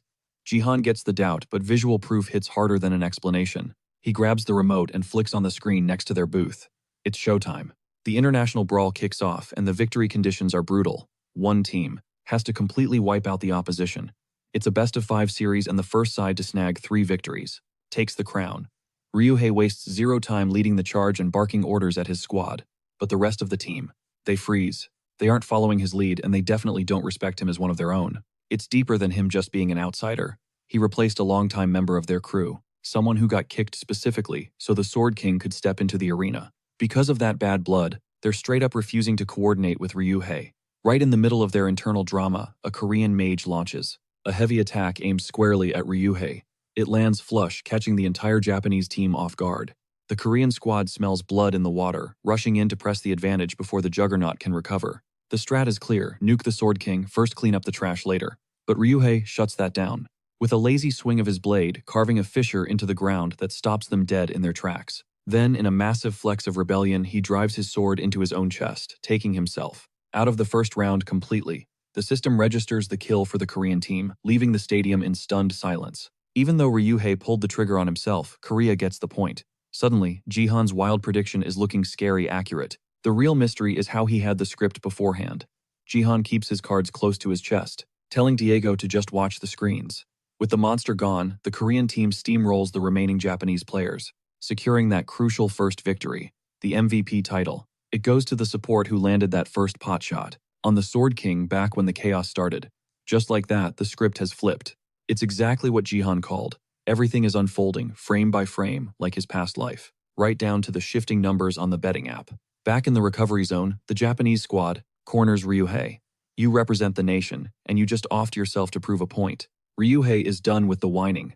He calls them amateur trash, with zero professionalism. He realizes now why they stay losing to Korea, and he's over it. He doesn't care about their clique or their feelings. And he drops a calm ultimatum: acknowledge him as leader, or he'll throw every single round until they lose.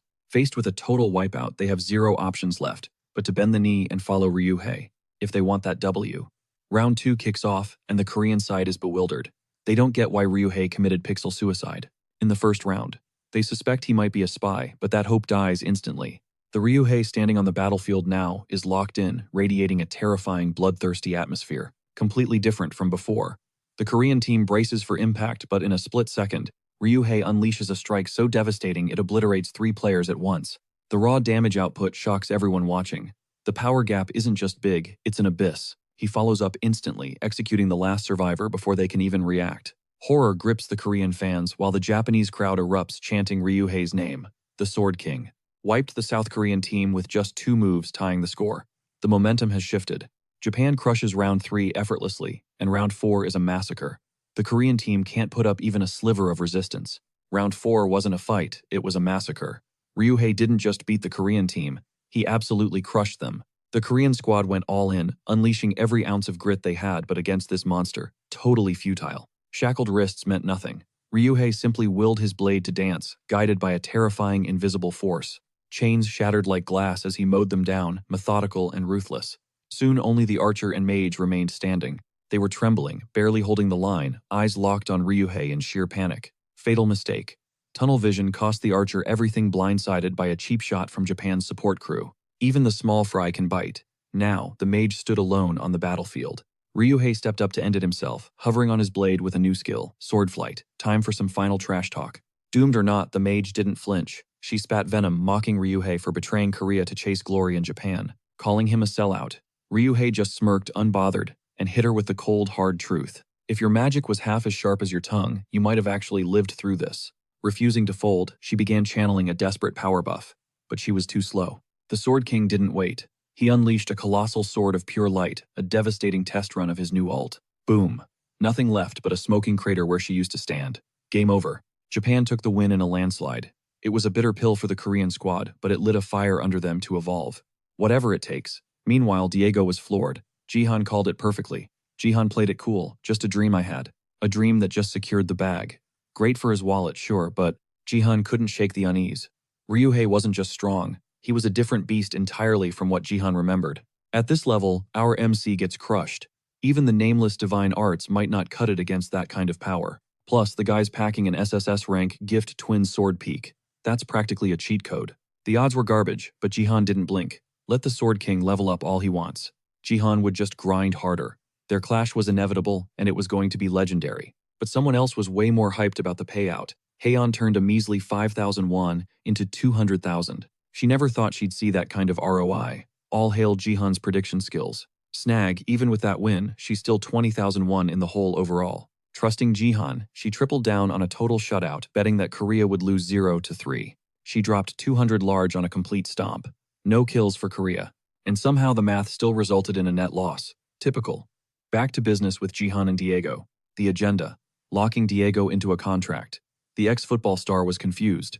Why him? Why now? Diego didn't think he was worth the hustle. But Jihan played the long game. He told Diego, "You saw how I called that match.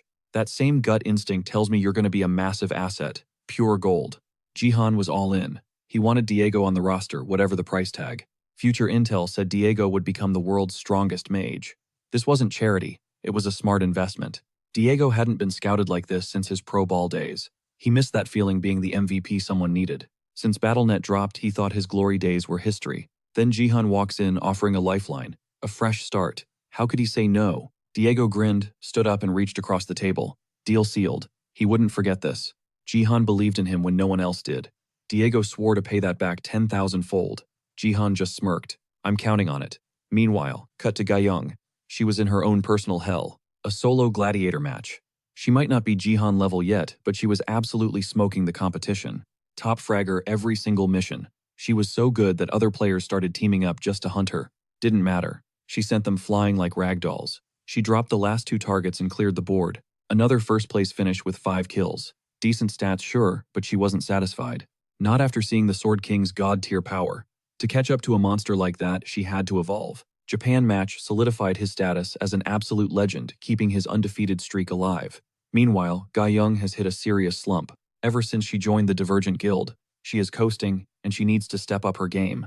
Sia isn't doing much better, though. She is glued to her phone, reading an article about her father's latest victory, and the look on her face is pure heartbreak. She tries to put on a brave front, but Hisu sees right through the mask. Sia is struggling, and she is barely holding it together. Playing the supportive bestie, the vice president offers to crash at Sia's place for emotional support, but Sia shuts that down. She is just relieved. Hisu was down to drive her home, especially since her uncle is swamped with work, and couldn't make the pickup.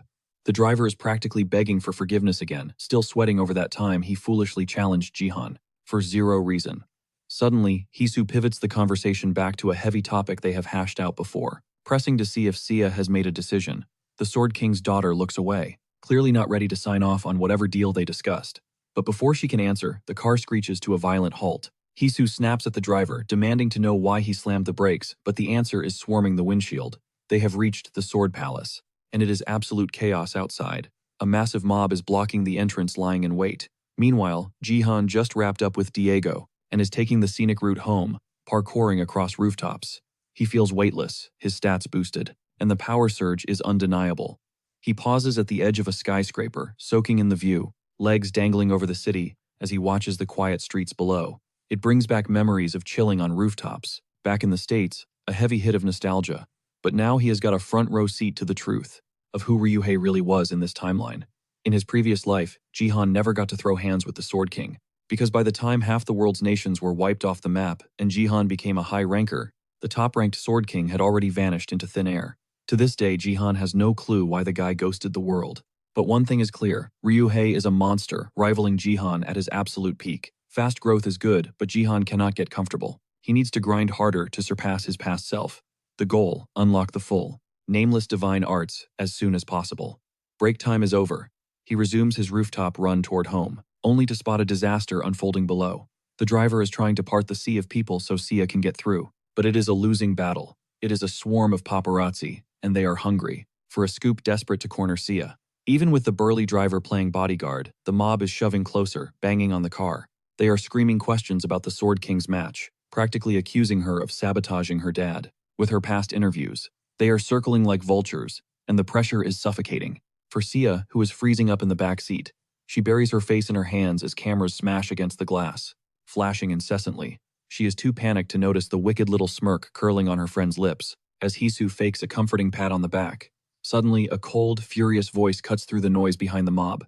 It is Jihan. He bulldozes through the crowd, shoving reporters aside like ragdolls to clear a path to the car. The press doesn't back down, though.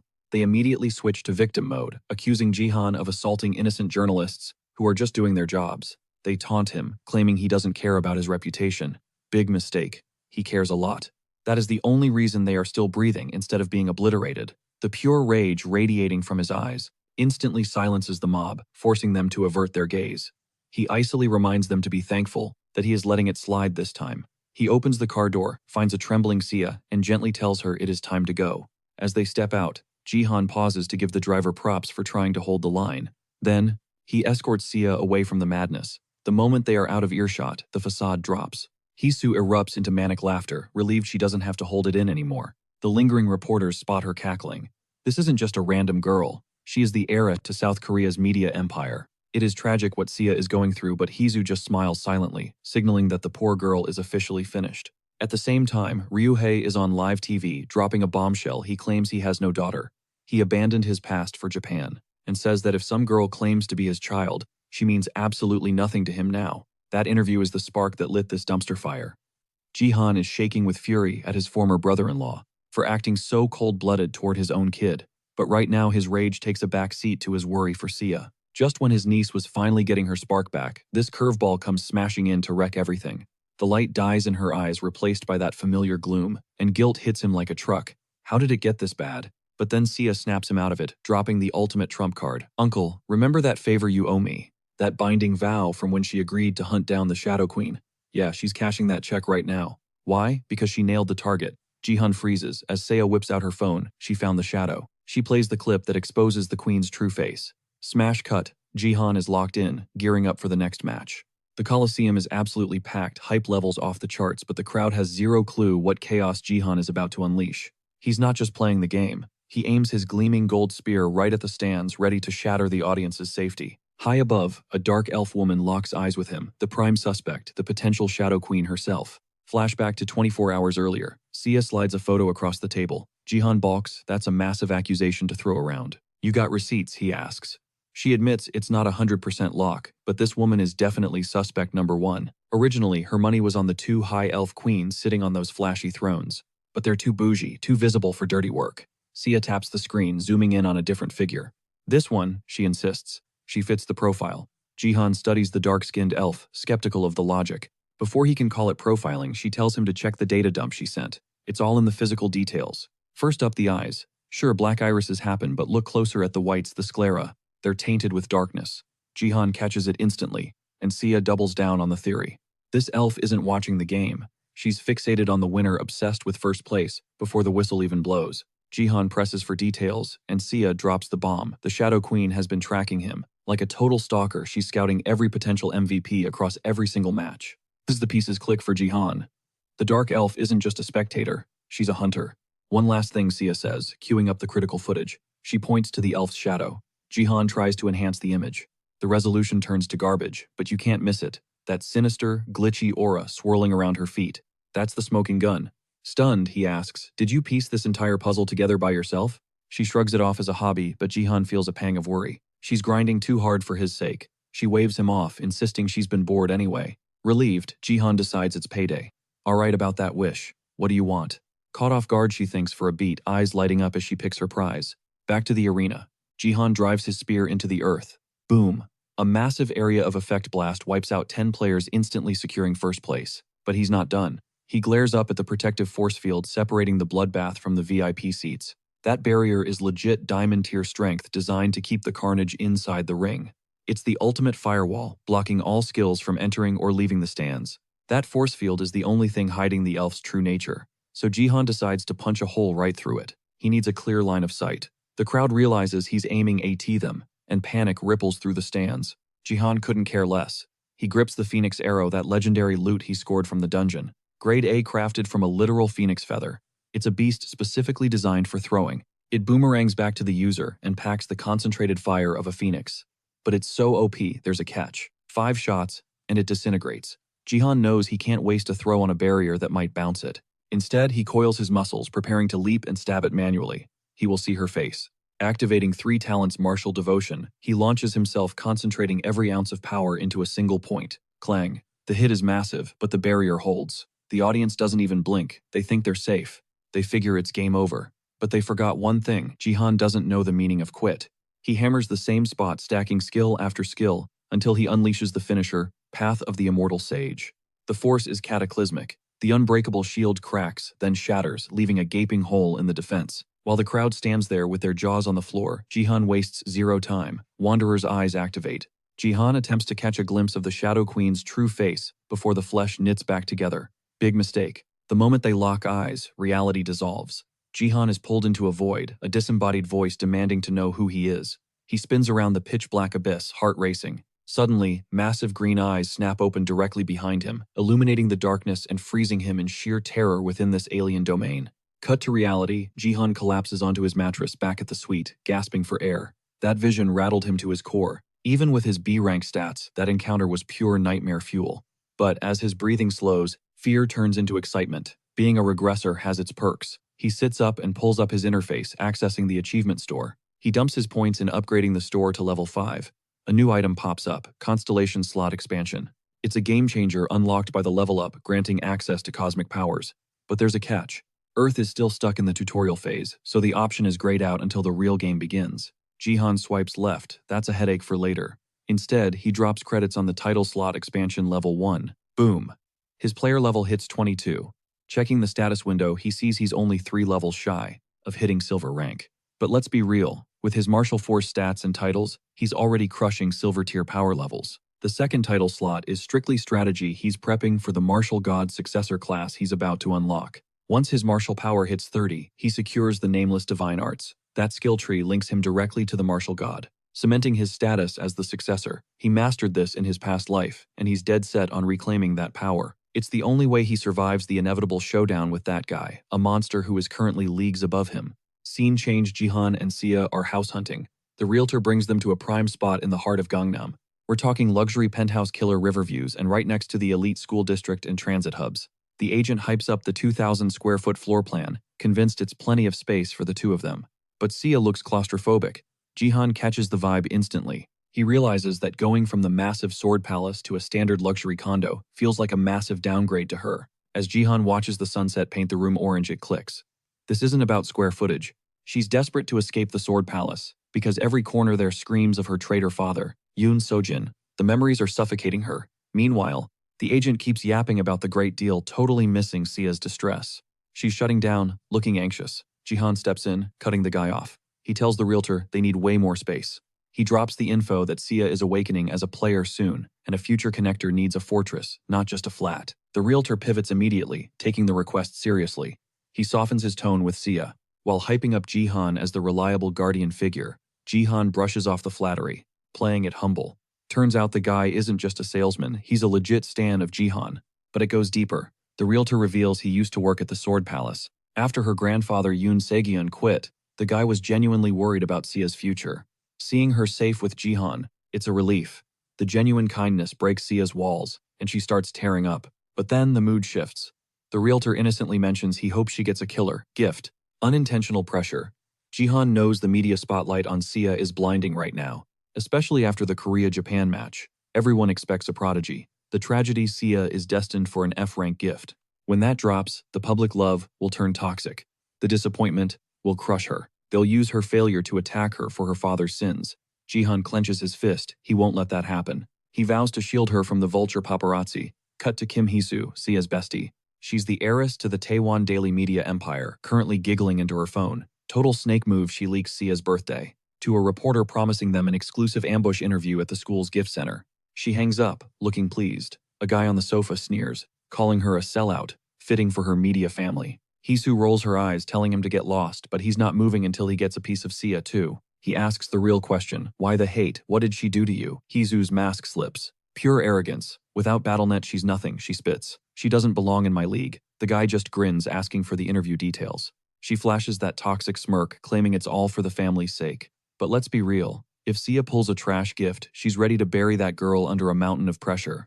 The guy scrambles back to his feet, spitting insults and calling her a psycho witch, totally ignoring his own messy behavior.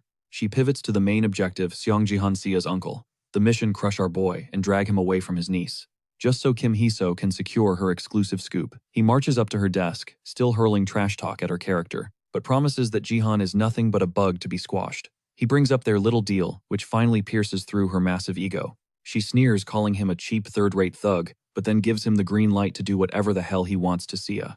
That's the trigger. He cracks his neck, adrenaline spiking as jagged red lightning starts crackling around his body. Cut to Seoul Gangnam BattleNet Academy. 14 hours until Sia's awakening. Kim Hee-soo is clinging to her like a parasite, desperate to lock in that interview.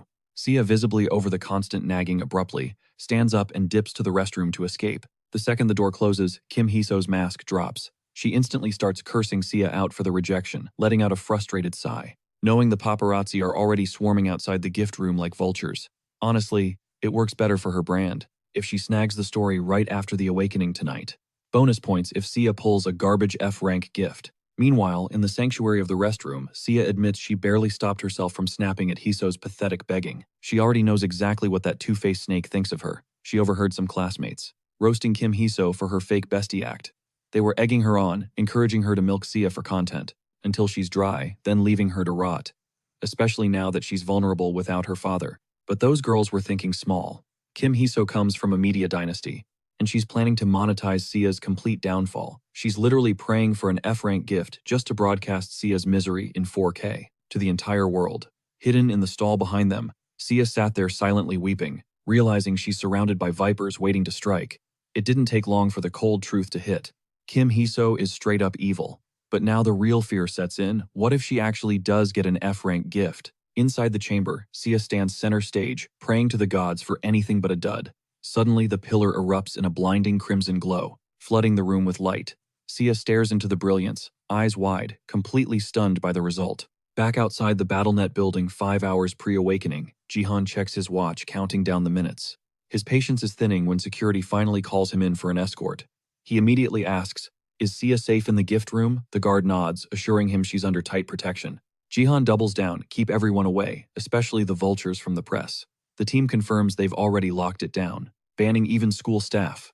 High-level government orders are in play here. Just yesterday, Jihan had hashed out the Sword Palace donation mess with manager Park Yoon-sik. During the call, Park confirmed the exact timeline for Sia's awakening ceremony. He warned that with things heating up, someone might try to breach the awakening room. Jihan was actually shocked the government stepped up to protect Sia. He's genuinely grateful for the backup. Back to the present. Security leads Jihan to the gift room gates and gestures for him to take a seat in the waiting area. Jihan thanks the detail planning to debrief with them after midnight. As he settles into the chair, a wave of anxiety hits him. What will her gift be? He shakes it off. It doesn't matter. This time, he's here to shield her. Choosing optimism, he clutches a lucky pendant he brought for her, grounding himself. Sun down. 5 minutes to go. Suddenly, Kim Hiso struts into the chamber, with a cameraman trailing her. She flashes a fake snarky smile at Jihan, trying to act all buddy-buddy. Jihan instantly bristles, eyeing the camera. He demands to know how she breached a restricted government facility. She just smirks, flexing her media connections. Jihan, having zero patience for her games, calls her out for trespassing.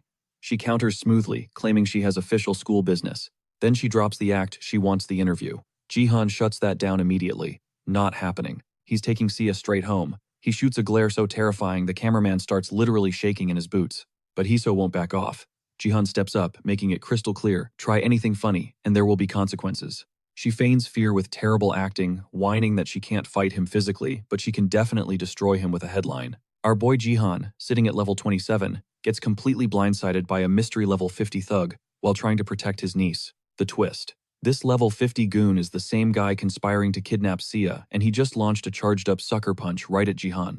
Meanwhile, inside the awakening chamber, the moment of truth arrives for Sia. She collapses to her knees as her worst nightmare becomes reality. Fate deals her a cruel hand, an F-rank gift called Late Bloomer. Tears well up as her hope instantly evaporates, leaving her hollow. Back outside, Jihan takes that massive hit directly to the back of his skull. But instead of face-planting into the concrete, veins bulge across his forehead. His pupils ignite with a supernatural glow as he glares back at the ambusher with absolute unadulterated rage.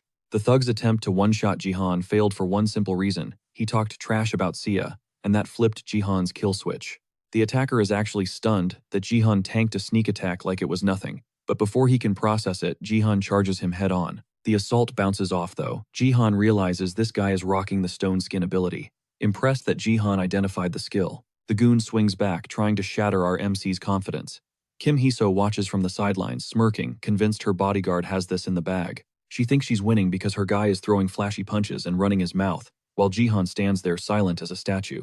But the second the attacker overcommits with a wild swing, Jihan steps in and tanks the hit with his raw durability. Boom! Jihan counters with a jaw-shattering uppercut that launches the guy skyward before he can even finish his insult. While the thug is still airborne, Jihan manifests a telekinetic hand, snatching him by the hair and leaving both him and Kim Hiso paralyzed with shock. Jihan isn't just winning. He plans to brand a seal onto this guy to make sure he never plays the bully role again. He uses the phantom hand to whip the attacker's body straight at Kim Hiso. She screams in terror as the battered figure crashes at her feet. looking like a mutilated corpse right on the pavement. Inside the chamber, Sia is still slumped on the floor, defeated. She fights back the tears, realizing that crying alone is useless, but grieving with Jihan might actually help her heal. She drags herself toward the exit, terrified she won't even survive the bronze rank with a garbage F rank ability. Her gift, Late Bloomer, has a vague description promising potential eventually, which honestly just ticks her off more. But as she steps outside, her disappointment morphs into pure shock. Jihan is standing there, clutching a handful of hair, while the attacker lies on the ground, twitching in fear. Sia stammers asking what happened, and Jihan casually shrugs, claiming the guy got exactly what he deserved.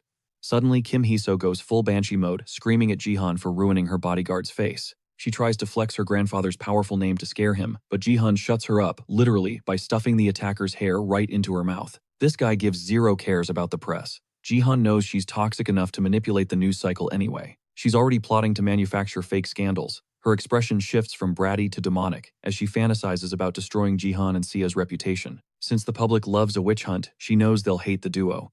With the Sword King already fanning the flames of defamation, her job is easy. Jihan sarcastically wishes her luck, basically telling her he's leaving her to rot in the mess she created. As Jihan and Sia walk away from the scene and the fake news storm Kim Hee-so is brewing, he engulfs his hand in roaring flames. But Kim Hee-so's ego is bulletproof. She yells that the only reason he can even talk to her is because of BattleNet and Yoon Sejeon's influence. Jihan realizes this girl has zero self-awareness and doesn't know when to fold. So he traps her in a ring of fire and triggers a blinding explosion, giving her a terrifying simulation of what happens if she ever tries to touch them again. Later in the car, a worried Sia asks if it was smart to brutalize Kim Hee-so, considering her family owns Taiwan Daily, the biggest media conglomerate around. Jihan just clicks his seatbelt totally unbothered and tells her to chill. He explains that a massive corporation isn't going to target a rising star like Sia, just because the president's granddaughter threw a tantrum. Sia looks at him, totally awestruck by his confidence. Changing gears, Jihan asks about her ability. She admits she got Late Bloomer, but Jihan already knew that. Before she can spiral into depression, Jihan pulls up his own status window. It's the first time he's shown anyone, and Sia is stunned to see he also has an F-rank gift, the Wanderer's Eye. She asks how he's so OP, and he points to his unique stats, martial power and force. He digs into his pocket, explaining that these game-breaking stats are unlocked by meeting secret conditions. Jihan drops the truth bomb. Her gift rank is irrelevant if she unlocks the right unique skills. As Sia's brain tries to compute this, he reveals a golden monocle with a wing emblem, a legendary item that's going to fast-track her path to glory. Before the timeline reset, China's Jin Yuhua held the world rank 2 spot with that exact same gift, Late Bloomer. Jihan had regretted Sia's original death deeply, because he knew the very gift that depressed her actually held god-tier potential. Back in the present, the monocle reveals that her gift evolves if she grinds in BattleNet games. Right now, it's just disguised as a useless F rank. The catch, she has to grind through daily games non-stop. But the payoff is absolute insanity, a permanent 100% boost to her natural stat growth. Sia stares totally floored by that god-tier potential. Catching that spark of hope in her eyes, Jihan knows the monocle did its job perfectly. That's the power of the Hermes monocle, an A-rank artifact straight from Olympus. It exposes the hidden truth of any gift, but it's a one-and-done deal. Jihan snagged it after repairing that C-rank messenger's busted gear, using his urgent restoration skill, all part of the master plan for Sea's birthday surprise. Jihan drops the bomb, her training efficiency just doubled. Once she ranks up and that 100% growth kicks in, she'll be leaving every other player in the dust. Overwhelmed, Sia looks at him, needing to hear it one more time. Is this gift actually legit? Jihan doesn't hesitate. He doubles down, promising she'll unlock that rare effect he hyped up way sooner than expected. Then dropping the ultimate confidence boost. He declares she's got top player material written all over her. Sia breaks. She thought this gift was a death sentence, but instead it's her lifeline. Jihan watches her soften, realizing just how desperate she was for a win. Abandoned by her dad, disowned and dragged by the media, she didn't just want to survive. She needed to prove she was more than just a celebrity's daughter. Lazily flicking his finger, Jihan uses telekinesis to float a tissue over to her, reflecting on the terror she's been living with. The sheer dread of rolling a trash gift. He tells her to just let it flow, knowing she's been bottling this trauma up for way too long. But Sia isn't about that pity party life. She sniffs, wipes her nose, and snaps right back to reality. With the anxiety gone, her brain starts working again. She shoots him a look, half joking that, with all his inside info, he must be a time traveler. Jihan flinches bullseye but plays it off as pure luck. Feeling lighter than air, Sia realizes something else. She's starving. Jihan heads to the kitchen. Sia's confused to see him at the stove this late, but he just grins. He reminds her of his promise, a killer meal for a special day. And what's better than a birthday feast? She smiles warmly, waiting for the food. But cut over to Kim Hee-soo's place. Yeah, the vibe is straight up toxic. She's in a rage spiral, screaming curses at Jihan for snatching her bald scalp eyebrows, everything gone. She's terrified her parents will see her like this. When a servant walks in with a phone, she explodes on him for barging in, while frantically covering her shiny dome. He apologizes, drops off the requested CCTV footage, and dips, silently cursing her attitude on the way out. She scans the video and freezes on one frame, Saya, looking absolutely devastated about her gift results. Bingo. That's the ammo she needed to spin a nasty narrative. Her twisted logic connects the dots. Saya must have pulled a garbage F-rank gift. She starts cackling like a maniac, celebrating Saya's ruin.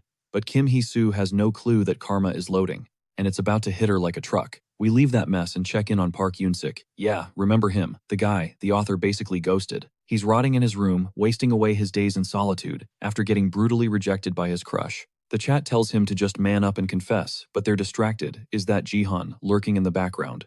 In his head, he's the main character, a knight in shining armor, princess carrying Jihan after slaying that gross flame mage. And those filthy eagles. Okay, the event technically happened, but definitely not the way Yoon-sik is hallucinating it. He leaps out of his chair, declaring his true dream to become Jihan's manager. The chat is less than convinced. He prays. Jihan checks his DMs, but our MC is a little occupied massacring mobs in a blood-soaked ghost town. Wielding that flashy phoenix spear, Jihan wipes the map clean, while his teammates literally sit back and munch on popcorn. They're watching absolute cinema. Even the stream chat relates Jihan is solo carrying the entire raid. Bursting with nameless divine arts, he triggers flashing sky, thunder steps, and practically moonwalks his way to the finish line, snagging first place like it's nothing. His team's only regret, they should have brought caramel popcorn for the show. Boom, level 25. The silver promotion battles are finally unlocked, and the chat is hyped to see him ascend. Bronze is way too easy for him now. The system agrees, flagging Jihan as one of the top 100 in the entire Bronze League. He's crowned the league ruler with an unbeaten win rate. But suddenly both Jihan and the chat freeze when they see the notification. A player from Korea has qualified for the Global Top 100 promotion battle on August 25th. It's his ticket to silver. Cracking the Global Top 100 means his BattleNet stats are officially world-class, guaranteeing that promotion. He's now marked as a priority, silver promotion target. He's in the prestigious top 100.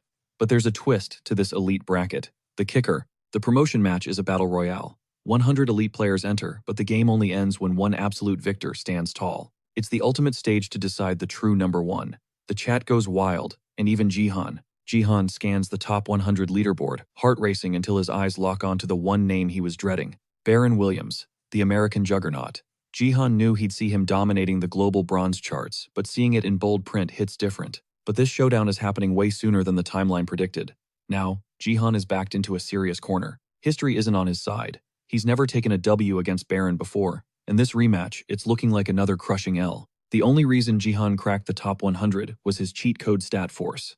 Unlike basic martial power that just buffs strength, speed, and stamina at least until you unlock the nameless divine arts, force is in a league of its own. It literally bends reality. We're talking absolute territory, mana, reinforcement, telekinesis, the works. But here's the kicker, there are levels to this power. And Baron, the guy's a monster. Since force scales directly off mana and divine power, his output is on a completely different plane of existence. It's simple math. Baron is sitting on double Jihan's mana pool, which means his force is statistically overwhelming. Jihan's technical finesse can't beat a nuclear warhead. Baron snatched the #1 spot with zero luck, just pure, unadulterated dominance. Jihan hits the gym, grinding his physical stats while haunted by a terrifying fact. Baron has diamond rank mana while still playing in the Bronze League. Fighting him now is a straight-up suicide mission. He needs the nameless divine arts fast. Alone in his room, he glares at Baron's profile picture. It's hard to reconcile this face with the trash-talking racist he knew in the past timeline. He looks nothing like the hardened guildmaster from before the regression. What the hell changed him? Jihan's spiraling thoughts get cut short by his phone buzzing. It's Lee Hae-yeon. He picks up, expecting a thank you for the previous save, but she drops a bomb instead. She's asking him to scout a player. The request leaves Jihan totally floored. Meanwhile, over at the Divergent Guild, Ga Young arrives to shuttle the young heiress to her next appointment. Give me 5 more minutes, Hae-yeon pleads, clearly stalling. She is nowhere near ready to leave. Ga Young presses her on the holdup, so Hae-yeon spills the tea about asking Jihan for recruitment picks. Ga Young immediately throws her some major side-eye. Hae-yeon knows how desperate it looks and begs for a break. But Ga Young's interest is piqued. What exactly did Jihan say? With a nervous stutter, Hae-yeon drops the news. Jihan is in the cutthroat global top 100. The real stress isn't the competition. It's the fact that Jihan explicitly told her to bet everything on him, crushing this match even against a monster like Baron. While both ladies respect the audacity, Gyeong can't help but question how exactly he plans to survive Baron's relentless combo attacks. Lee Hyun is on the same page, so she decides to ignore the protagonist's advice and puts her money on Baron, playing it safe. She's practically overdosing on copium, trying to convince herself it's the smart play, conveniently forgetting Jihan predicted the Japan versus Korea match with 100% accuracy. Gyeong wants to call it out, but she chooses to stay quiet. Switching gears, Lee Haeon checks in on Gyeong's BattleNet grind. Her performance has been intense lately. Gyeong subtly clenches an injured fist, preparing to drop a confession to Lee Hyun that she might regret. Meanwhile, Jihan zones in, staring at his stats. Conditions met. He pumps his martial power straight to 30, and instantly, his wanderer's eye goes haywire. He snaps his eyes open only to find reality dissolved. He's standing before the constellation.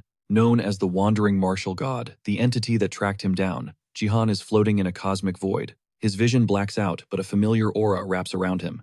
The Wandering Martial God gazes down, officially recognizing Jihan as his successor.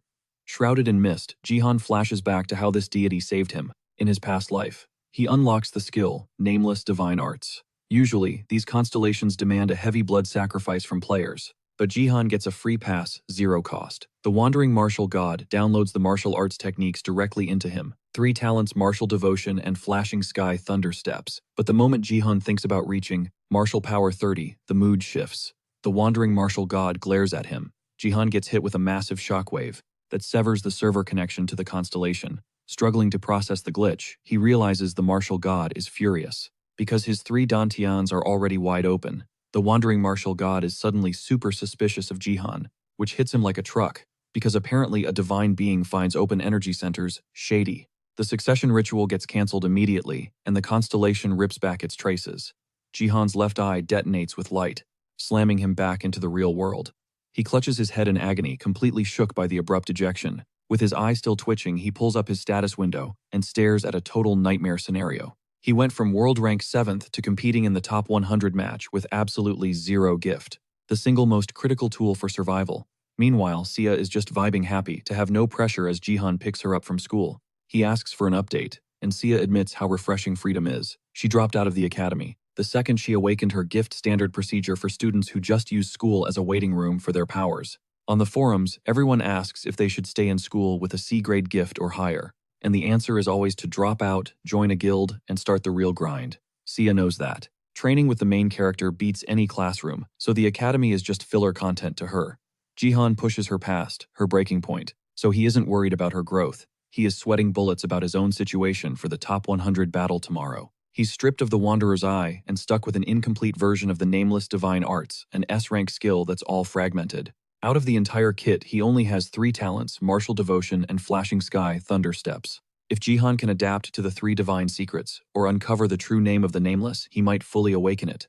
But what really grinds his gears is that his version is merely S-rank, not the God-tier triple S. Plus, the skills it gave him are redundant, he already has them. Sia notices his dark energy, and assumes he's just nervous about the upcoming showdown. To avoid explaining his doomed timeline, he just rolls with Sia's theory. Even if she's a bit oblivious, Sia fully believes Jihan will catch the dub, because he always finds a loop. She jokes that since he always brings home the first place trophy, she should start gambling on his matches. Jihan shuts that down instantly, destroying her gambling career before it starts. She hits him with a side eye for streaming his own gambling sessions, but he is not having it. Jihan flashes a smile and plays the "you're a minor" card, so she gets annoyed and drops it. However, right before he can praise her maturity, his left eye flares up with a blinding light for a split second before resetting. That leaves Jihan completely bamboozled, wondering what that glitch was. Later that night, Jihan camps out in a park, trying to troubleshoot his cursed left eye. He's determined to fix this new sensation by forcing it to submit, locking onto the target to purge it instantly. Lucky for him, the extraction works, but it hurts like crazy. It feels like a straight-up short circuit inside his brain. While he's nursing his throbbing eye, a system notification pops up. The trace of the Wandering Martial God has been deleted. He is finally out from under that constellation's thumb. Totally bewildered, he jumps to his feet, trying to process what freedom actually looks like here. Turns out he's open for business. New constellations can finally sponsor him, something that was blocked before. He realizes the Martial God was basically gatekeeping his potential the whole time, since the system's stats don't lie. He collapses back onto the ground, flashing a salty grin. That selfless deity, just a glorified parasite. This realization freaks the wandering martial god out even more, causing it to abandon ship for good. Jihan's just standing there like, what's up with this tsundere god running away from a bronze player? He's low-key annoyed that even in his second playthrough, there are still unsolved mysteries. But real talk, Jihan is now power-stripped with 0 buffs from the martial god. He wastes no time hunting for a new backer, which triggers a massive opportunity, an epic quest. The mission: troll the Shadow Queen, sitting somewhere in the Colosseum. The payout is 50,000 achievement points, and gaining the Shadow Queen's clout. He paces the park, still stressing about tomorrow's matchup, even if he snags the Shadow Queen's sponsorship. The moment he thinks about filling the power void the martial god left behind, he remembers a specific asset he stashed away. Cut to battle day. The Colosseum is absolutely vibrating with fireworks and hype. The Bronze Top 100 promotion round kicks off with casters urging everyone to go all in on the Korean squad. It's a battle royale until one king remains. Jihan rolls up in casual drip, gripping a royal spear, and finds himself instantly circled by a mob of players. The crowd counts down from 3, and it's on. Jihan opens his eyes and dares all the NPCs to come get some so he can speedrun this fight. Triggered the whole pack, lunges at him, and bam, they get deleted instantly. The audience loses their minds. Jihan's clout is global now, so he gets to tear through the lobby as the legendary Feared One, a nickname the Stan Army gifted him. Jihan empties his clip using every trick in the book to counter different classes. He skewers a warrior, then rushes a mage, dropping him with a single one-punch man knockout. He knows nobody here is on his level except Baron. But the second he lowers his guard to save juice for the inevitable boss fight with Baron, a familiar blade comes slicing in. He barely parries in time. Jihan spins around to ID the attacker and freezes. It's Gyeong.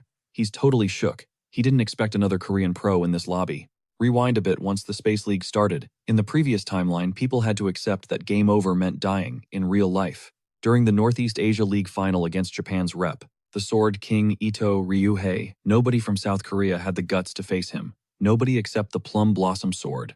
Lim Gyeong, the Sword King's heir apparent back then. But right now, Jihan is racking his brain trying to figure out why she's even in this top 100 brawl. While dodging her relentless combo, he questions if the butterfly effect changed the timeline. He claps back with his flashing sky thunder steps and switches to spear offense. Jihan senses the future hasn't shifted, but Gyeong, she's leveled up. As they trade shots, he realizes her combat IQ has skyrocketed. She's mixing light footwork with heavy-hitting impacts, leaving him wondering what kind of training arc she went through while he was looking the other way. Cut back to Lee Haeyeon's apartment. Gyeong drops the bomb that she qualified for the Bronze Top 100. Haeyeon is shook that Gyeong is already level 25 and sweeping every match, getting hyped when she learns that. Gyeong dominated everyone except when Jihan was involved. However, Gyeong gets serious and admits she needs a gear upgrade. The reason? Her sword feels like a brick in her hands. She feels guilty bringing it up since that blade was a gift from Haeyeon, but she didn't expect Haeyeon to be upset that she kept quiet for so long. Haeyeon knows Gyeong could have climbed even higher if she hadn't hesitated, so Haeyeon decides to wail out and buy her top-tier gear with her own cash, ignoring Gyeong's excuses. Even though her wallet is hurting from gambling losses, Haeyeon starts making calls to fix this. She wants Gyeong to show the world she belongs in that promo round, even if it means clapping Jihan in the process. Pure supportive bestie energy.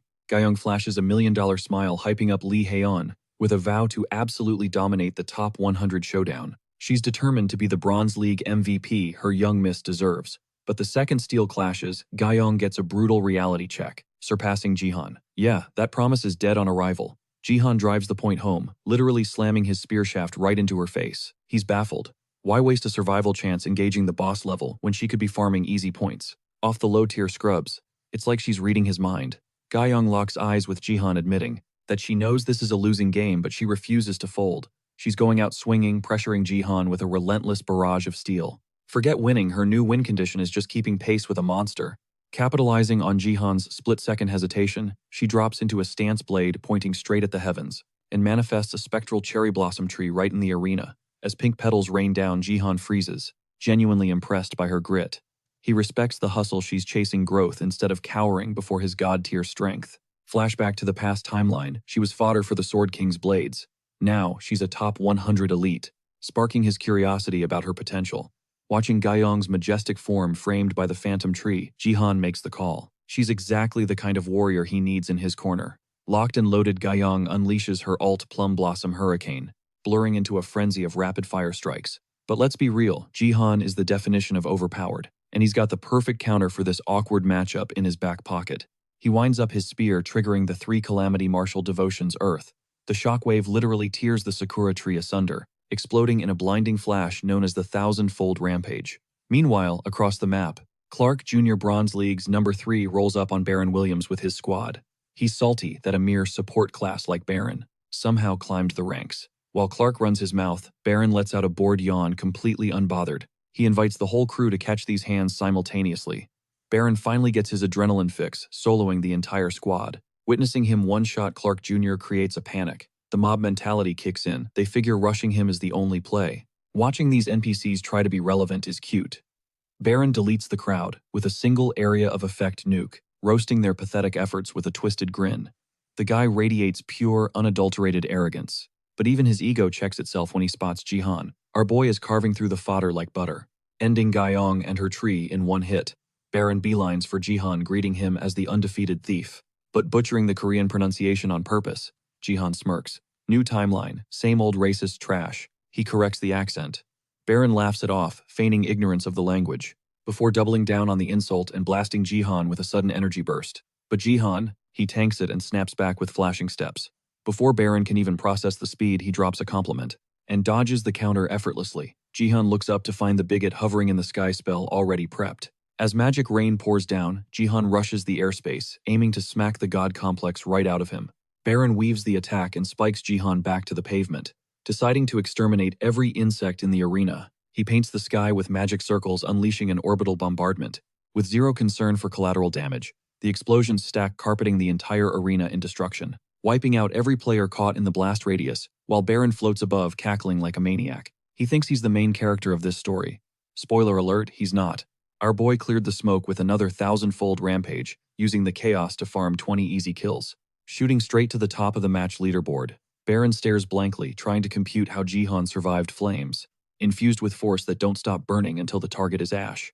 He notices the fire parting around Jihan, and realizes he's facing a fellow force user. Baron absolutely crashes out. He thought his ability was exclusive, tied to possessing 2 status windows, and accuses Jihan of being a fraud. Jihan shuts him down. Baron ain't special. Dual status windows make anyone broken, just look at Jihan. Bruised ego, check. Baron rages out, setting the whole stage ablaze. He swears to expose Jihan's trickery and incinerate him to dust. But Jihan isn't about to fold. Even while running on fumes, he manifests a glowing blue crystal. Flashback to last night, after selecting the Shadow Queen. As his sponsor, he remembered this crystal fragment, the cheat code to compensate for missing the martial god. In the top 100 battle, Jihan reveals a rare B-grade artifact. It is a one-time use item granting divine power, strictly limited to the bronze and silver zones. Facing down, Baron Jihan shatters the crystal in his grip to unlock its god-tier potential. With Baron literally engulfed in flames, Jihan flashes a chilling grin, ready to go full throttle and absolutely obliterate his opponent. Now that his stats are boosted by 50%, it is game over. But rewind a bit. Baron wasn't always this beast. He used to be a total coward, insecure about his scrawny frame. Critics claimed his dual-class gift was wasted on him, arguing he would own BattleNet. If he hadn't picked supporter and mage, they thought he was throwing his potential away. Then he unlocked force, and everything flipped. No more hiding in the backline for him. Combining infinite mana reserves with force, he clawed his way to the apex, crushing every star player in his path. Opponents call him the wielder of 2 disasters. First up, Firewave. He summons a literal tsunami of hellfire to wipe out squads instantly, 0% survival rate, until he met Jihan. With a single precise thrust of his spear, Jihan scatters the inferno like it is nothing, not a scratch on him. Baron looks shook, totally rattled by the defiance. Unable to process the disrespect, Jihan seizes the moment to roast Baron, calling him mid yet again. Right after neutralizing a literal disaster, Jihan launches himself forward, unleashing a barrage of lightning strikes. He starts lecturing Baron on his failures, while physically pounding the stunned American into the dirt. But Baron, running on pure ego, only reacts to the trash talk. He demands to know why this stranger speaks like they have history. Jihan brushes it off. But the truth is darker. In his past life, Jihan spent years dealing with this insecure racist fraud who pretends to be tough, but cannot outrun the guilt rotting his core. Baron slowly claws his way out of the rubble, while Jihan ruthlessly mocks his desperate attempts to look menacing by altering his avatar's appearance. Ironically, as he stands up, Baron tries to call out Jihan's arrogance, but our MC throws the shade right back at him. Jihan rushes in for the kill, thinking he has won only to get blindsided. Boom, lightning, Baron's second disaster. A concentrated mana piercer that defines Baron Dow's dominance. It represents his absolute power. However, Baron is fuming that Jihan somehow blocked it at the last split second, escaping with only minor damage. He grudgingly respects those reflexes even if Jihan's guard is cracked. Deciding to end this, Baron charges his lightning again, this time fusing it with force. He is putting everything into one final nuke to delete Jihan permanently. The side characters assume Jihan is cooked, but they all forgot one massive variable in this equation. The Shadow Queen watching from the void. Jihan smirks, drops into his stance, and before Baron can fire, the Phoenix's arrow has already pierced him instantly, vaporizing Baron on the spot. Jihan knew the ultimate move would vanish after one shot, but he fired it without hesitation. Why? Because Baron was never the target, he was just roadkill. The arrow was aimed straight at the Shadow Queen. For the first time in history, a player completely shatters the arena barrier. Nobody had Jihan stomps Baron on their bingo cards, especially not Lee Hee-han, who is absolutely losing her mind over her vanished life savings because she bet the house on Baron. Gu-yong walks in to find the young lady crashing out. Trying to lighten the mood, Gu-yong cracks a joke about her not betting on him, but she shuts him down cold, reminding him that he lost in the prelims. She tells him to actually make the finals, if he wants her money on the line. Savage roasting aside, she notices Gu-yong is glowing differently. He looks lighter, like a heavy burden is gone. Gu-yong admits the fight was a massive learning experience, leveling up his mindset. Hyun switches modes instantly, cheering him on like a proud mom. The wholesome vibes die fast as the livestream commentator screams in panic at a new development. Hee-han and Gu-yong are left speechless. Back at his base, Baron is absolutely livid. He just got eliminated by an attack that wasn't even meant for him. Dead silence falls over the arena. As the announcer confirms, the barrier is destroyed. The Phoenix's arrow loops back to Jihan's hand. While he stares down the Shadow Queen, she looks rattled, unleashing a pitch-black, suffocating aura that swallows the entire stage and everyone on it. The livestream cuts to black, sending Sia into a panic for her uncle. Inside the void, the Shadow Queen's blank white eyes lock onto Jihan, who analyzes the situation. The air turns freezing and heavy. Every breath is a struggle in this domain. He feels eyes on him watching from the dark. But his little taunt, total dud. The system stays silent. No ping, no notification, zero recognition. Time to gauge the threat level. Jihan unleashes the path of Immortal Sage, aiming straight for the Shadow Queen. But she doesn't dodge. She inhales the sword's chi like it's a snack. Not a scratch on her. A cold sweat drops. If his best shots are bouncing off, he's in deep trouble. Suddenly, a shadow remnant lunges. Jihan reacts on pure instinct, throwing a heavy counterpunch, only to feel his fist pass harmlessly through the smoke. Physical damage. Useless. Chaos erupts. The other players are getting swarmed, flailing against the smoke. Jihan's mind races. He needs a strategy fast. He fires off a blast of divine energy. It doesn't kill the thing, but on impact, a tiny chunk of shadow sizzles away. That's it. These aren't just ghosts. They're actual shadows. And what kills a shadow? Light. Rewind time. He calls on an old-school tactic, cloaking his entire body in voltage, just like before. He mastered the flashing sky thunder steps. Bingo. The shadows recoil from the glare. Jihan smirks. This is going to be a cakewalk. Big mistake. He basically just tempted fate. In a split second, that smirk vanishes, replaced by pure, I am so screwed energy. A shadow titan bigger than the entire arena materializes and brings a skyscraper-sized sword crashing down. Real talk, most players rely on the BattleNet connector.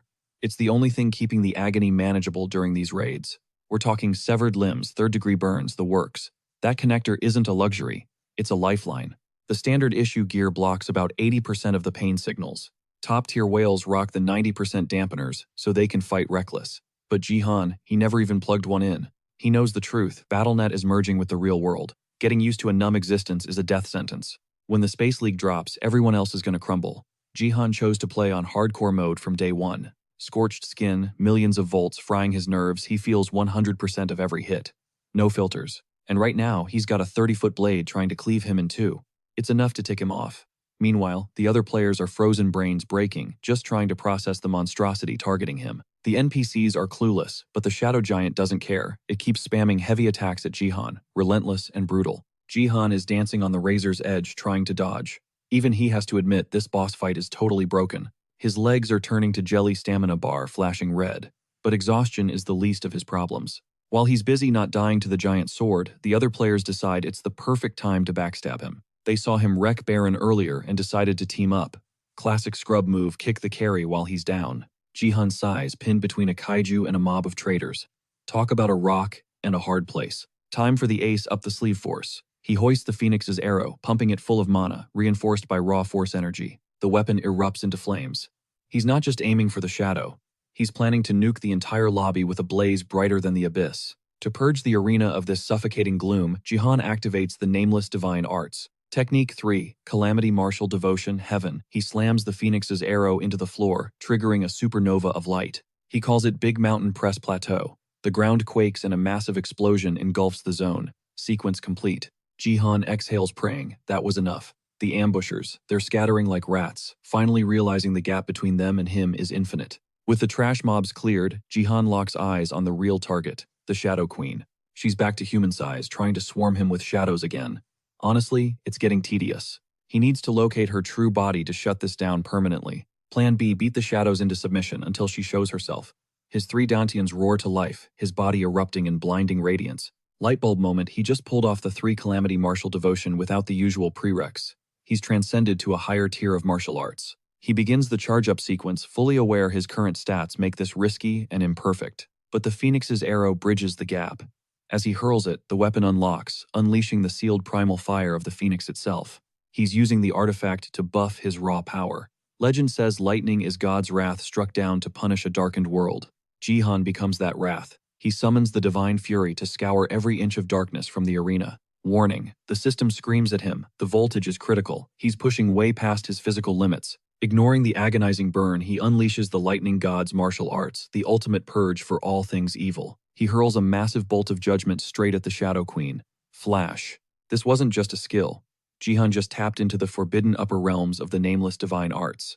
He's playing in a different league now. It was a god-tier move, completely shattering the ceiling of normal martial arts. But let's keep it real, he only squeezed out about 80% of the skill's max potential. The issue, Jihan's lightning bolts refuse to sync up and merge into that single, devastating laser beam the original technique demanded. They also lag behind, failing to match the blistering speed of the true Phoenix's arrow. But hey, lucky for Jihan, this scuffed, glitchy version of the skill still hit like a freight train. It packed just enough heat to blow the Shadow Queen's cover, exposing a face she definitely wasn't trying to show. At first glance, it looked like she tanked the Phoenix's arrow with 0 damage. But that arrow was a Trojan horse, hiding a lethal charge capable of scratching her face with even a microdose of lightning. That tiny scrape, no matter how superficial, was a massive W for Jihan. It might have been just a paper cut, but he realizes he really rolled the dice on this one. His lack of mastery over such an OP skill somehow saved his skin when it easily could have blown up in his face. Jihan briefly wonders if this flex was enough to clear the provocation quest objective, but one look at the deranged, twisted look on the Shadow Queen's face after taking that scratch tells him he might have misunderstood the assignment. This isn't just provocation, it's something darker. It's not simple aggro anymore. That isn't the face of someone who's annoyed. That is the grin of a total sadist who just found a valid reason to go full psycho. The Queen cranks the difficulty up to 11. Her attacks turn feral, forcing Jihan to fight for his life, parrying blows with a mangled right hand. He's barely holding his ground. He knows his stamina bar is flashing red. He won't last long, especially since the Queen is tunneling hard on him. With pure rage, completely ignoring the other captured players chilling on the sidelines. The unfairness of it makes his blood boil. But the second Jihan pauses to analyze the battlefield, the shadows snatch him up. Bam! Instant trap. He got caught slipping. In that frozen moment, Jihan realizes exactly what this twisted Queen is planning. She wants him to be the first kill, and she wants it to hurt. With his mana pool empty and his energy hitting 0, escape is basically impossible. He's a sitting duck, but the Queen's attack is agonizingly slow, revealing her sick nature. She's not a speedrunner. She's a torturer. She wants to savor the despair before dropping the hammer. Realizing this is the endgame, Jihan scans the arena and sees the smug, punchable faces of the other competitors. They are loving his downfall. That does it. He decides right then if he's going down, he's wiping those grins off their faces permanently. To keep his #1 spot on the leaderboard, Jihan channels the last dregs of force through his fingers, in a move that looks subtle but feels incredibly wrong, sending invisible energy straight into the other players' bodies. He plays puppeteer with their internal organs, wrecking their insides and deleting them one by one. It is savage, precise, and absolutely brutal. The Shadow Queen goes ballistic, absolutely livid, that Jihan ruined her carefully curated torture session. He stole her toys and her face twists into pure nightmare fuel. No more playing with food. She swings her massive shadow sword to cleave Jihan in two. The hit is heavy final, threatening to turn Jihan's confident "I'm winning the top 100" face into a portrait of agony. The vibe shifts instantly. Pain becomes the only reality. But then, plot armor kicks into overdrive. Jihan pulls a frame-perfect dodge, sacrificing only his left arm to the giant blade. He basically waves the stump in the Shadow Queen's face as her rage bar maxes out. The system forcibly yeets Jihan out of the raid. As he says, peace out until the rematch. But then a glitch alert pops up. Shadow of the Sun has been branded on his left hand.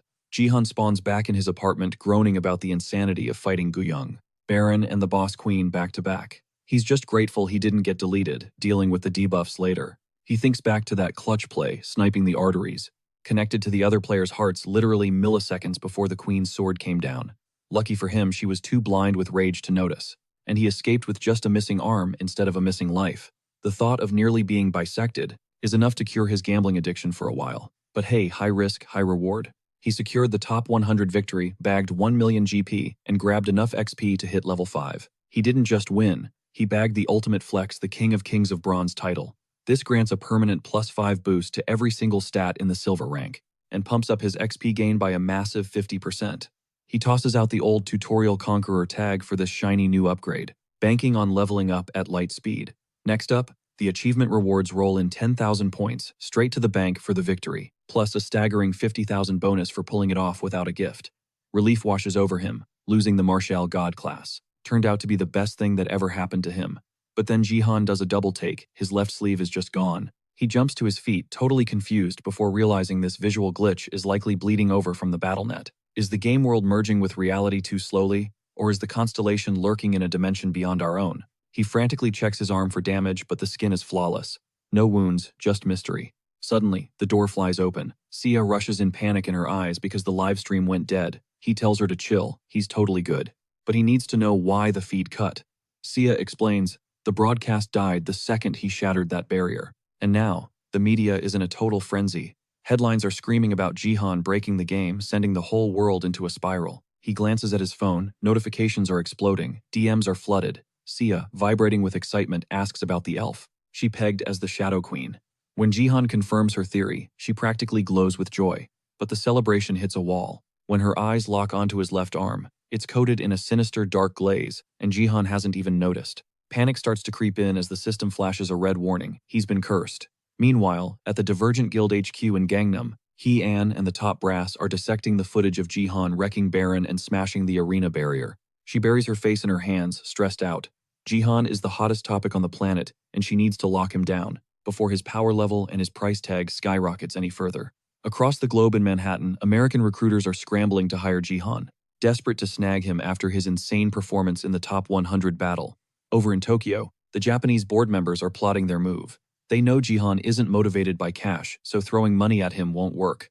But they have other ways to make him comply, darker methods. One of the elders slams the table, furious. He's terrified they'll lose their grip on the Sword King if she leaves the country. But the mastermind behind the plan assures him they have a leash on the Sword King, keeping her under control while she heads out to seduce Jihan into their ranks. Speaking of the devil, the woman in question is already en route. On a windy helipad, the Sword King asks where she's jetting off to.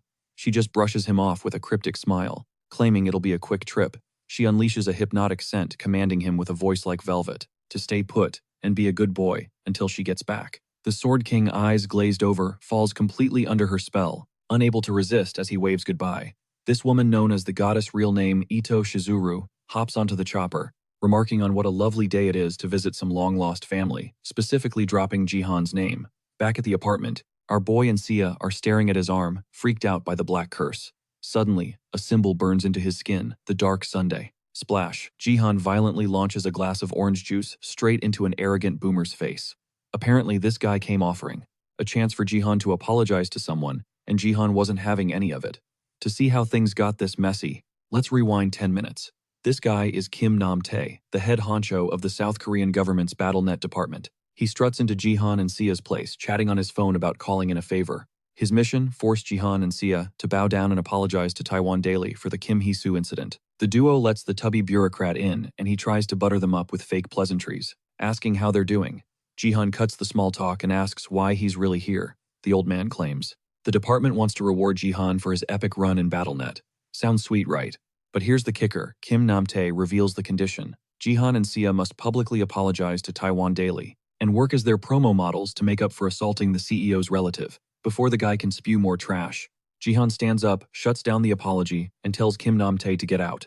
This bruises the official's fragile ego. So he pulls out a fake scandal article about Sia to blackmail Jihan. He twists the knife, reminding Jihan that Taiwan Daily has the power to destroy a reputation permanently. And it would hurt even more, since Jihan is blood related to the Sword King. That's the snapping point. Jihan douses the corrupt official in juice. The reason he's seeing red, he's sick and tired of people using Sia as leverage to make him fold. The department head is salty and tries to intimidate Jihan, claiming he just made a massive enemy out of Taiwan Daily. He throws the South Korean government into the threat mix, bragging that the hit piece on Sia is basically a done deal. He stomps away, convinced he just won, but Jihan and Sia just smirk at his empty threats. Meanwhile, over at Taiwan Daily's headquarters, Kim Namjoon is crying like a baby about his embarrassment to the media giant's COO Kim Hyun-jung, while Kim Hee-soo is absolutely loving the internet hate raining down on Sia after they leaked that info about her F-rank gift. The CEO sips his tea like a boss, confident their article will bury Jihan and Sia for good, and the department head is all for it. But that victory lap is cut short. A terrified aide bursts into the office, bringing news that destroys their mood. Jihan is live streaming right now, playing the audio of the department head's earlier meltdown. He spills the tea on how Taiwan Daily tried to ambush him and leveraged the government to blackmail him into silence about the hit piece on Sia. When the pressure tactics failed, they decided to nuke her reputation. But Jihan was 5 steps ahead. He already analyzed Sia's gift with his monocle, so he knows exposing the truth is their ace in the hole. He tells Sia to flash her status window on the stream, and the whole world, including the Taiwan scums, sees the truth. Sia possesses a rare, upgradable gift. The chat goes absolutely wild, shocked and impressed. Jihan seizes the moment to clarify that this is definitely not a trash ability. Then he decides to twist the knife deeper into these corrupt elites. Suddenly, a golden egg hits the screen. Agent Robert Gates from the American First Guild drops 100,000 GP just to say hi, then another 100,000 to offer Jihan a contract, right there in front of everyone. Jihan plays it cool, deciding to negotiate the deal publicly. And the agent is game. The offer: a staggering $300 million as a down payment. The chat is unanimous. Nobody would blame Jihan for taking that bag and leaving Korea forever. Jihan uses that insane number as leverage. He thanks the agent but drops a calculated sob story about his dream to build a guild right here in Korea, a dream that's dying because the country treats him like dirt. While the Taiwan execs lose their minds with rage, Jihan pulls the ultimate patriot card, claiming he loves his nation. He flashes a $1 million smile, begging the fans to help him stay, effectively weaponizing their sympathy. Stream over. Jihan immediately switches gears and calls up Lee Haeyeon. The second she sees the caller ID, Haeyeon panics in her walk-in closet, freaking out about what to wear for a late-night meetup. She is overthinking every detail to avoid looking too eager, while Gu Young just stands there, watching her act like a love-struck teenager. Meanwhile, Jihan gets jumped by a squad of ninjas, ready to take him out. He doesn't say a word, wondering if Taiwan Daily sent them, or the department head. Either way, it's the perfect time to test his new toy. He summons Ariel, the Shadow Queen. A dark aura explodes from Jihan's body. Ariel appears looking totally annoyed that she was summoned just to squash some weak bugs. Jihan tells her these are just tutorial dummies to show off her skills, so she should use the shadows in this parking lot to wreck them. The darkness shifts to his left hand, forming the dark sun emblem. Jihan wipes the floor with the assassins effortlessly, genuinely impressed by the constellation skills. The Shadow Queen demands gratitude for the assist, but since she's currently a tiny chibi version floating around, Jihan just laughs it off. She tries to lecture him about the prestige of her dark spirit skill, but Jihan ignores the noise and calls Haeyeon back. She picks up instantly, asking where he is, but Jihan cancels the plans. Haeyeon plays it cool on the phone, but the second she hangs up, she looks at Gu Young with a face full of pure despair. Gu Young is stunned. Unable to believe her, Little Miss went through that wardrobe crisis just to get rejected. Back at Taiwan Daily HQ, the CEO snaps. He beats his COO son to a pulp for getting all professional boundaries. He refuses to hear any excuses and even slaps Hee-soo across the face when she tries to pin the disaster on Jihan and Sia. He is livid that his own granddaughter pulled a stunt that nearly destroyed the entire company. He threatens to disown both of them if they don't fix this mess immediately. Despite taking a massive L, the delusional Kim Hee-soo refuses to learn her lesson, still blaming everything on Sia in the BattleNet arena. Sia is frozen, staring at her status screen like a deer in headlights while the match countdown ticks away. Enter Do Hyung-yoon, that speedster cousin of Hyo-kyu from the Divergent Guild. With his A-ranked gift of agility, he clocks Sia's confusion, figuring he just scored a free kill. Big mistake. Sia cracks the BattleNet code, literally a split second before impact. She tanks his hit with that absurdly overpowered armor, knocks the weapon from his grip, and pulls a total reverse card, slicing him down with his own blade. First kill secured. Back at base, Jihan is vibing with her rookie performance, but the chibi queen just has to throw some salty shade. Jihan shuts that down, reminding the doll who signs the checks while she aggressively claps back about the god-tier gift her original self bestowed upon him. Cue the flashback to the day Jihan snagged that curse. When the system flagged it, Jihan treated it like a glitchy item description. He spammed the urgent restoration command on the curse over and over, chipping away at the corruption until it finally shattered, revealing the true loot, the SS-ranked constellation of the Shadow Queen. This thing morphs into the Shadow Sword Eclipse, a weapon that scales up with the Shadow Queen's authority. But before the victory lap, the Shadow Queen herself crashes the party, manifesting right in the room. Jihan goes full protective brother mode over Sia, only to realize it's just a pint-sized chibi clone. Great, his terrifying dark spirit is basically a goth plushie gifted by the queen. He hasn't field-tested it in BattleNet yet, but having Shadow Command on tap is a massive win. The catch, he's got a squeaky toy in his ear nagging about stats 24/7. Cut to Sia returning home glowing after her tutorial, and absolutely demolishing a hearty meal. Between bites, she asks about that massive American Guild offer. Jihan's answer, hard pass. He can stack that cash later. The real play is building his own empire, and he has a secret weapon to pull it off. Lee Haeyeon, the ultimate management guru. She swings by their place, totally clueless, like someone walking into a movie spoiler, and looks like her brain short-circuits when Jihan asks her to be guildmaster. She starts yelling at Jihan, reminding him she is literally on the Divergent Guild's payroll. Jihan counters that she is just in sales there, plus he mainly needs her name for clout. Haeyeon facepalms, begging Jihan to take the lead instead, so he can be the face of the operation, not a spreadsheet warrior like her. Jihan plays his ace card, her support gift. She grants a 10% XP buff. On paper, it sounds weak since it doesn't stack with other XP items. But while the truth stings, Jihan argues that in the Guildmaster slot, that trash ability becomes god tier. Haeyeon is rattled to her core. Everyone always told her the gift was useless.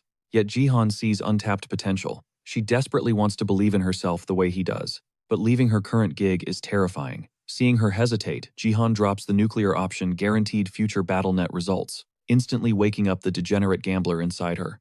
Ga Young watches in horror, baffled at how quickly Haeyeon folded once betting came into play. Haeyeon knows she should stop, but the addiction is too strong to resist. She signs the contract and immediately scores her first. Big payout for taking the risk. Now, her gift fostering applies to the whole squad, granting a 200% improvement rate and a 30% XP boost. Later, the internet tunes into Jihan's livestream, dropping the bomb that he started a guild. Chat starts speculating, is he in New York? Then, Haeyeon walks into the frame and the chat breaks. As guildmaster, she unveils the Great Vessel Guild, with Jihan stepping in to back her up. The chat is divided between those who know she is loaded and the army of simps worshipping her. Jihan cuts to the chase, revealing the perks. All guild members get a straight-up +1 to stats. The stat improvement rate spiked by 200%, and XP gain boosted by 30%. The chat goes nuclear. These numbers aren't just good, they are basically legal cheats in BattleNet. Haeyeon explains this is the power of fostering. The only bottleneck is that they are capped at 10 members. 5 spots are already gone, her Jihan Sia, some footballer named Diego, Macied and Ga Young, who looks like she was dragged there against her will. The chat is skeptical about Diego, and Ga Young, sensing they might be hostage picks. Jihan wraps up the stream, telling everyone to watch this space and slide into Haeyeon's DMs if they think they are worthy to join permanently, or maybe a rental deal. But Saea cuts in. Jihan needs to explain the branding first. She's absolutely beaming with pride, because Great Vessel Guild isn't just a random title. It's a flex based on a Korean idiom. It refers to late bloomers' great talents that take time to ripen. Meanwhile, cut to the training room where Baron is drowning in denial. He's trying to stroke his fragile ego by pummeling what looks like a digital clone of Jihan. He wrecks the dummy effortlessly, unleashing his 2 disasters and calling it a snooze fest. He's basically gaslighting himself into believing Jihan's actual victory was just pure luck. But reality hits hard. The sim ends and the professor drops a bomb. Baron just crushed a Jihan operating at only 50% power. You can practically hear Baron's confidence shatter when he learns he's barely qualified to face the simulation at 75% difficulty. Before he can fully implode, his boss summons him. Bad timing. The meeting only pours gasoline on the fire. Because guild owner Robert Gates, the guy scouting Jihan, suggests renting Baron out to Jihan's squad. Talk about triggering. Gates insists it's a smart play, but he doesn't get it. The mere mention of Jihan is absolute PTSD fuel for his starfighter. Baron snaps, trashing the office with his powers and screaming that Jihan is a total fraud, which is rich coming from the guy who calls himself the strongest but got clapped by said fraud. He storms out like a moody teenager, furious at his dad for siding with the bully. Robert facepalms, realizing he seriously underestimated how deep Baron's insecurity runs. Since Baron is a mental wreck regarding Jihan, Robert pivots to Plan B, sending Sophia. She's the cute blonde saintess from the American First Guild, and she's already got a massive crush on Jihan, probably because she binge-watches his streams during her gym sessions. Back at base, Ga Young is struggling to tolerate Ha Yun's obsession with cash. As the manager lists the massive offers pouring in from America and China for their guild secrets, Jihan warns her not to sell out for a quick buck. Surprisingly, Ha Yun agrees without hesitation, because she doesn't just want money, she wants this guild to blow up so she can stick it to her old bosses. Those corporate jerks mocked her gift and tried to force her to seduce Jihan for intel. Spite is a powerful motivator. When she reveals this drive, Jihan hesitates. He tries to tell her not to get too attached. His secret plan was always to disband the crew, once he farmed the relevant achievements and players. His guilt spikes when Ha-Yun practically forces Ga-Young to testify that she's always dreamed of running a BattleNet guild, claiming that's why she amassed her fortune. As Ha-Yun maps out their domination strategy, Jihan just sips his tea, letting the guilt eat him alive. Later, it's interview time. First up is Ju Yoonji, a marketing whiz since high school. She's sharp, passionate, and exactly what they need. Ha-Yeon is instantly sold. Next is the ultimate fanboy, Lee Gyum-bit, a.k.a. Golden Light. This streamer launches into a hyped-up pitch about advertising, clearly revealing he's been stalking our boy for a while. Ga-Young's hand drifts to her sword just in case. After he strikes a cringe-worthy pose, a painful silence fills the room. Ha-Yeon sighs, telling him to take a seat while regretting inviting this chaotic energy just for clout. Candidate number 3 is Kim Jeon-woo. He looks professional, polished, and sane. He spent 4 years at the famous XX Guild and wants to elevate Jihan's video content. A solid editor. Lee Gyum-bit immediately glares at him, sensing a rival in the content game. Ha-Yeon loves his textbook answers and lets him ask a question. She expects something about salary, but he asks about Jihan's involvement. Then the mask slips. Jeon-woo straight up asks for Jihan's home address, leaving Ha-Yeon speechless. Lee Gyum-bit snaps, yelling at the guy for being a creep and cutting in line, but the commotion knocks something loose. Clatter. A knife drops from Jeon-woo's coat, cover blown. The normal guy goes feral, lunging at the streamer with the blade. He's screaming about the Sword King, blaming Jihan for ruining the family's reputation and keeping the king away from Korea. He switches targets and dives for Ha-Yeon. Before Ga-Young can react, the streamer steps up. Lee Gyum-bit shoves the assassin down. The psycho tries to counterattack, but Golden Light drops him with a single clean strike. Plot twist. The streamer is actually a Gold League player, who downranks on purpose to dunk on noobs he's actually cracked at the game.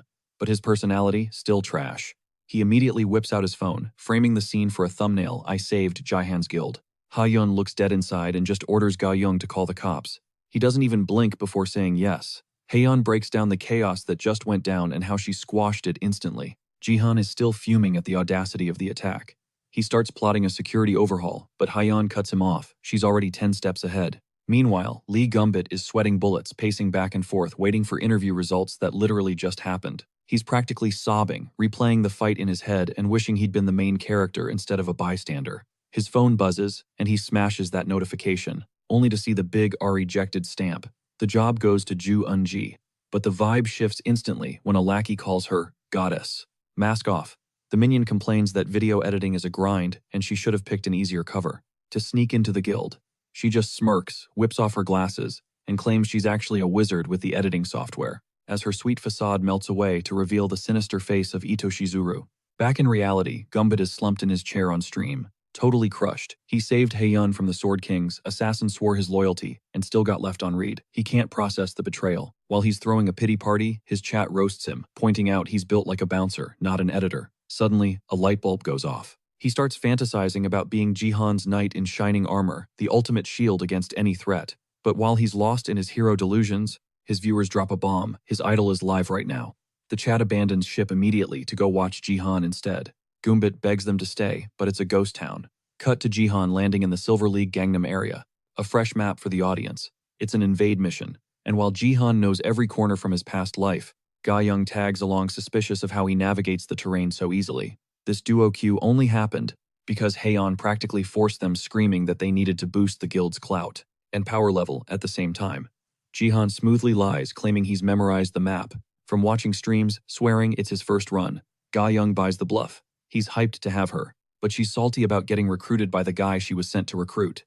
Then the random teammates load in. Plot twist, it's Ga Young's old squad from the Divergent Guild. The chat goes wild, laughing at the matchmaking algorithm trolling Ga Young.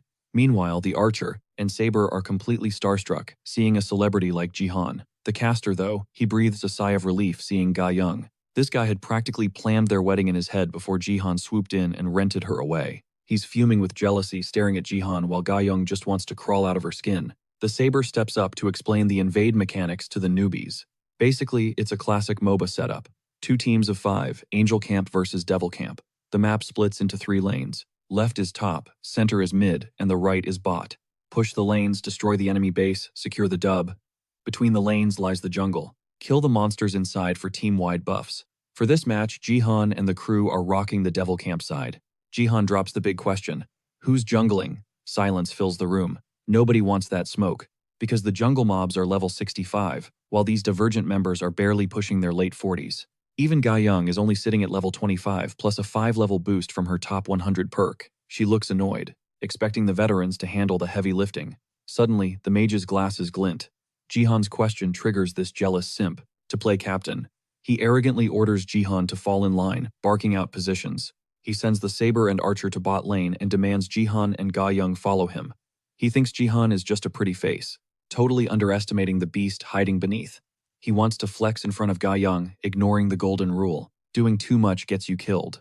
The trio encounters the first wave of minions, simple AI mobs, but surprisingly tanky for silver rank. The mage won't stop yapping about tactics, lecturing them on how a single death could snowball into a loss. Ga Young is visibly over it, so Jihan decides to silence the noise by taking action. He cracks his neck and casually strolls toward the enemy wave. The mage panics, but Jihan locks onto the minions with his dark spirit, curious to see how his stats translate to BattleNet. The mobs aggro and charge him, but Jihan doesn't flinch. He draws the Eclipse Sword, a toned-down version of the Shadow Queen's power, but still overkill for these creeps.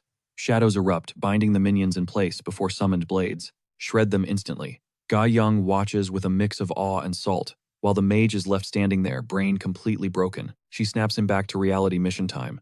Bam, achievement unlocked. Jihan just wiped out 50 minions like it was nothing. The demonic god of the Devil Camp smiles down on him. Boom, blessing received. Every single stat gets a massive 20% buff. Even Jihan is hyped by the power surge. Feeling unstoppable, he decides it's time to solo the entire jungle. He hits Gu Yong with a casual burb in 10 minutes. Man's got some solo leveling to grind. She tries to grab him, but he's already checking out. Jihan bolts before she can ruin his cool exit. Suddenly, the simp mage creeps up behind Gu Yong. It looks like a backstab, and she spots him instantly. She braces for the betrayal, totally caught off guard. Gu Yong snaps into combat mode, ready to counter what looks like a dirty ambush. Plot twist, he isn't attacking, he's saving her. He throws up a shield right as an enemy strike comes flying in. Rewind 5 minutes.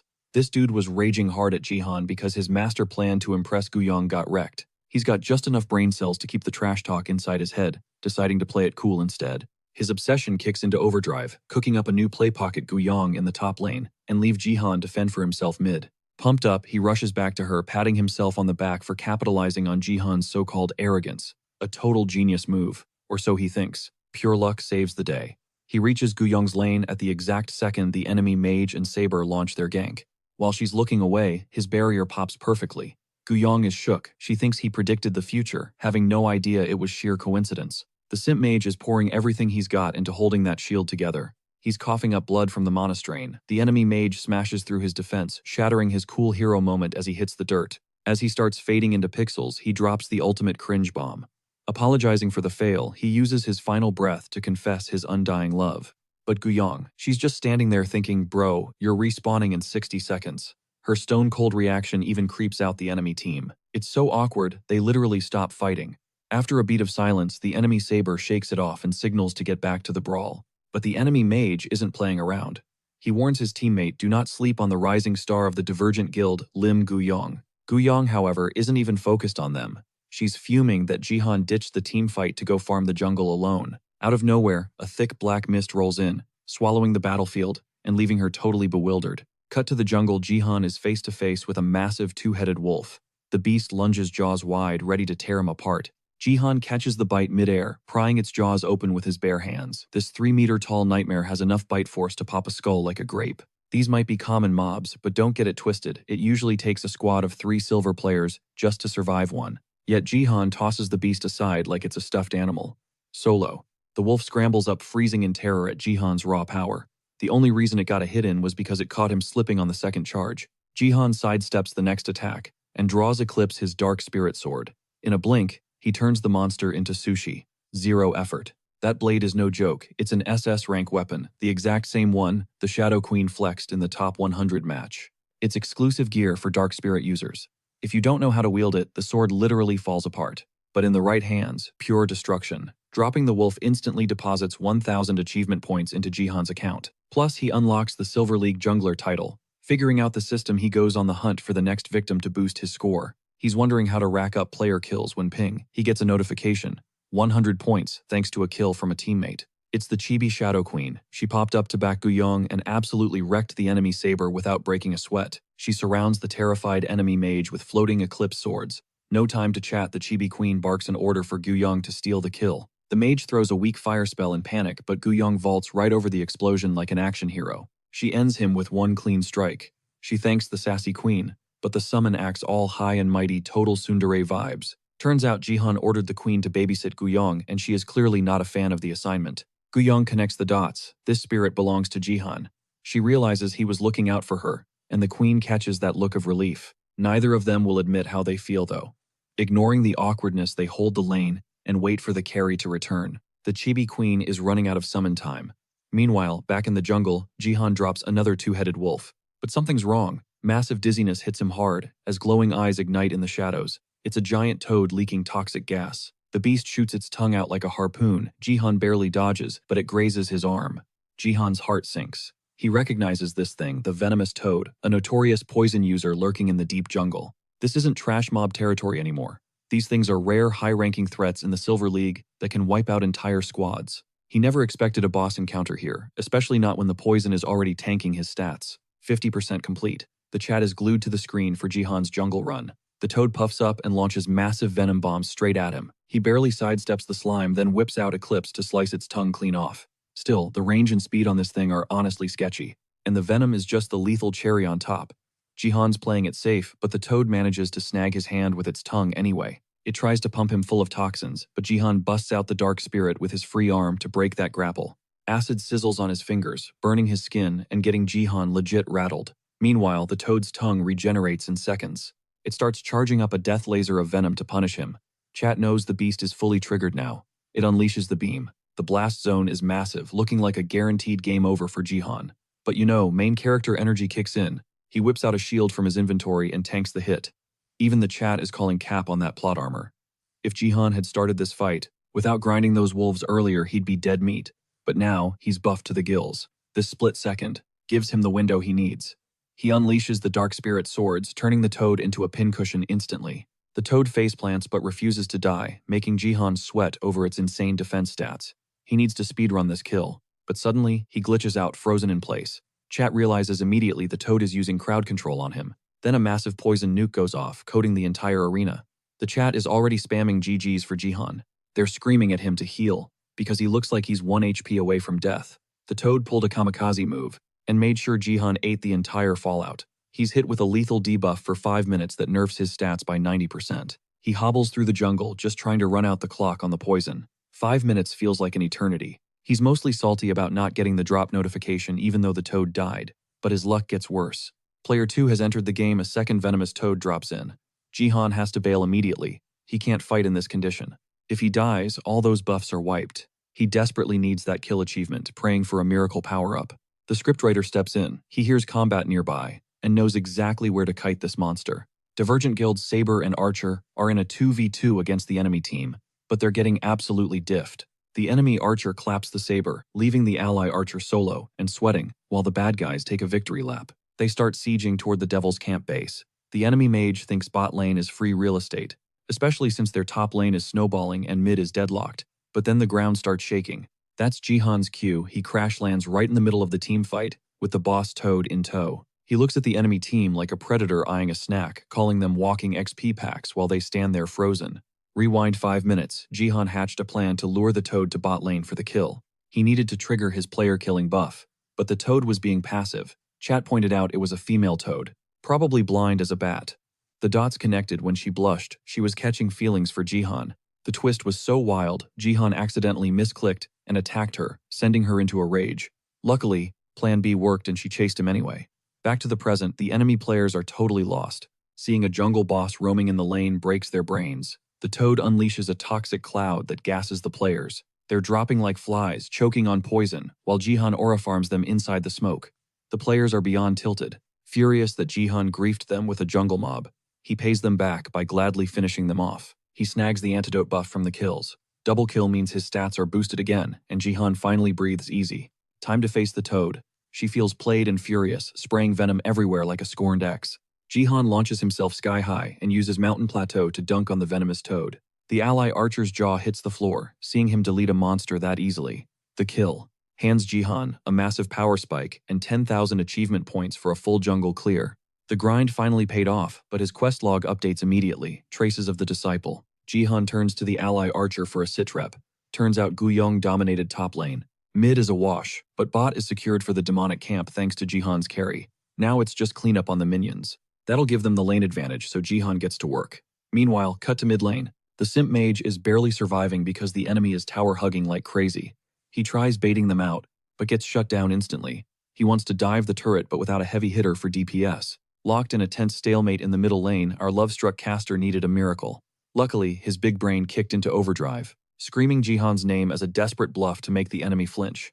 He lunged at the split-second opening, but get wrecked, the turret locked onto him, immediately shutting down his play. The enemy looked absolutely done with these cheap mind games, and decided to punish the simp mage for bruising his ego, stepping in close to delete him from the server. But talk about clutch timing. Guyong dive-bombed into the fray, one-shotting the enemy turret instantly. The enemy player thought it was another bluff until the turret literally detonated behind him.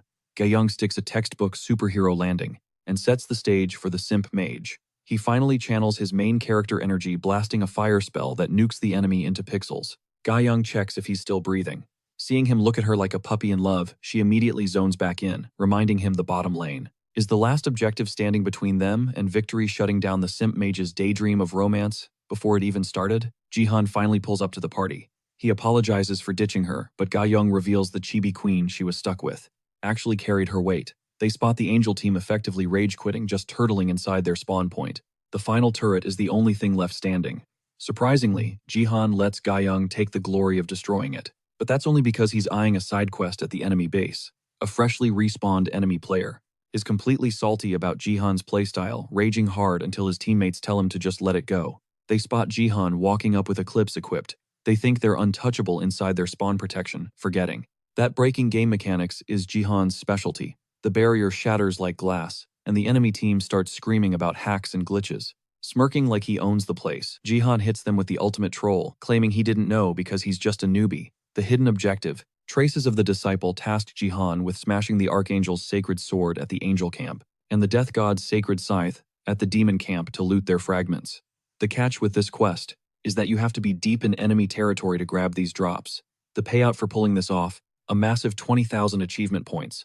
Realizing this hidden mission pays way better than the jungle grind, Jihan figures this has to be the sequel to that Flesh Golem questline from the defense map. The problem is the insane difficulty spike. These fragments are locked behind the team spawn symbols, which are protected by invulnerable barriers that no normal player can scratch. But Jihan isn't playing by normal rules, and his strike actually cracks the shield. The angel team goes into full panic mode as Jihan prepares to delete their safety net entirely. To save the sacred artifact, the Archangel herself spawns in as a boss monster to stop Jihan's griefing. The giant celestial being takes one look at Jihan and is absolutely furious at this mortal messing up her game. She starts charging up the area with high-voltage lightning, terrifying even the Devil Camp players, including Guyong. She shouts for her team to rush the main base and end the game. Worried that Jihan is biting off way more than he can chew, the Archangel buffs the spawn barrier to max level, giving one of the enemies a false sense of security, leading him to trash-talk Jihan from behind the glass. His teammate tries to hush him, but the livestream chat already knows it's over. The Chibi Queen is impressed. Jihan even tried, even if it looked like a fail. But our boy isn't done yet. He decides to stop holding back and unleash the real heat. The Nameless Divine Arts has 3 god-tier forms: the God-Destroying Technique, the Divine Lightning God Technique, and the Shadow God Technique. While the first two are all about raw destruction, the Shadow God Technique manipulates the void itself, packing enough power to blanket the world in shadows, the Dark Soul Twister form. Jihan charges this nightmare fuel in his palm using the spiraling force of the twister to drill straight through the barrier. The enemy players get dragged toward the impact like they're caught in a black hole. The Chibi Queen watches, jaw dropped, as Jihan cranks up the output to completely obliterate the shield, once and for all. The barrier collapses into dust, leaving the Archangel feeling more disrespected than ever. Jihan stands his ground as the Archangel decides it's time to personally throw hands with this arrogant rule breaker. It's a clash of titans, as they unleash everything they've got, going head to head. When the smoke finally clears, there's only one man left standing. Jihan takes the crown. A massive pentakill achievement pops up on his screen. Jihan exhales, physically drained from securing that clutch victory for the demon camp. His chat goes wild, spamming reactions as they stare at the shattered remains of the Angel Camp's artifact. They are absolutely shook by Jihan's performance. From dominating the jungle to literally deleting an Archangel, it defies logic. The chat starts taking bets. Is the American First Guild ready to drop at least $500 million for him? Because after that display, his value just skyrocketed. Shizuru is glued to the stream, trying to process Jihan's god-tier plays. Every second he gets more overpowered. She realizes, with a chill, that at this pace, he's not just chasing the Sword King, he's going to gap him. She starts playing 4D chess in her head, trying to figure out how to headhunt Jihan. But getting close to a player like that, it's a nightmare difficulty for a regular employee, even if the idea seemed brilliant at first. She's spiraling over the logistics, but snaps back to reality when Hyeon walks into the office. Meanwhile, cut to Jihan's room. The man is literally drowning in loot, basking in the absurd rewards from that broken match. The system auto-completes the main quest. Boom. Archangel Sword Fragment acquired. Death God Scythe secured. All unlocked the moment he grabbed the Demon Camp's artifact. But the Chibi Queen crashes his unboxing session, so Jihan tosses her a casual good job. But the tiny entity isn't looking for head pats. She's eyeing him suspiciously. That barrier-busting move he just pulled, that wasn't normal. Jihan starts sweating, scrambling to cook up a believable cover story. He can't exactly drop the "I'm a regressor on my second life using future martial arts" bomb. So he spins a flimsy excuse. It's just a bonus buff. From my gift, he lies. Before the sentence even finishes, the Chibi Queen manifests a circle of dark blades, all pointed straight at his throat. She's not buying it. She demands the truth. How is a mere human wielding that kind of power? She is obsessed with finding the source. Jihan tries to deflect, hitting her with a curveball question. Are you just jealous? That backfires. She drops a lore bomb. That skill belongs to the original Shadow Queen. The mana signature matches a darkness she knows intimately. But here is the kicker. She doesn't actually explain how to copy it. Instead, she circles right back to her interrogation. Jihan's brain starts churning. He learned the Shadow God technique in his past life. Does the Shadow Queen have beef with the Wandering Martial God? The skill sets are identical. But Jihan keeps his poker face on. He tells the Chibi Queen that his original gift is long gone. My contracted constellation dipped and took the power with them.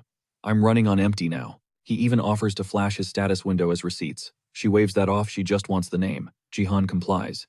Wanderer's Eye. The name triggers a memory for her. She decides to let it slide. For now, she fades away, and Jihan finally exhales. Close call. But peace is short-lived. His phone blows up. It's Hyeon, and she is screaming. She watched the stream and is losing it because he went live without a heads up. She missed the chance to clip the highlights herself. Regardless, content is content, and she's stoked to have fresh footage for the channel. Only problem, she wants variety, not just endless BattleNet brawls. Jihan is confused. Isn't gaming enough? She explains the algorithm. The fanbase needs diversity to grow. Jihan, clueless about content strategy, just nods along. She promises to set up a new segment, then asks for a favor. Cut to later, and somehow she's tied up by random street thugs. These low-level goons are hyped.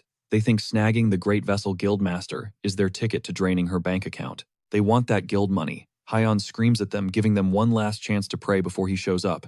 She's a guildmaster now. She's not bowing to gutter trash. The lead kidnapper thinks she's bluffing out of fear, but she's just cringed out. They're wearing sunglasses at night. Serious try-hard energy. She starts roasting the bald guy so hard he actually tears up. His minions have to step in to defend his feelings and threaten Hyeon back. No one is coming, they sneer. They brag about their perfect hideout abandoned off the grid and GPS jammed. A perfect plan that instantly fails when Jihan kicks the door down. The bad guy doesn't even get to finish his speech. Jihan steps onto the scene, looking sharp as a secret agent, effortlessly turning on the charm for Hyeon while he's at it. The goons open fire immediately. Jihan raises a hand, stopping the bullets mid-air. Full Neo from the Matrix vibes. Frustrated that bullets don't work, they toss the guns. Time for the RPG because reloading is too hard. Baldy fires a rocket straight at him. He wants to level the block. But Jihan isn't sweating. He telekinetically grabs that rocket and U-turns it right back at their faces. A massive explosion roars in the background as he casually unties Heian. She's baffled. The GPS was jammed. How did you find me? He flashes his Space 23 foldable. Anti-jamming tech, Heian. Get with the times.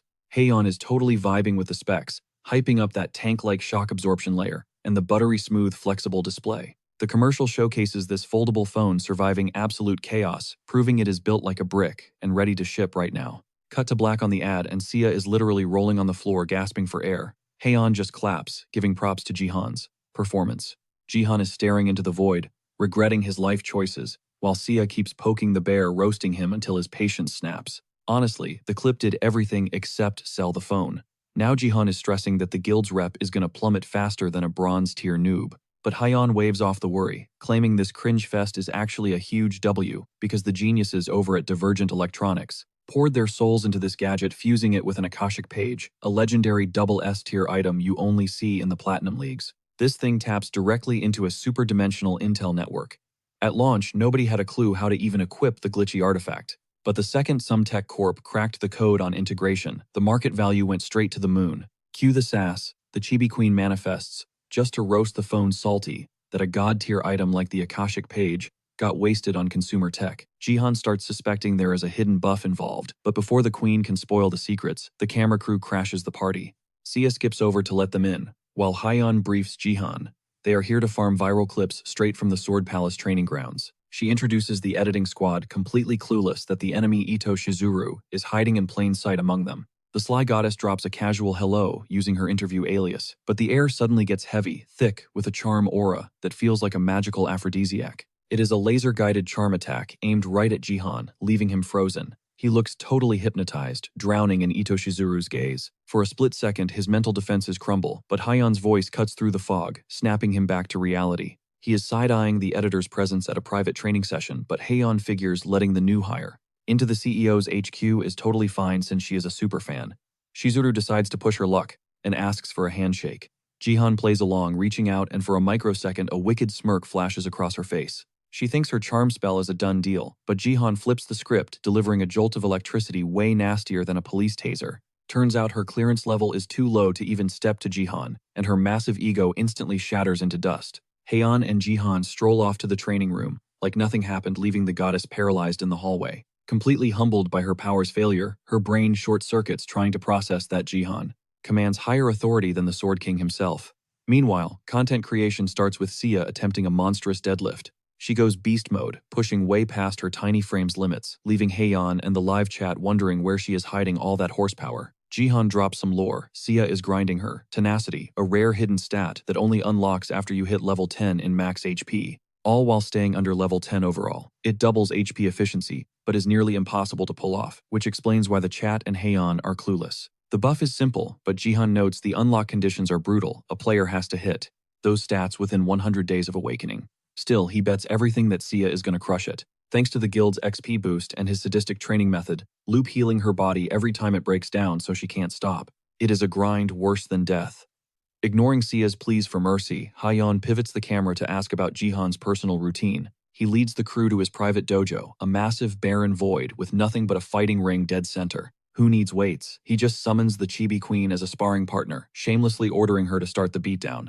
She is all too happy to oblige, eager to humble the human. Instantly, she unleashes a barrage of dark matter swords.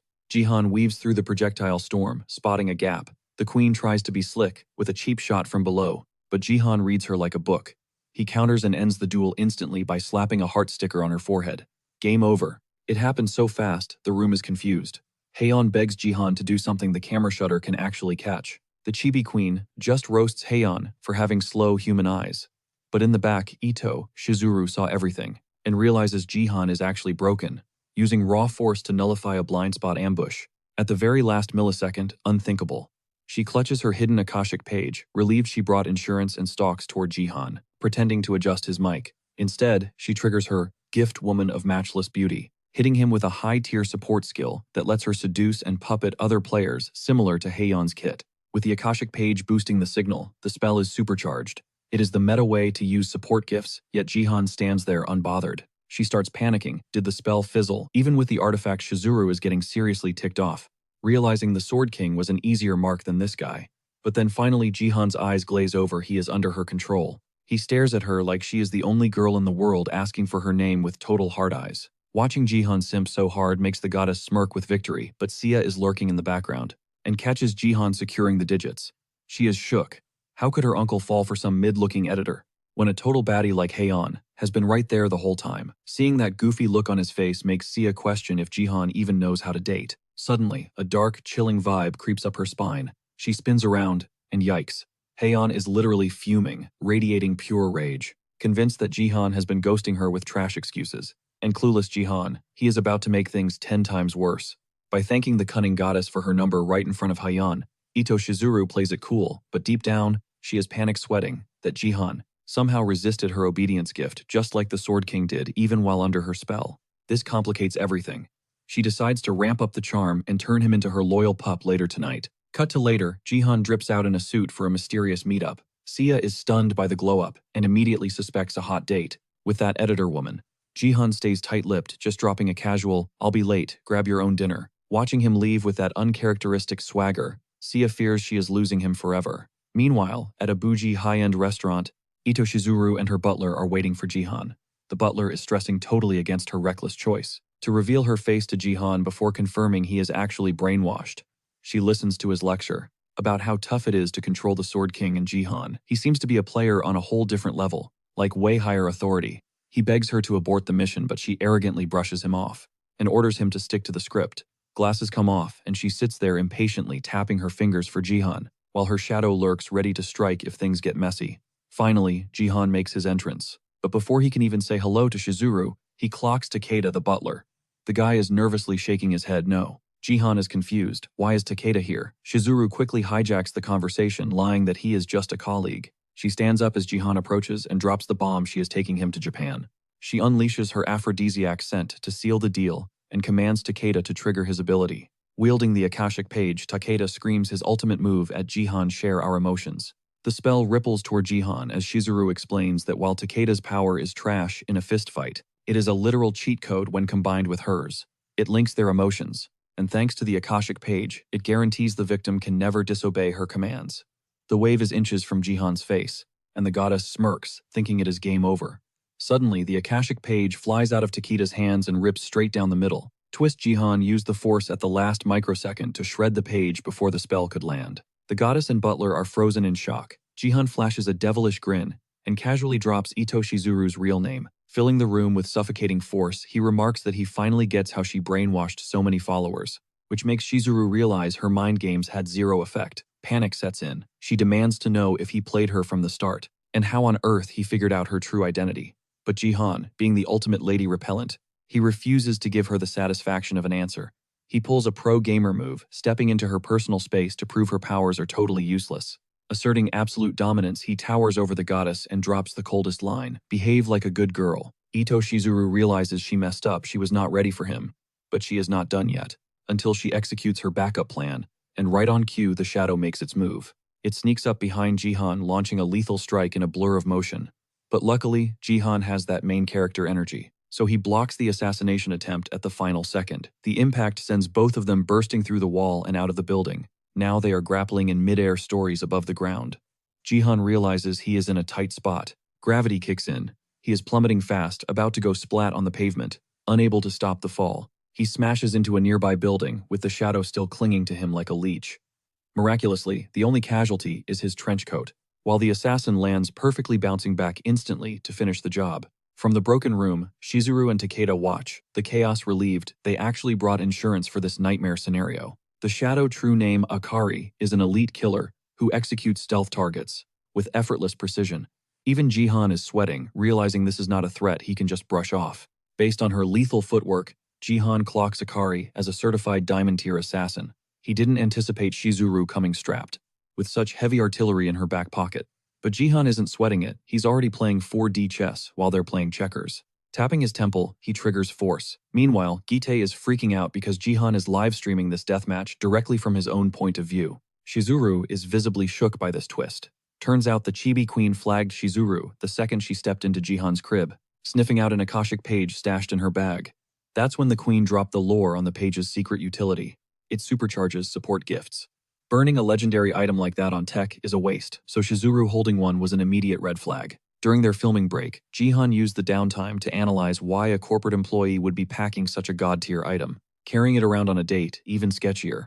That's exactly when she cut him off with that lame microphone adjustment excuse. But the system HUD flashed a red alert this woman was trying to hit him with her eternal love mind control skill. The system even dropped her full name, triggering a memory of the same femme fatale who seduced the Sword King. Her gift actually managed to rattle him for a split second, but Jihan locked in at the critical moment, deploying the nameless divine arts mind technique to steal his nerves. With absolute mental clarity, he triggered mind over matter, totally nullifying her aphrodisiac charm. Still, he needed the tea on how Shizuru infiltrated this far without the Sword King, so Jihan decided to act the part of the love-struck simp. Since she was working so hard to sell the fantasy, he knew she wouldn't spill her secrets unless he backed her into a literal corner. Channeling his Oscar-worthy acting chops from the commercial he waits for her to slip. By sharing his first-person vision, he broadcasts the unedited truth to BattleTube, luring her directly into his trap. Back in the now, Jihan is relieved nobody saw through his performance. His acting skills seriously came in clutch. The chat floods into the stream completely hyped to see Jihan throwing hands with a mystery opponent. The narrative that Shizuru flew all the way from Japan just to brainwash Jihan goes viral instantly, and the viewer count skyrockets, crowning Jihan the undisputed victor of the PR war against the goddess. He roasts her trash-tier gift, mocking her for thinking it would work, just because she duped the Sword King. The Chibi Queen quickly humbles him, reminding him she's the real MVP who saved his skin. Jihan, dropping the Sword King's name, exposes the truth to the chat. Panicking, Shizuru barks at Akari to finish the job before the situation implodes. Akari drops into an assassin stance, ready to slice off Jihan's limbs if that's what it takes to secure the W. Jihan brushes off her threat, mostly because of the language barrier, and literally pulls out a translation app to understand the trash talk. His trolling nearly costs him an eye, but naturally, he dodges the fatal blow. At the absolute last second, he counters, cleaving her in two, but it's just an afterimage. She baited him into her own reality marble. She creates a pocket dimension and commends Jihan's skills. But make no mistake, she thinks she's the apex predator in the shadows. They collide again in a blur of strikes. Akari notices Jihan's reactions are slightly offbeat, giving her a massive confidence boost that she can take this win. Suddenly, her reality marble shatters like glass. Her shadows get vacuumed up by Jihan's dark spirit, and he reveals the cold, hard truth. The moment she made this a shadow battle, she signed her death warrant. She merely adopted the dark. Jihan was born in it, molded by it. He owns the shadows now. They clash again, but the momentum has shifted. Jihan is overflowing with swagger, while Akari is fearing for her life, because he unleashed the double S rank gift Shadow of the Moon, which expands his domain and devours enemy shadows. Jihan dominating the exchange leaves Akari trembling, but he told us he came prepared 2 hours ago. Before the date, Jihan cracked open a monthly random chest he snagged when his achievement store hit level 6 and unlocked a gift slot. He just wanted to clear his inventory before meeting Shizuru. It was just a random loot box, but for a degenerate gambler like Jihan, a free gacha pull is irresistible.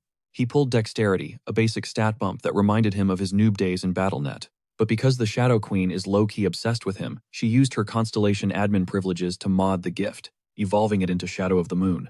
The Chibi Queen is furious at her original self for handing Jihan the exact power that made her a constellation, totally breaking the power scaling between humans and gods. This broken ability lets the user dominate all shadows and absorb them into their own power. This buff skyrockets the Eclipse Sword's damage output, and the gift's tier hits a whole new level if the Shadow Queen is locked in as his constellation. The Chibi Queen slips up and spills the tea. This specific skill is exactly what ascended the Shadow Queen to godhood. That gets Jihan's gears turning. Constellations aren't born into greatness, they're made. If he grinds hard enough, he can reach that status too. Done with her yapping, he gears up and dips for his date, but Sia catches him for a quick fit check. Jihan freezes, torn by a brutal internal dilemma. Should he drop the bomb on her? The woman he's meeting is the snake who stole her father away. But here's the thing, if Sia finds out and the brainwashing keeps them apart, her mental state would crash and burn. He can't risk that trauma. He bounces without saying a word, vowing to wreck Ito Shizuru's schemes, so Sia can keep living her peaceful life. Cut to the present. The livestream chat is losing its mind. Diamond rank Akari is getting folded by silver rank Jihan, and he's doing it solo. He spams his gift, overwhelming her with zero effort and countering every move she tries. Akari dashes back, trying to process how she's getting gapped by someone ranked way below her.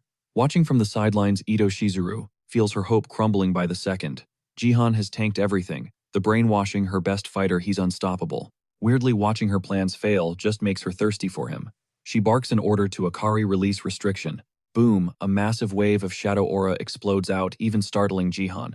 Usually the tutorial nerfs player stats to prevent chaos, but Shizuru just activated a cheat code skill to disable Akari's limiters for a short burst. The vibe shifts instantly. Akari transforms into a bloodthirsty demon.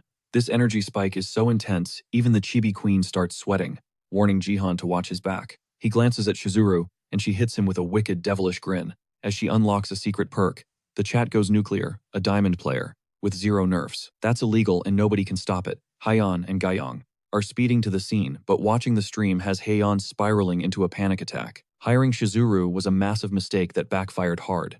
She knows Jihan is OP, but raw stats don't lie. A full-power diamond rank is a monster, and with those limiters gone, this fight is about to get messy. Akari's phantom blades shred through Jihan's defenses, inflicting critical damage. He barely mitigates the impact with force, but he's bleeding out.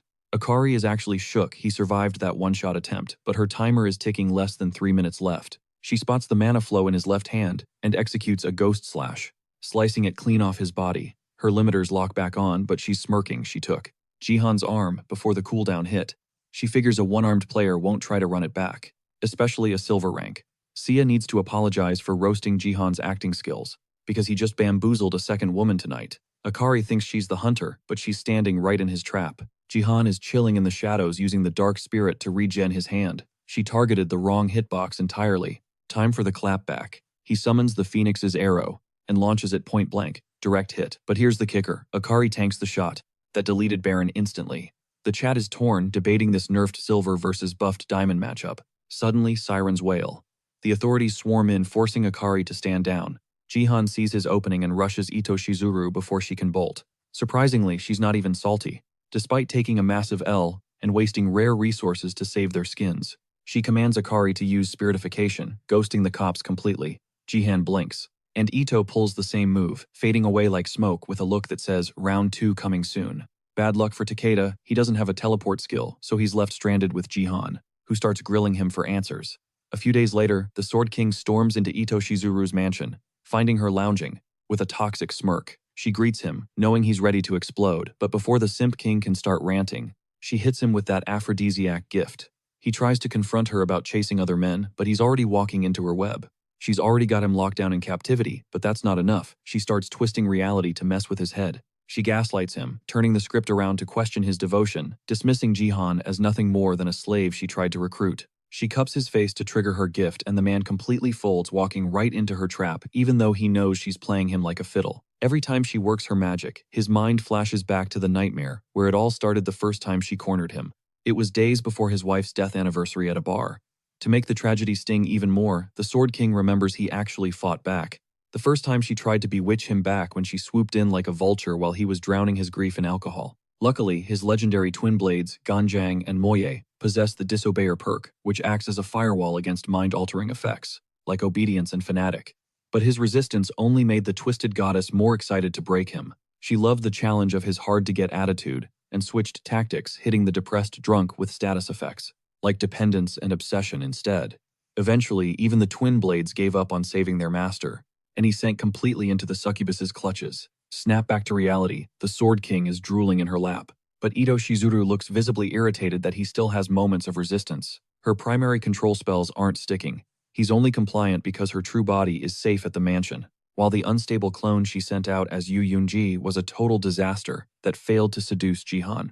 Jihan saw right through that puppet. And Akari, that's just another disposable body she's using to fight him, one that clearly needs some serious upgrades before she deploys it for the next BattleNet showdown. Meanwhile, Jihan is seeing red during his interrogation of Takeda, realizing Yu Yunji was just a meat suit for Shizuru. He starts suspecting she has clones scattered all over the globe like sleeper agents. Takeda cracks under the pressure, spilling the tea she only went to such extremes to keep a tight leash on the Sword King. Akito swears he's clueless about the rest, begging Jihan to believe him. Then, a memory clicks for Jihan. He recalls the live stream where Shizuru was exposed, yet the Japanese government claimed no such player existed in their database. They scrambled to cover up the mess to save the Sword King's reputation, burying the scandal to avoid an international incident. It's obvious now the succubus likely has the high-ranking authorities under her spell too. This means taking her down won't be simple. He steps out of the building and spots Saya waiting for him. She's fuming because he ghosted her last night, and when he gives her a weak excuse, she loses it. She tears into him for keeping secrets, specifically the fact that his arm got chopped off. She demands full transparency on the life or death stuff, and the fear of losing her only family finally breaks her, leading to a flood of tears. Jihan steps in to give her a hug, but Saya plants a fist right in his gut to vent her anger. She wipes her eyes and puts on a brave face, swearing to get stronger, so she can watch his back, forcing him to promise he won't carry the weight of the world alone anymore. Jihan grins, actually feeling the pain of that punch. His brutal training has turned her into a legitimate fighter. He laughs at the little monster he's raised as she keeps making bold promises they'll have to grind to keep. The mood shifts when Saya asks about her dad, the Sword King, wondering if the brainwashing is permanent. Jihan knows she still misses him despite the betrayal, but he's stumped. Suddenly, the Chibi Queen pipes up with a solution. She drops the name Yu Il-shin, a being from one of the universe's most arrogant races who can break the spell. This one god belongs to the elves. Ariel, the Chibi Queen, explains she's a shadow elf, a different breed from those high and mighty regular ones. Jihan recalls the World Tree Union, those survivalist elves who did whatever it took to keep their race alive, even clawing their way to a top 5 rank in the Space League. The Chibi Queen warns that elves are incredibly xenophobic and cruel. This Yu Il-shin they worship, it's literally the World Tree, the source of all their life and power, which is why they treat it as a god. Crucially, it can cleanse status abnormalities. To save the Sword King, he needs to eat a leaf, or touch a branch to shatter the mind control. Saya's eyes light up with hope, but Jihan's mind drifts to the Sword King's weird behavior right before the time regression. Cut to the next day. At guild headquarters, Heian fires up a live stream to tell the world Jihan is alive and kicking. Chat is blowing up the second she goes live. Everyone is asking about Jihan except for one thirsty fan simping over her looks. She quickly glosses over BattleNet's security updates because, let's be real, nobody cares. It's time for the main event, honoring the 1 million subscriber promise. She pledged to leak Jihan's status window once the guild hit that milestone. Jihan is locked into another match of Invade, playing the Angel faction this time, and he doesn't waste a second.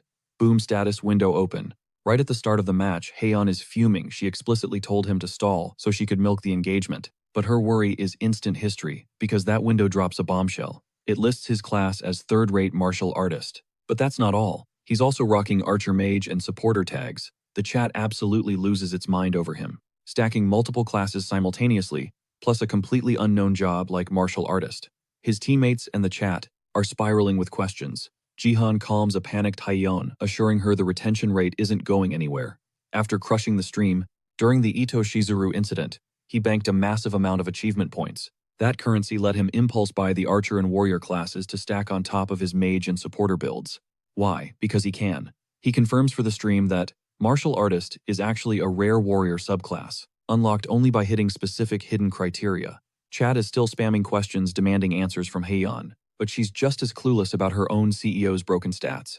Jihan ignores the noise for now, because he's got a game to win. 5 minutes later, 10 kills, 0 deaths. He blitzes his way to the Devil Camp spawn point. The enemy team is screaming hacks in the chat because no silver rank moves like that. An enemy swordsman tries to challenge him to a fair 1 versus 1, but the poor guy gets decapitated before he can even twitch.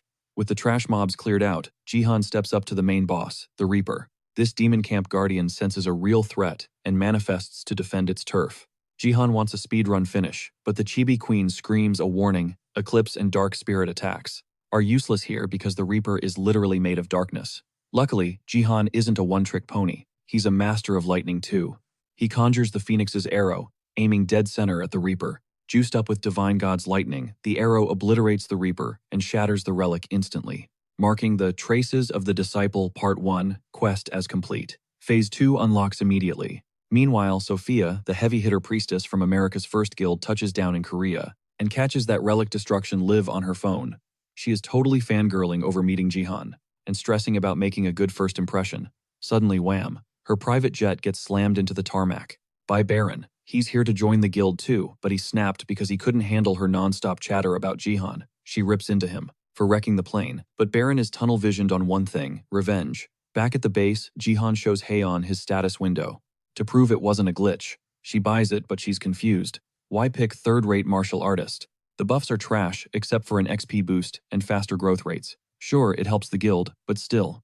Jihan just sips his tea with a knowing smirk because he's playing 4D chess. When he unlocked the classes, the system offered a choice, a small buff across the board, or the all-for-one path, where you sacrifice everything to boost one stat. Since he already secured force from the mage and supporter roles, he went all in. quadrupling the stats of the martial artist build while dumping the rest. He's not sweating the loss, since this build is his express ticket to gold rank. But first he needs to crush the Trials of the Disciple quest. He checks the roster, only Saya and Masid are still stuck in bronze, while the rest are silver. Haeyeon asks what he's cooking up, but Jihan just tells her to have her special gift ready. She sighs, stressed out, and heads to the lobby to welcome their international guests. It's a disaster. Baron is throwing a tantrum over the coffee taste, clearly just projecting his rage toward Jihan. Sophia tries to leash him, but it's Masid casually juggling a soccer ball at the table, who calls out the American brute for being rude. To the hosts, Sai is there too, silently watching the sparks fly, as the two men trade insults. Baron claps back, mocking Masid for purposely resetting to level 1, to roleplay as a mage. The guy had strongest mage potential, yet he threw it away to be a pro footballer. The trash talk cuts off abruptly when Haeyeon and Jihan walk in, finally bringing the legend face to face with his new guildmates. Sophia's annoyance with Baron evaporates instantly, no time for introductions or catching up. Jihan hides his relief, burying the memories of a past life where Earth burned. But the reunion is short-lived. They have business to attend to. It's raid time. The target Count Nasid. We're talking about a colossus, a giant serpent nightmare that usually haunts the Platinum League or higher. This is the apex predator of the jungle. Jihan's quest, Trial of the Disciple 2, demands the head of this beast currently lurking in the abyss of a lake void of both light and shadow. Those fragments he snagged, literal bait to drag the monster to the surface. The payout for this suicide mission is a massive 50,000 achievement points. The catch: if he hits gold rank before it's done, the quest fails instantly. Even an ego monster like Baron knows this is suicide. You can't just summon a platinum boss in a silver match. But Jihan is playing 4D chess. He's already factored that in, bringing Saya and Masid along for the ride. Sophia is down to clown, but she spots a fatal flaw. Region locks usually prevent cross-server parties. Haeyeon shuts that worry down fast. Their guild has a special perk. International matchmaking is a go, provided the rank gap isn't too wide. Turns out her gift leveled up thanks to that Akashic page Jihan swiped from Takeda. She could have cashed out for millions, but she used it to boost the guild's utility instead. Total MVP move. Baron buys the logic but throws a fit about carrying 2 bronze noobs, Saya and Masid. Jihan doesn't blink, bluffing that he's got top-tier players from China and Russia on speed dial. Baron's confidence crumbles, and he instantly backpedals, agreeing to join just to balance out the low-level teammates. With the squad locked in, Baron vows to outshine Jihan, desperate to prove he's not just a pay-to-win player carried by his gear. The match starts, and 15 minutes in, it's an absolute massacre. Jihan's crew has the enemy base pinned against the ropes. It's not a fight, it's a farming simulator. They're auto-farming Silver League randoms while Baron terrorizes them, feeding off their panic. He winds up for the kill shot, dropping a condescending monologue about how valiant their struggle was. But right as he reaches the climax of his villain speech, Jihan slams the surrender button. Game over. Silence. The team stares at him, jaws on the floor. Did he just throw the game as a prank? Rewind 5 minutes. Masid is putting on a clinic in the top lane, showcasing god-tier ball control. He's defying physics, bending shots like magic. He styles on the enemy team so hard it's disrespectful before wiping them out. Here's the kicker. The system demoted him to bronze because he wouldn't stop trolling in high elo matches. Even Sophia, watching the chat explode, can't believe her eyes. That is not bronze gameplay. Even with her buffs, his skill is cracked. Meanwhile, Jihan softens up the targets and lets Saya take the last hits. She's nervous, accepting the free XP, while the livestream chat roasts her for getting hard carried by her uncle. Far off in the mid lane, Baron is on a solo rampage, but Saa starts panicking. If they win too fast, the game ends. Before Count Nasid even spawns, Jihan tells her to chill. He's got the script written in his head. Back to the present. The team is swarming him with what the fuck questions. Jihan silences the noise and turns to the confused enemies, offering them a deal, a shot at the raid boss. Baron loses it, screaming about teaming up with fodder, and the chat agrees. But Jihan clarifies the terms. He doesn't need their DPS to kill the Count. He just needs a truce, so these guys don't try to backdoor the base while his team is busy fighting a literal kaiju. The logic clicks. But before anyone can ask for the fine print, Jihan waves them forward. Actions speak louder than words, and he's done explaining. With the small talk over, it's go time. They form a perimeter around the Dark Lake's entrance. Jihan preps the summon while Sophia flexes her support skills, activating her SS rank gift. Trinity stacking 3 massive buffs on him at once. He's fully powered up. But before he pulls the trigger, Jihan orders Saya to keep her distance. She needs to stay out of the splash zone until the boss is on its last breath. As soon as she clears the area, Jihan tosses the fragments into the water. The bait is set. The shards dissolve, releasing a pheromone that screams food to the monster below. The water churns. Defensive towers ignite around the lake. The team watches in horror and awe as the giant serpent rises. A creature birthed from a void without light or dark. The system tags it Ravine Boss of the End, a dungeon conqueror. Jihan snaps them back to reality. The plan is simple. Smash the towers, kill the snake, survive. Since those towers turn the count into an unstoppable juggernaut and respawn on a timer, Jihan makes a tactical split, 2 squads of 4. The plan is simple. The team smashes the towers while Jihan solos the boss. But Sophia isn't vibing with the danger levels, voicing her anxiety loud and clear. Baron, however, sees this as the perfect moment to stroke his massive ego. He claps back, claiming a top-tier player of his status shouldn't be demoted to a glorified rock smasher like the rest of the NPCs. But before he can even finish his monologue, Count Nessus unleashes a massive energy beam. The American egomaniac freezes his reaction time, lagging like he's on dial-up. It's a total white mechanic, but Jihan's OP reflexes kick in. He scoops up Sophia, and they emerge from the dust without a scratch.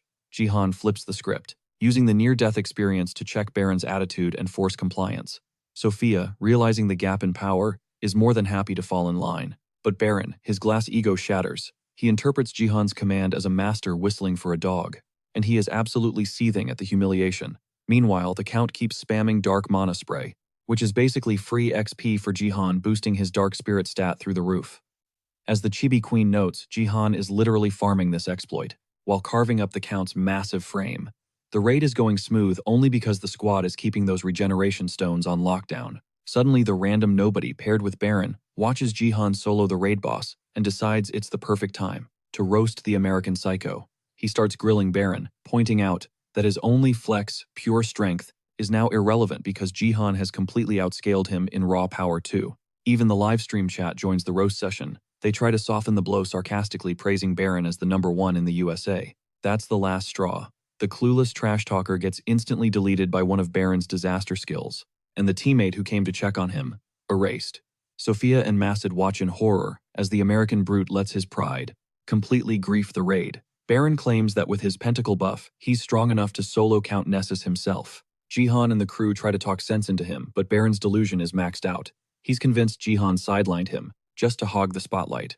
So in his twisted logic, the only move is to steal the kill and confront the Count alone. He confidently fires a disaster shot at the giant worm expecting glory, but gets slapped back to reality instantly. He forgot the mechanics.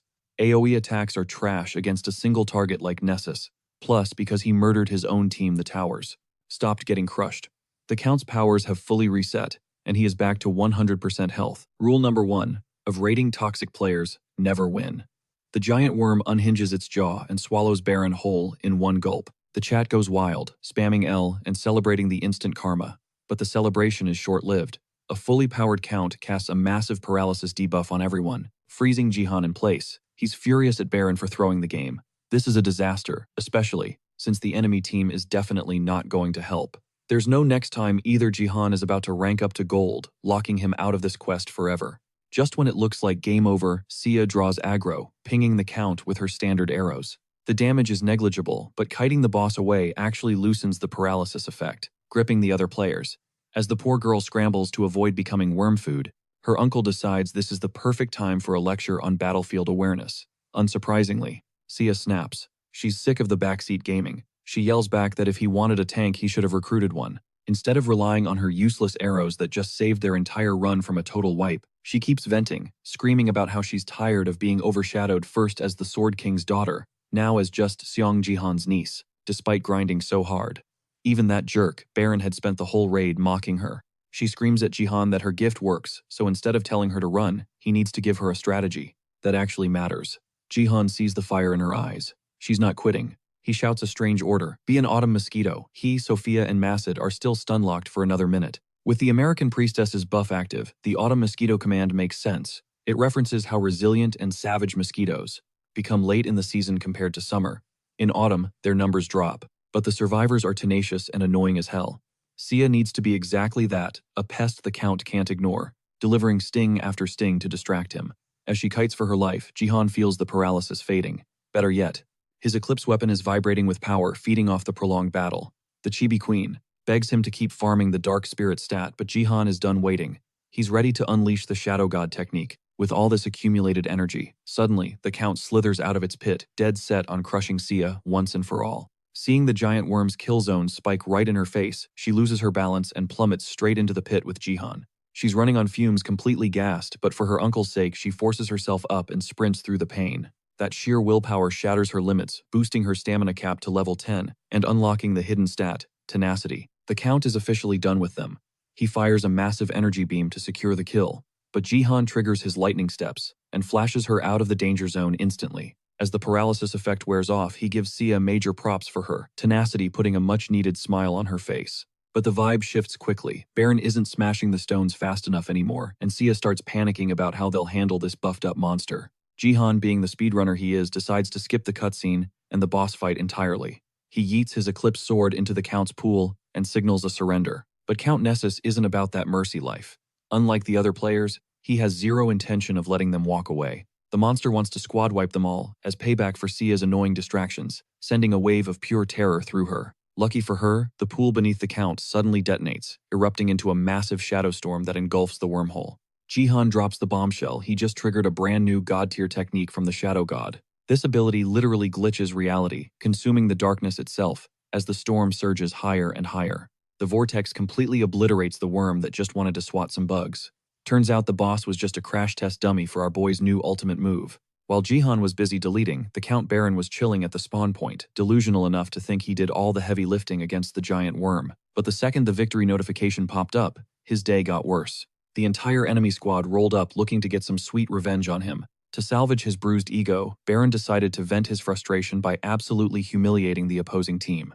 They actually thought ganging up on the former world #1 would work. Wrong. The American egomaniac wrecked them, taking first place on the leaderboard with the highest kill count. The day after the match, Sia's stats went to the moon, jumping from level 5 straight to 20. Jihan let out a breath of relief, glad she managed to snag that tenacity stat in the heat of battle. Now came the hard part, picking a class.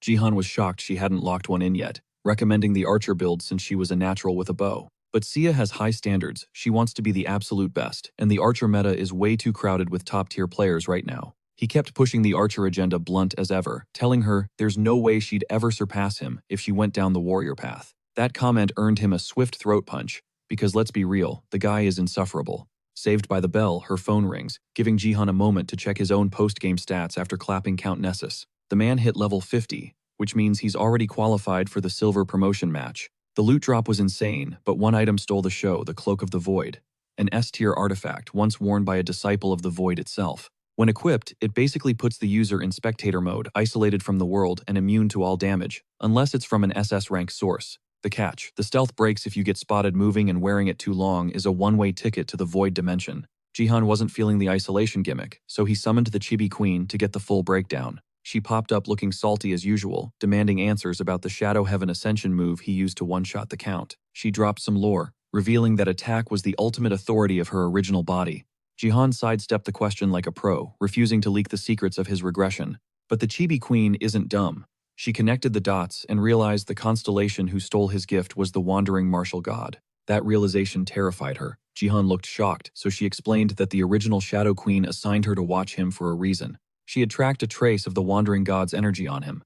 Jihan was just relieved she wasn't clinging to him because of her weird obsessions. Curious about the fear in her voice, he asked why this wandering martial god was such a big deal. The Chibi Queen didn't sugarcoat it. That guy is the walking definition of disaster among the constellations. Usually constellations are guardians of the stars, born when someone breaks their species' limits and ascends to godhood. Even Jihan could achieve that status if he grinds his way to level 777 in BattleNet. That number threw him off. He thought the level cap was 500, once you hit the Star League. The Chibi Queen told him to chill. He'd have to wait until the tutorial phase ended to unlock that info. As for the Wandering Martial God, he's a constellation who literally built his own server, the Martial Star. It's a place where he hunts down other constellations, drains their powers, and traps them in a glitchy boundary between life and death. That's why everyone fears him. The original Shadow Queen had specifically asked her mini-version to keep tabs on this threat. She needs to watch Jihan like a hawk. He's leaking energy that screams Martial God. Him using her powers. Not weird. But since the Shadow Queen is still alive and kicking, in this timeline Jihan shouldn't have that kind of juice yet. Then it clicks for Jihan. In the bad future, the Martial God must have drained the Shadow Queen and hijacked her technique. That means the Queen is destined to be hunted down by the Constellation Butcher all over again. The Chibi Queen grills him about his arsenal. Does he have the heavy hitters? Jihan admits he does, but he's currently too nerfed to use them. He only pulled them off before thanks to some insane in-game buffs. The Chibi Queen realizes, if she can copy his ultimate skills, the OG Shadow Queen can max out her power before disaster strikes. Suddenly, Sia crashes the party. Jihan needs to clear his calendar because some high-tier fangirls are demanding a meet and greet. Cut to Sophia and Heian nervously checking their makeup, waiting for their dates. Sophia scores the jackpot with our boy Jihan, while Heian gets stuck with a cringe-worthy mob boss. Sophia set this up to formally introduce herself, desperate to scrub away any association with that egomaniac guild leader she arrived with. She patched things up with Sia, and since they're besties now, she got the hookup. Jihan gets it. He tells her to chill, they're guildmates now, even if it's just temporary. Sophia takes that as a green light to turn on the charm, twirling her hair and dropping the Appa bomb. Jihan's brain glitches. He can't reconcile this bubbly girl with the grim, battle-hardened warrior he knew in his past life. To keep things professional, Jihan bluntly asks for her age. Sophia insists she's a grown woman, but when she drops that she's 20, same as Sia, Jihan immediately friend-zones her. He picks up the check and nags her to eat her veggies, basically treating her like a toddler. Lunch over. Sophia worries she might have to throw hands with Jihan in the silver promotion game, since she's also ranking in the top 100. Jihan opens his HUD and gets spam blasted by system alerts. Surprise, he's already the ruler of silver. He qualifies for the silver promotion match, but his level is broken. The system offers a choice speed run straight to the gold promotion match, skipping the grind or play the silver match on hard mode, with massive penalties. Jihan smirks, setting the record for the fastest platinum rank. That's too tasty to pass up. He weighs his options. Meanwhile, Heian is roasting her date because the creep proposed 5 minutes after meeting her. She's forced to do these meetups to avoid a lecture from the higher-ups. Her only coping mechanisms these days: the hustle, her ambition, and high-stakes gambling. Seeking a thrill, she scrolls through a betting app and sees the promotion game rules have been rewritten. It says Jihan's choice has completely reshaped the map. The date is locked for September 24th, and the betting pool is reopened. Heian thinks Jihan is crazy, but he's actually hyped for the handicap. He chose the silver battle over the gold skip because he refuses to miss out on the loot and quests from a whole league. Plus, he's leveling too fast. He needs to stabilize his build. 3 months post-game, the Space League is drafting Earth as a player to stop the apocalypse. He needs to be platinum tier by then to stand a chance. But here's the kicker: Jihan's penalties got slapped onto every single participant. The map is now the ambushed Conqueror's Tomb. The teams are rigged 10 versus 90. Jihan is stuck on the 10-man squad with the lowest rankers 91 to 100. And the mobs, they're on steroids. When the news drops, Baron is salty, because the system didn't even consider him a threat, while China's top player is just amused by the chaos.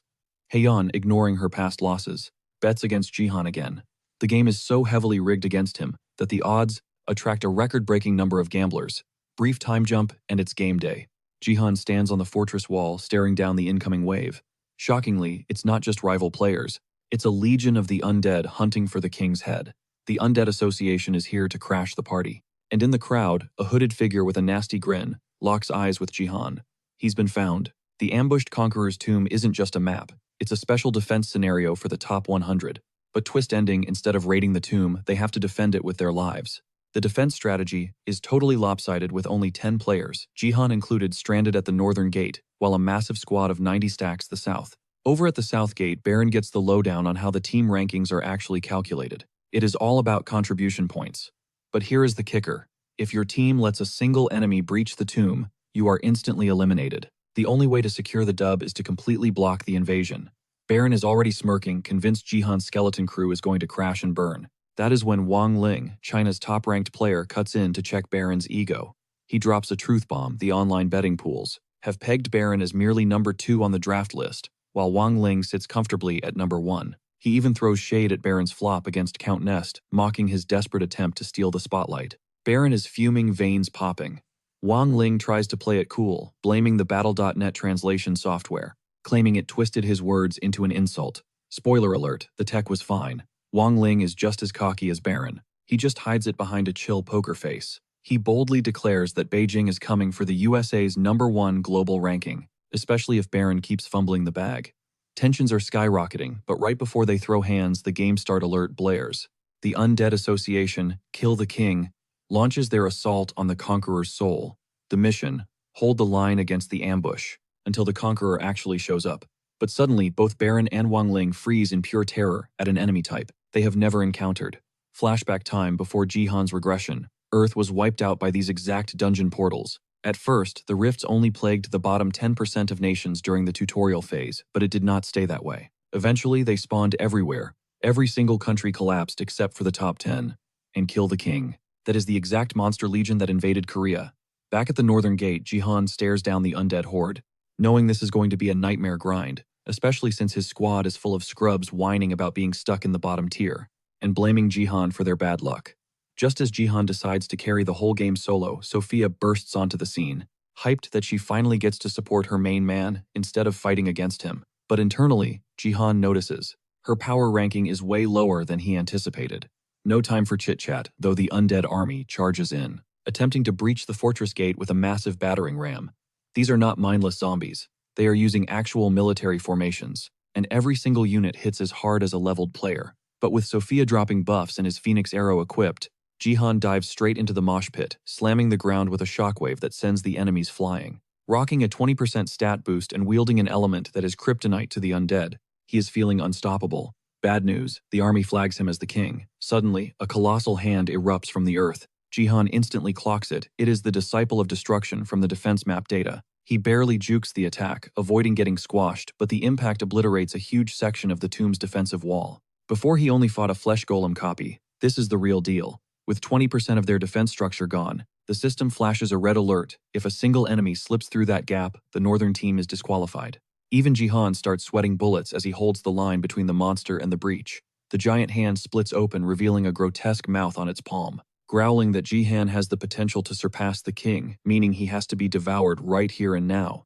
Watching the feed, Haeyeon is shook, seeing the wall crumble in one hit. Gayoung steps in, reminding her that Jihan has tussled with a version of this beast before, so there is no need to panic. But plot twist, Haeyeon isn't worried about Jihan's safety. She is pumped because the destruction means her bet on Wang Ling is looking like easy money. She went all in against Jihan's team.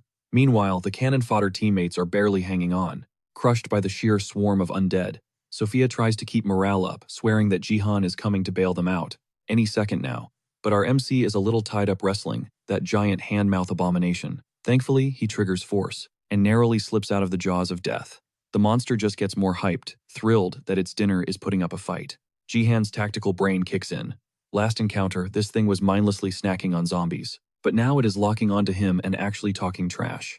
He realizes playing defense is risky. The wall will not survive a long fight, so time to flip the switch. He unleashes the nameless divine art's divine lightning god technique, calling down a massive bolt that powers him up into Super Jihan mode. Sensing the threat level spike, the hand orders the mob to swarm him. Jihan clears the board instantly with one AoE lightning blast, scorching the giant hand in the process. The damage is critical, forcing the monster to bail on its meal. But as it retreats, Jihan lunges forward to land the execution blow. Just as the hand begins to fade, Jihan misses his grab by a fraction of an inch, watching it glitch out like it entered a warp gate. That evasive maneuver triggers a memory, the loot drop he scored after the Count Nessid raid, the Cloak of the Void. An S-tier artifact that lets him ghost into the void unnoticed. He equips the cloak instantly, knowing this is a do-or-die play. But what he finds inside defies all logic. The Black Hand isn't a monster anymore. It's standing there in human form. It's laughing off the damage from their last clash. And right next to it, the soul of the tomb's conqueror is literally kneeling. It looks completely drained. Jihan is bewildered. The whole point of this quest was to rescue that soul, and now it's simping for the villain. Jihan shoves the confusion aside. Priority number 1, delete this shady-looking NPC before things get worse. Luck is on his side. The Phoenix's arrow has one charge left. Dumping his ultimate ability right now is the only move. But he gets speed blitzed. Before he can even channel the energy, the mysterious NPC teleports directly behind his back. A cold hand crushes his throat. The entity leans in menacingly, demanding to know how a low-level player breached this dimension. For the first time, genuine terror grips Jihan. He thrashes against the chokehold until the cloak triggers a failsafe, yeeting him out of the void. But there's no time to reset. His stealth is blown, and the undead horde instantly swarms his location. He triggers lightning steps, shredding through the mob like they're made of paper. Sophia spots him and screams for backup. Their front line is collapsing, so Jihan doesn't hesitate. He dashes straight into the fray to save the squad. In seconds, our boy clears the entire map, wiping every zombie in sight with god-tier speed and broken damage numbers. The dust hasn't even settled from his combo when the giant mouth hand respawns to finish what they started. The hand looks shook that Jihan didn't spawn kill him, but Jihan knows better than to attack a teleporting enemy too early. After trading some heavy hits, the hand gets impatient and suggests they skip to the finale. Jihan nods, game on. He activates his buffed form Super Jihan mode. He loads the Phoenix's arrow with every ounce of his divine lightning. To make sure this slippery boss doesn't escape, he stacks everything: Sophia's buffs, the lightning physique, and the arrow's flames, plus the divine lightning god technique for maximum destruction. He fires and the projectile screams through the air at light speed. But it whiffs. The arrow barely grazes the target. The giant hand starts trash-talking, admitting the power was scary, but laughing because Jihan missed the kill shot. Big mistake. The villain forgot that Jihan doesn't make moves without running the math first. Suddenly, a massive energy projection erupts from the arrow's path. It's the day of the true master of heaven's judgment. The blast radius is insane, vaporizing the hand into a swirling vortex of black smoke. Jihan collapses. The Phoenix's arrow fades away, and the recoil cost him his entire right arm. But honestly, clearing trash mobs with one arm is barely an inconvenience. That is until a deep, booming laugh echoes from the smoke. The sound is so loud it cracks the ground and summons a literal thunderstorm. Gale force winds blow the remaining undead away like dust. Jihan and Sophia are fighting just to stay upright.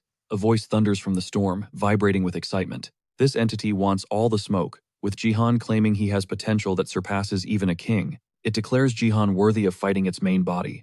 As the sky, transcending being, introduces itself, a frantic system warning pops up. Red alert, the constellation of the Death Star has hacked the server to invade. Jihan stares up in horror at a headless giant towering over him. He braces himself for an impossible boss fight. This entire match was rigged for the haters and gamblers who bet their life savings against Jihan. But when he clutched the win against the odds, absolute devastation. Corporate suits are crying over their lost careers. People across the globe and back at Heian are drowning in tears. The forums are buzzing about how Jihan outplayed. Wang Ling and Baron combined. Those two put up decent stats, sure. They could have been main characters in any other game, but this is Jihan's show. Suddenly, the livestream cuts to black. The constellation's arrival killed the signal. Jihan stands helpless before the headless giant, knowing he's completely out of his league. But here's the twist. BattleNet has zero tolerance for hackers. The system instantly locks the zone, cutting the intruder off from reality. Even a constellation fears the admin's ban hammer, so he tries to snatch Jihan before the defense protocols kick in. Lucky for our boy, just as the giant palm is about to crush him, the defense system snipes it with a disintegration beam. Now the system goes full aggro, firing a barrage of lasers to delete the trespasser from existence. Desperate, the constellation begs Jihan for an assist. Jihan just stares, perfectly happy to let the system do its job. But the giant has one last bargaining chip he offers: the soul of the tomb's conqueror, if Jihan buys him a few seconds. The system slams on the brakes, halting the assault to wait for Jihan's call. It promises him total immunity from any mental warfare if he just listens. Believing the safety guarantee, Jihan accepts the chat request and instantly feels a wave of regret wash over him. The constellation drops a bombshell, demanding Jihan perform a sick-rated act of service on him. Jihan, rightfully grossed out, hits the reject button immediately. He stands his ground, ignoring the creep's pathetic begging. Jihan takes a closer look and realizes this god is just a hideous giant, stitched together from thousands of absorbed souls. Dealing with unstable, shady nightmares like this never ends well. So Jihan orders the system to resume the ban hammer. The giant starts whining like a toddler about being mistreated, claiming he's actually one of the most powerful beings in the cosmos. Then Jihan makes a rookie mistake. He asks for the guy's name, which gives the giant an excuse to start yapping again. He launches into a monologue comparing himself to historical figures, specifically Karl Marx and Vladimir Lenin, mashing their names together to call himself Karlin. Talk about an identity crisis. Jihan is officially done listening to this red flag giant ramble. He snaps at the system to cut the feed and end this clown show. The system finally glitches out and goes nuclear on Karlin, deleting him for good. The game loads back up, and Jihan exhales, thinking the drama is finally over. But because his luck is absolutely trash, a shadow looms behind him, the soul of the Tomb Conqueror. It looks like a backstab setup, but surprisingly, the Conqueror is the first chill entity Jihan has met all day. He's not here to fight. He's handing over the legendary Phoenix flag of the Empire as a thank you for the rescue. This isn't just a flag. It's an SSS-ranked war relic, the successor to the original Phoenix, wielded by the first Khan. It's a broken support item that buffs every party member's stats by a massive 25% the moment it's planted.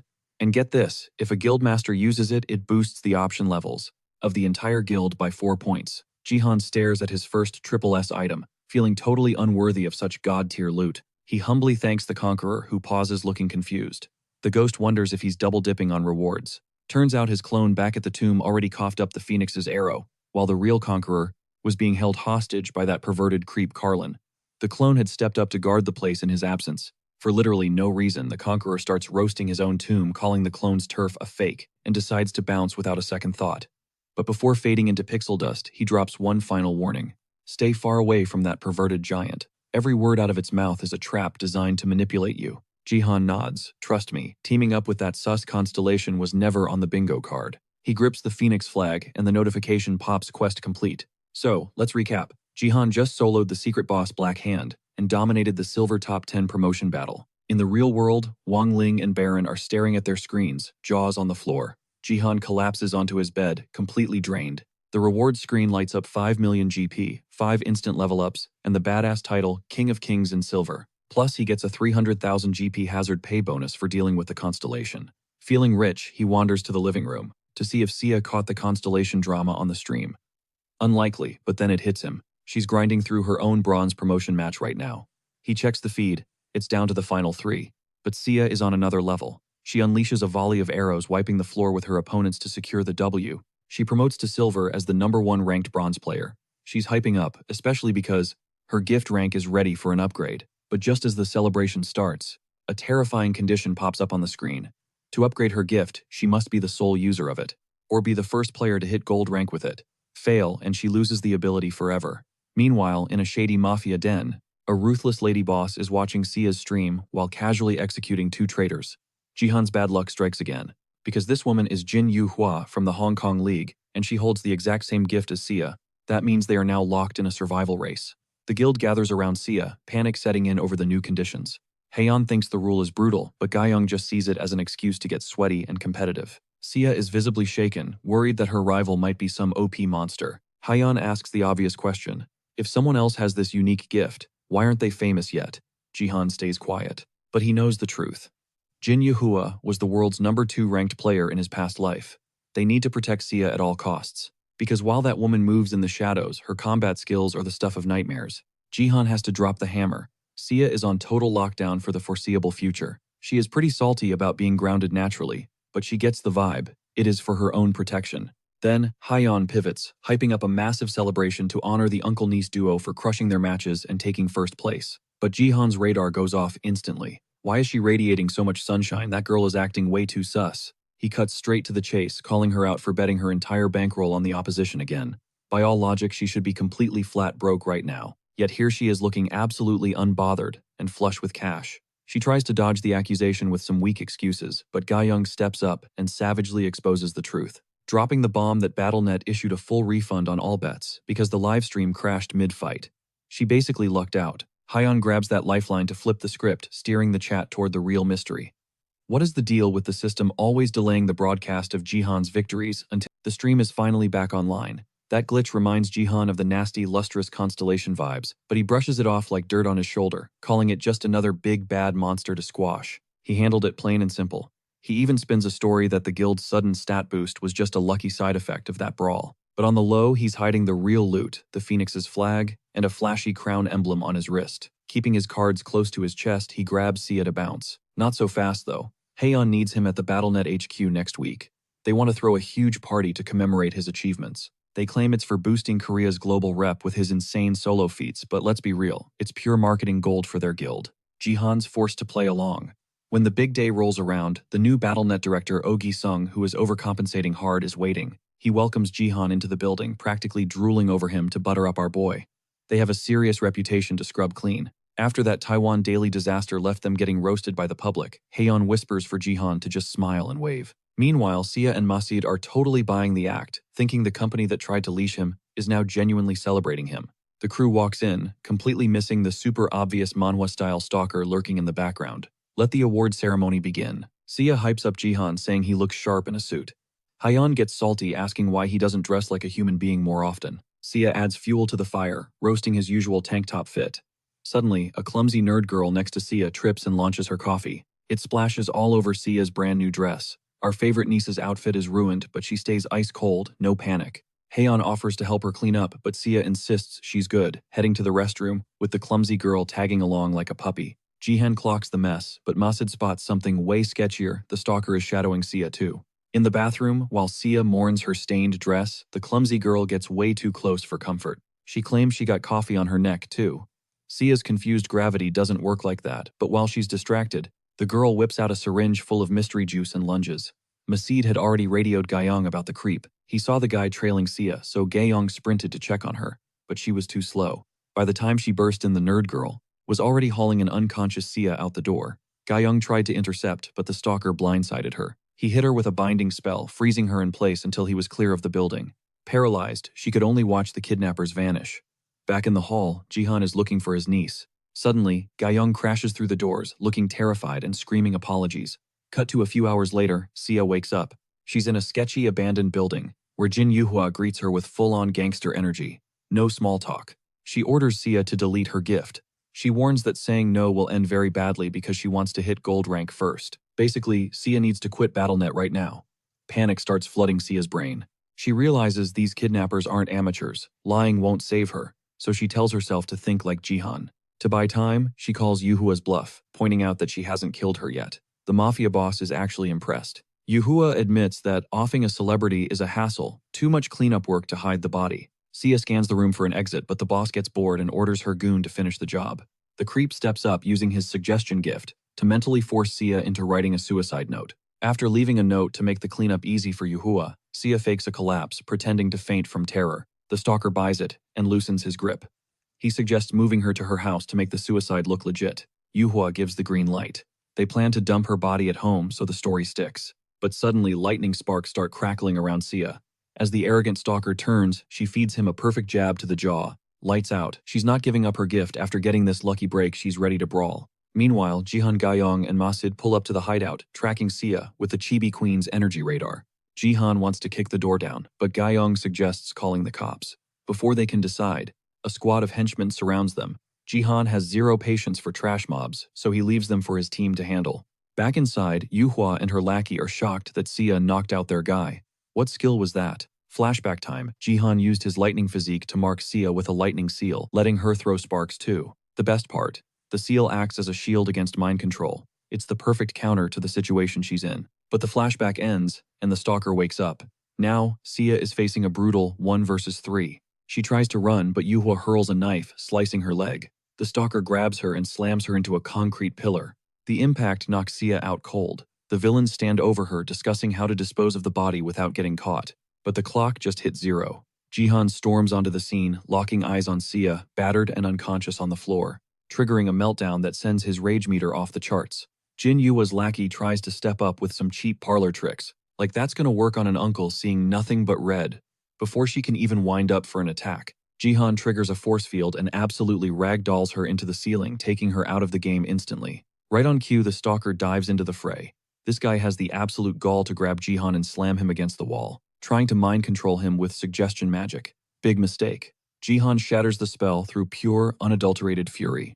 He snatches the arrogant creep's hand, pulverizing the bones with grip strength that would make Baron jealous, then delivers a headbutt brutal enough to send the fool to the Shadow Realm. With the trash taken out and fresh blood dripping from his face, Jihan finally locks his predatory gaze on Jin Yuhua, who is currently quaking in her designer boots, looking nothing like the mob boss she was pretending to be 5 minutes ago. Sia snaps awake to see her uncle drenched in crimson. The lackey tries for a desperate cheap shot, but Jihan makes sure she stays planted on the floor this time. That split-second distraction gives the trembling villainess just enough time to snatch Sia as a human shield, swearing she'll end the girl's life if Jihan twitches a muscle. Her hands are shaking violently. This is the first time anyone has ever blocked her from getting exactly what she craves. Flashback to 15 years ago at the Hong Kong Red Tiger Association mansion. A young Jin Yuhua savagely beat a maid's son just because he refused to hand over a toy rabbit she wanted. Her father walked in to break up the tantrum, but when he realized his twisted daughter was using force to steal someone else's property, he didn't scold her. He beamed with pride, encouraging her to dominate everything in life the same way. That toxic validation painted a chilling smile on the brat's face. From that day on, the youngest Jin sibling was raised to rule Hong Kong's underworld, drowning in luxury and absolute authority. Years later, when BattleNet launched, she felt entitled to an S-rank gift, but reality slapped her with an F-rank ability called Late Bloomer. To make matters worse, a classmate snagged the school's first S-rank, shattering Yua's fragile ego into a million shards, mostly because she wasn't the main character anymore. Consumed by envy, she had the innocent girl eliminated. The scandal hit the news, but this psycho felt zero remorse. When Jihan later revealed Sia's gift to the world, it gave the deranged woman a new obsession. She found a reason to grind and become the server's strongest player, convinced her late bloomer trait was her ticket to the top. Back in the nightmare present, Jin Yuhua thinks she holds all the aces with a hostage in her grip. She puts on a tough front, vowing to pull the trigger. if Jihan makes a move. But she messed with the wrong family. Jihan's killing intent turns the wannabe gangster's legs into jelly, draining every ounce of her resolve against his crushing pressure. Jihan unsheathes Eclipse, ready to delete this spoiled brat from existence. But Sia screams for him to stop, begging him not to stain his hands with the filth of a lowlife like her. That comment hits a nerve. Snapping completely, Yuhua whips out a gun and unloads the clip on both of them. But our boy throws up a force shield, instantly tanking every shot, while the woman screams in hysteria. With her final round, Jin Yuhua aims directly at Sia, and somehow the bullet bypasses Jihan's impenetrable defense. Miraculously, his reflexes kick in. He slices the bullet in half with Eclipse along with Jin Yuhua herself, who doesn't even process that she's just been bisected. Blood sprays like a fountain and Sia's expression shifts from worry to pure trauma. A few days after Jihan wiped Jin Yuhua and her crew off the map, the vibe in the apartment is painfully awkward. The massacre didn't hit the headlines because it went down in an abandoned building and a lot of bodies got buried, so the victims' organization didn't want any heat. Nobody wanted that smoke on the media either. Jihan tries to break the ice with Sia, but the wall between them is too high right now. It makes him question if she's mentally ready for the Space League. Once the tutorial wraps up, fortunately, a massive burst of energy shows up at their door. It's Sophia, hyped out of her mind to drag the uncle-niece duo on a date since it's been ages since they hung out. But Jihan shuts that down, insisting she takes Sia out alone because the kid needs to touch grass and clear her head. Sophia looks bummed for a second, but when Jihan frames it like she's the only one who can save the day, she accepts the mission instantly, dragging Sia out of the apartment with a vow to restore her smile. The girls hit the carnival binge on street food, snag a prize from the claw machine, and decide to settle things on the basketball court. But just as the vibes get good, Sia hears a gunshot. That arcade cabinet. Big mistake. The flashing lights trigger a full-on PTSD episode from the trauma she suffered just a few days ago. The pixelated gore is way too real, making her stomach do backflips and completely trashing the vibes for the day. Sophia is a total ride or die, sticking by her side as the golden hour fades into twilight. Seeing Sia look like a zombie, Sophia refuses to let it slide and demands the tea on what is eating her up inside. After some serious pressure, Sia cracks. She drops a hypothetical scenario, basically asking for a friend. She describes the messy conflict of watching her uncle ice her kidnapper in cold blood. Even though she knows he went full John Wick just to save her life, Sophia completely misreads the situation. She thinks Sia is talking about a crush, and labels this violence as a dark romance fantasy, like something out of a spicy novel she always wanted. Still, she tells Sia that if she is catching feelings for this guy, she needs to sort that mess out. Post-therapy, Sia crashes at home, totally drained. But there is no chill time. Jihan is waiting on the couch, looking ready to have the talk. She nervously flops down, sweating the deadly serious expression on his face. Then, he drops a nuclear question out of nowhere. How would she feel about quitting BattleNet completely? Sia's eyes pop out of her head. She cannot believe what she is hearing. Before she can even process it, Jihan hits her with the hard truth. Once the tutorial wraps, BattleNet becomes real life. And in that reality, people die for good, if they do not have enough GP to pay for a revive. Realizing she might have actual blood on her hands absolutely terrifies Sia. She asks how he has this intel, so Jihan plays it smooth, using the Chibi Queen as his source. Keeping his regression a secret, the Chibi Queen backs his play, warning Sia about the meat grinder nature of the Space League. Basically, quitting now is the only safe bet.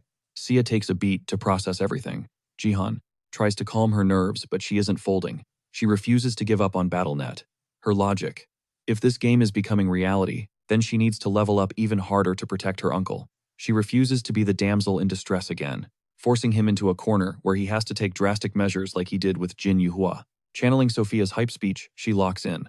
Jihan looks at Sia's determined face and feels like a proud dad watching her grow a spine. Plot twist: Jihan was actually the one losing his mind earlier, flipping tables in a rage, just because she wouldn't eat his cooking. To pivot the conversation, he hands her the Cloak of the Void, a shady S-tier item perfect for staying off the radar. She questions if she even needs this stealth gear, so Jihan offers to be her personal bodyguard 247. She calls him out for stalker behavior, but the cringe hits hard when she realizes he was already tailing her on her date. That gives her the ick big time. He could have just tagged along, but he claims he didn't want to hang out with a bunch of kids. Cut to the Soul Bridge, the gold unlocking defense map. The new gold tier players are hyped, but their vibe gets checked by Bijang, a massive, overly loud NPC commander. He screams at them for slacking off before the war. He is the guy supposed to lead the charge on the bridge. The enemy wave floods in, and it is instant chaos as the players and Bijang rush to hold the line. After a brutal clash that wipes out tons of lives, Bijang is left standing alone on the bridge, but the horde just keeps coming. Enter Hojo, his rival from the other side, rolling up to the bridge and offering Bijang a spot in the Wind Empire. but the loud giant stays loyal to the Cloud Empire. Bad move for him though, because 50% of the players just got deleted. This triggers a scripted wipe where Bijong slams his spear, collapsing the bridge and taking everyone, friend and foe, down into the abyss. This is usually where the stream ends. Chat is used to seeing this fail state because nobody ever survives Phase 1. But this run, different. Just when everyone expects another team wipe a bolt of lightning, tears past the enemy general Hojo. With more than 50% of the squad still breathing, and a savage fat-shaming joke thrown at Hojo Jihan, and the crew stand tall behind Bijong, ready to breach Phase 2. A hidden quest pops up, keep Bijong alive, and earn the big guy's respect. Lore time. Years ago, the Cloud and Wind Empires chilled in harmony. That is until the Wind Emperor came back from the dead, craving the divine creatures and waging total war on the Cloud Empire. Bijong was the Cloud Empire's commander, and the Emperor's brother. The guy became a legend by stopping the entire invasion, with a squad of just 10 soldiers. That epic last stand is exactly what the Soul Bridge game mode recreates. This map is gold tier exclusive because the mobs are absolute tanks. The mechanics are standard defense, except for the part where Bijong nukes the bridge if half the team dies. Sia and Sophia are sweating, trying their best, but the endless waves are draining their stamina. To carry the team, Jihan procs the Phoenix's blessing, juicing up the entire party's stats instantly, boosts the squad's stats by 25%. Watching that massive firebird screech into the sky has Hojo shaking in his boots. But while everyone else is vibing with the power-up, Sia is dealing with major imposter syndrome. She is leveling up, sure, but her skills, zero improvement. She is basically getting carried. Jihan tells her to chill, but she drops the harsh truth now that her gift hit rank D. The system is not playing nice. She needs to maintain a sweating 60% win rate across 500 matches. Either she grinds that out, or she has to clutch a solo win in the top 100 promotion game. No uncle carries allowed.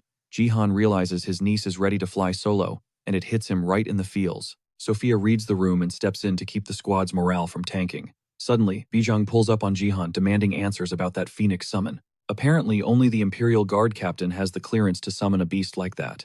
Jihan freezes total brain fart. Then it clicks. The hidden quest. Earn Bijong's acknowledgement. Time to activate those Oscar-worthy acting chops. He immediately roleplays as a loyal Imperial subordinate. The gullible giant buys the act hook, line, and sinker, before Seiya can ruin the moment with facts. Jihan steps up volunteering to crush the enemy so his superior can rest. But let's be real, Jihan just wants all the XP for himself. He lays it on thick, trying to speedrun the giant's approval stat.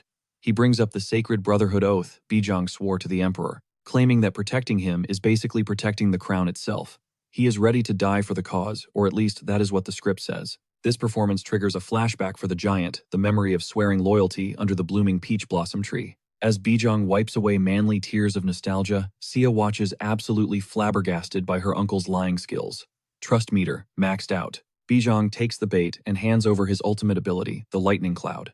He wants Jihan to use it to flatten Hojo. The cloud syncs perfectly with Jihan's spear, supercharging his voltage. Boom, he unlocks full ownership of the lightning cloud, and his lightning stat dings. Level 2. The second, the upgrade animation fades, Hojo crashes the party. He is absolutely fuming at the little soap opera drama he just witnessed. He has got tunnel vision for the guy controlling the Phoenix. As the enemy boss charges in like a freight train, Jihan goes into shot caller mode, Sia to the high ground, Sophia on heels. Meanwhile, he solos the entire mob wave, deleting the fodder with a single spear sweep before blinking right in front of Hojo. The main event starts now. Jihan mocks the giant for camping behind his minions, hitting a nerve. Hojo is officially triggered, so he starts spamming heavy attacks, swinging wild. He manages to land a solid blow, but our MC blocks it like it is nothing. Out of nowhere, one of the defeated mobs respawns, chanting some creepy lore about an encroaching darkness. Sia works overtime on crowd control, keeping the trash mobs off Jihan, while he 1v1s the boss. Jihan has the moves, but there is a problem. His lightning damage is doing 0 crit to this tank, even with the lightning armor buff. And Bijong's blessing, Hojo, is eating those hits. The giant unleashes a tornado, flooding the arena with blind spots. Our boy sweats for a second trying to predict the attack vector. He reads the move correctly, but his lag frames are too high. His counter is late, and slice there goes his left arm. Again. Seriously, does he need that thing? Meanwhile, his spear only scratched Hojo's face. The giant is actually impressed Jihan did not get decapitated right there. He praises the kid's reflexes. Big mistake. The moment Hojo relaxes, Jihan triggers the Dark Spirit, instantly regenerating his missing limb, and fuses the Phoenix's flames with his lightning voltage to stress test Hojo's HP bar. The double divinity strikes the giant blindside. The attack fries him from the inside out, turning the boss into a pile of ash. KO. Jihan is stunned, who knew the Phoenix squad leader had zero resistance to fire. Talk about an anticlimactic speedrun. Bijong pulls up after clearing the ad's jaw on the floor that Jihan solo killed his rival. To secure that quest completion, our boy glazes the friendly giant with compliments while secretly waiting for the Phase 3 boss music to start. And there it is. Hojo's crispy remains stand back up, leaking dark energy, as shadow eagles hoist the body into the sky. This scene triggers Jihan's memory. He has seen this mechanic in his past life. Enter the Lone Bridge, final boss, the Phoenix's offspring. The stream viewers go wild. They have been waiting for this content. Jihan knows the meta. A secret mob is scheduled to spawn right now. Like clockwork, one of the undead shambles toward him, yapping about that encroaching darkness again. Turns out, it is the hidden NPC for the final boss fight. Jihan physically stops Bijong from nuking it, protecting his potential loot. This NPC seems glitchy. His brainwashing is broken. He is finally seeing the dark, twisted reality behind the Wind Empire, which has the chat losing it.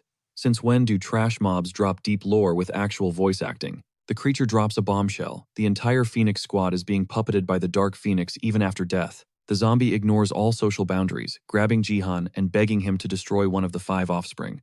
Quest accepted. It's the real deal.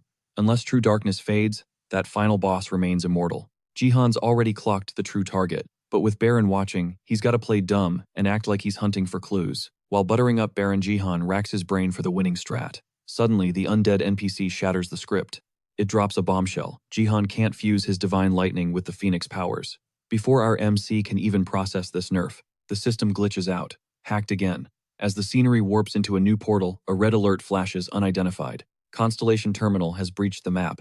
For the first time, genuine dread creeps up Jihan's spine. He pivots slowly toward the undead. Who's dropped the mindless zombie act? It speaks with chilling clarity, dripping with sarcasm about how disappointing it is that our boy already sniffed him out. Jihan doesn't need a detective kit to identify this intruder. The guy's creepy vibes give him away instantly just as the system spools up the banhammer. Expulsion sequence initiated. Not keen on testing the system's defenses, the Constellation decides to dip. But before he leaves, Jihan completely grossed out by his presence. He whispers a frantic warning. Dark phoenixes are circling overhead, and Jihan needs to spot them without looking suspicious. The Constellation vanishes. Game stabilizes. Jihan and the livestream chat are left reeling, struggling to keep up with the whiplash. Bam, the Dark Phoenixes descend. Screeching, rampaging, pure nightmare fuel for the other players. But Jihan is handicapped. He can't fuse divine lightning with Phoenix flames. He's scrambling for a plan B.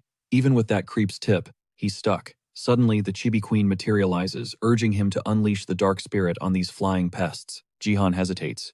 But then, her face twists in rage. She reveals these birds are the traitors that helped the World Tree Union wipe out her people. Now, Jihan's all in on the revenge tour. He tries to ask why the World Tree, the literal heart of the Elf Union, would commit genocide against its own. But a diving Dark Phoenix cuts the lore drop short. Combat mode engaged. While weaving through wild beak snaps, the Queen screams, "Use Eclipse." He swings and cleaves a wing clean off. But bad news, it regrows in seconds. Meanwhile, back on the bridge, a second Phoenix hammers a random player's shield.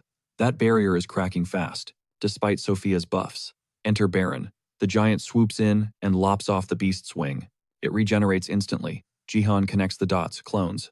To kill them, he needs to scar the original, damage the main body, and the clones stay hurt. He needs the alpha fast, but the other gold players are getting picked off. It's all on Baron. The tank pulls a high IQ move, grouping everyone to funnel the Phoenixes into a single lane.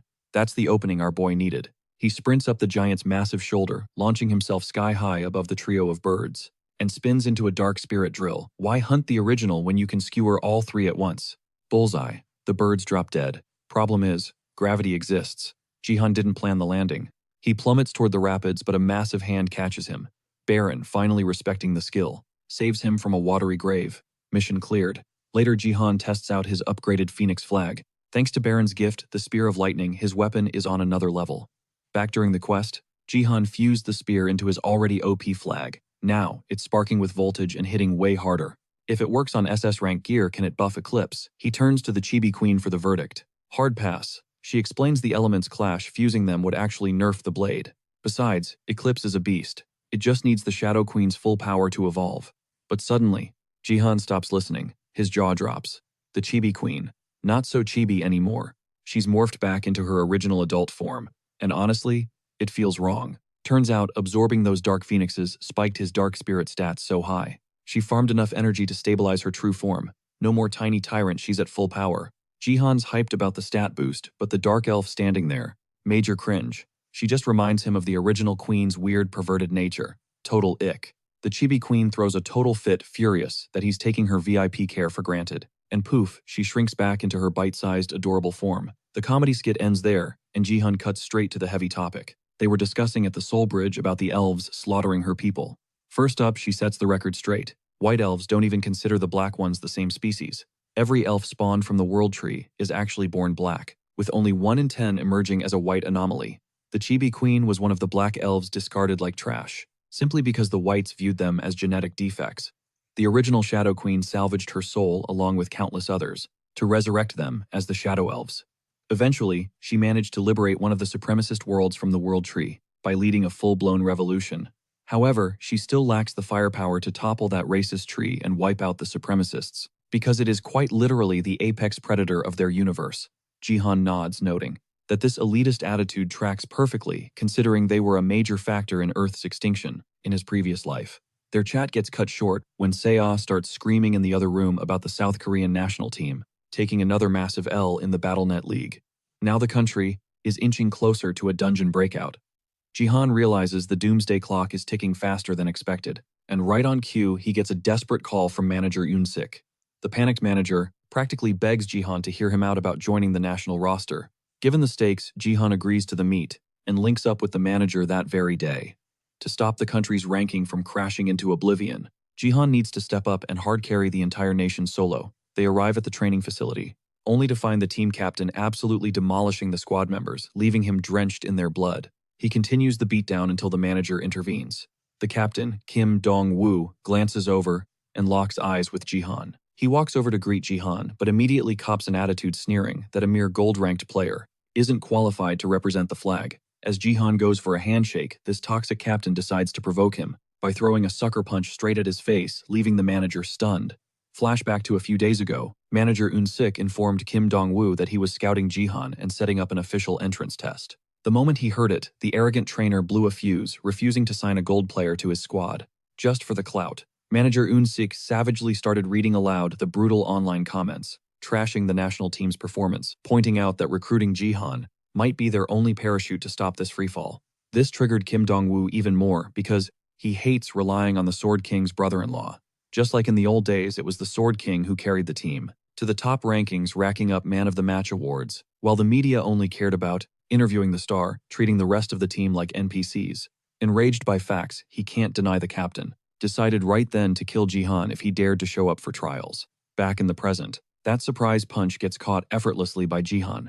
He shoots a death stare that forces the arrogant leader to backpedal, claiming it was just a test after getting humbled so fast. Jihan asks if that was the actual assessment, but manager Yoon-sik clarifies the real test is being prepped by the department, since Jihan is a special case. Seizing the moment, Kim Dong-woo challenges Jihan to a public duel as his trial. He argues that if our boy can take down a league pro, then nobody can whine about him making the roster. Without blinking, Jihan accepts the challenge, already plotting to absolutely humiliate this insecure captain on a live stream. The duel hits the headlines instantly, becoming the hottest topic nationwide. Hyeon is specifically stressing out because this seems like a massive leap for Jihan. As a gold player, especially with the risk of doing it live, public sentiment is divided, with fans arguing Jihan can crush the captain since he already clapped a diamond player back when he was silver, while haters claim league play is different, and that assassin kill was just close-range luck, trying to downplay the feat. Haeyeon updates him that the showdown is in 1 week but is clearly anxious. Though Jihan tells her to chill, he'll be ready when the bell rings. For the first time, Haeyeon says she believes he'll win, but he knows she's just offering empty comfort. The call cuts out. Jihan starts running the numbers in his head. He knows Kim Dong-woo is pushing for a live stream of their duel, and honestly, that little trash talk session they had just boosted his ego. Lucky for him, his martial power is sitting pretty at level 99. He doesn't hesitate, he cranks that dial straight to 100. Boom. His force stat hits the triple digits instantly. A tidal wave of energy floods his system. With just that single point difference, he knows it's time to merge his inner energy, smashing down the barriers between his 3 dantians, forcing them to fuse with the raw power swirling inside him. It feels like his skeleton is being pulverized from the inside out, a symphony of cracks and snaps, but he grinds through the agony. The torture drags on, testing his sanity until snap. He actually pulls it off. The 3 dantians lock into place. Fusion complete. Martial power and force meld into a brand new stat, unlocking a celestial ability called Martial Spirit. Is this some unique tier skill? Who cares, it worked. But before he can even pop the champagne, a colossal hand rips through a portal behind him and snatches him up like a rag doll. Enter the Wandering Martial God, the entity who summoned the new owner of the Martial Spirit. He yeets our boy across dimensions and drops him onto some alien rock in deep space. Jihan scrambles to his feet, staring up at a sky full of constellations shaped like legendary weapons. Then it clicks. This is the martial god's doing. Summon the second, his Dantians click together.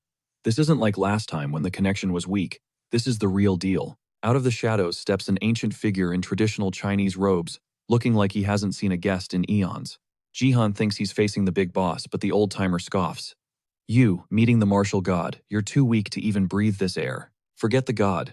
Jihan is standing in front of his right-hand man, a dude who's been kicking around for over 180,000 years. This is Dongfang Shuo. Jihan instantly recognizes the name from that legendary brush he once held. Dongfang Shuo knows exactly what gears are turning in Jihan's head.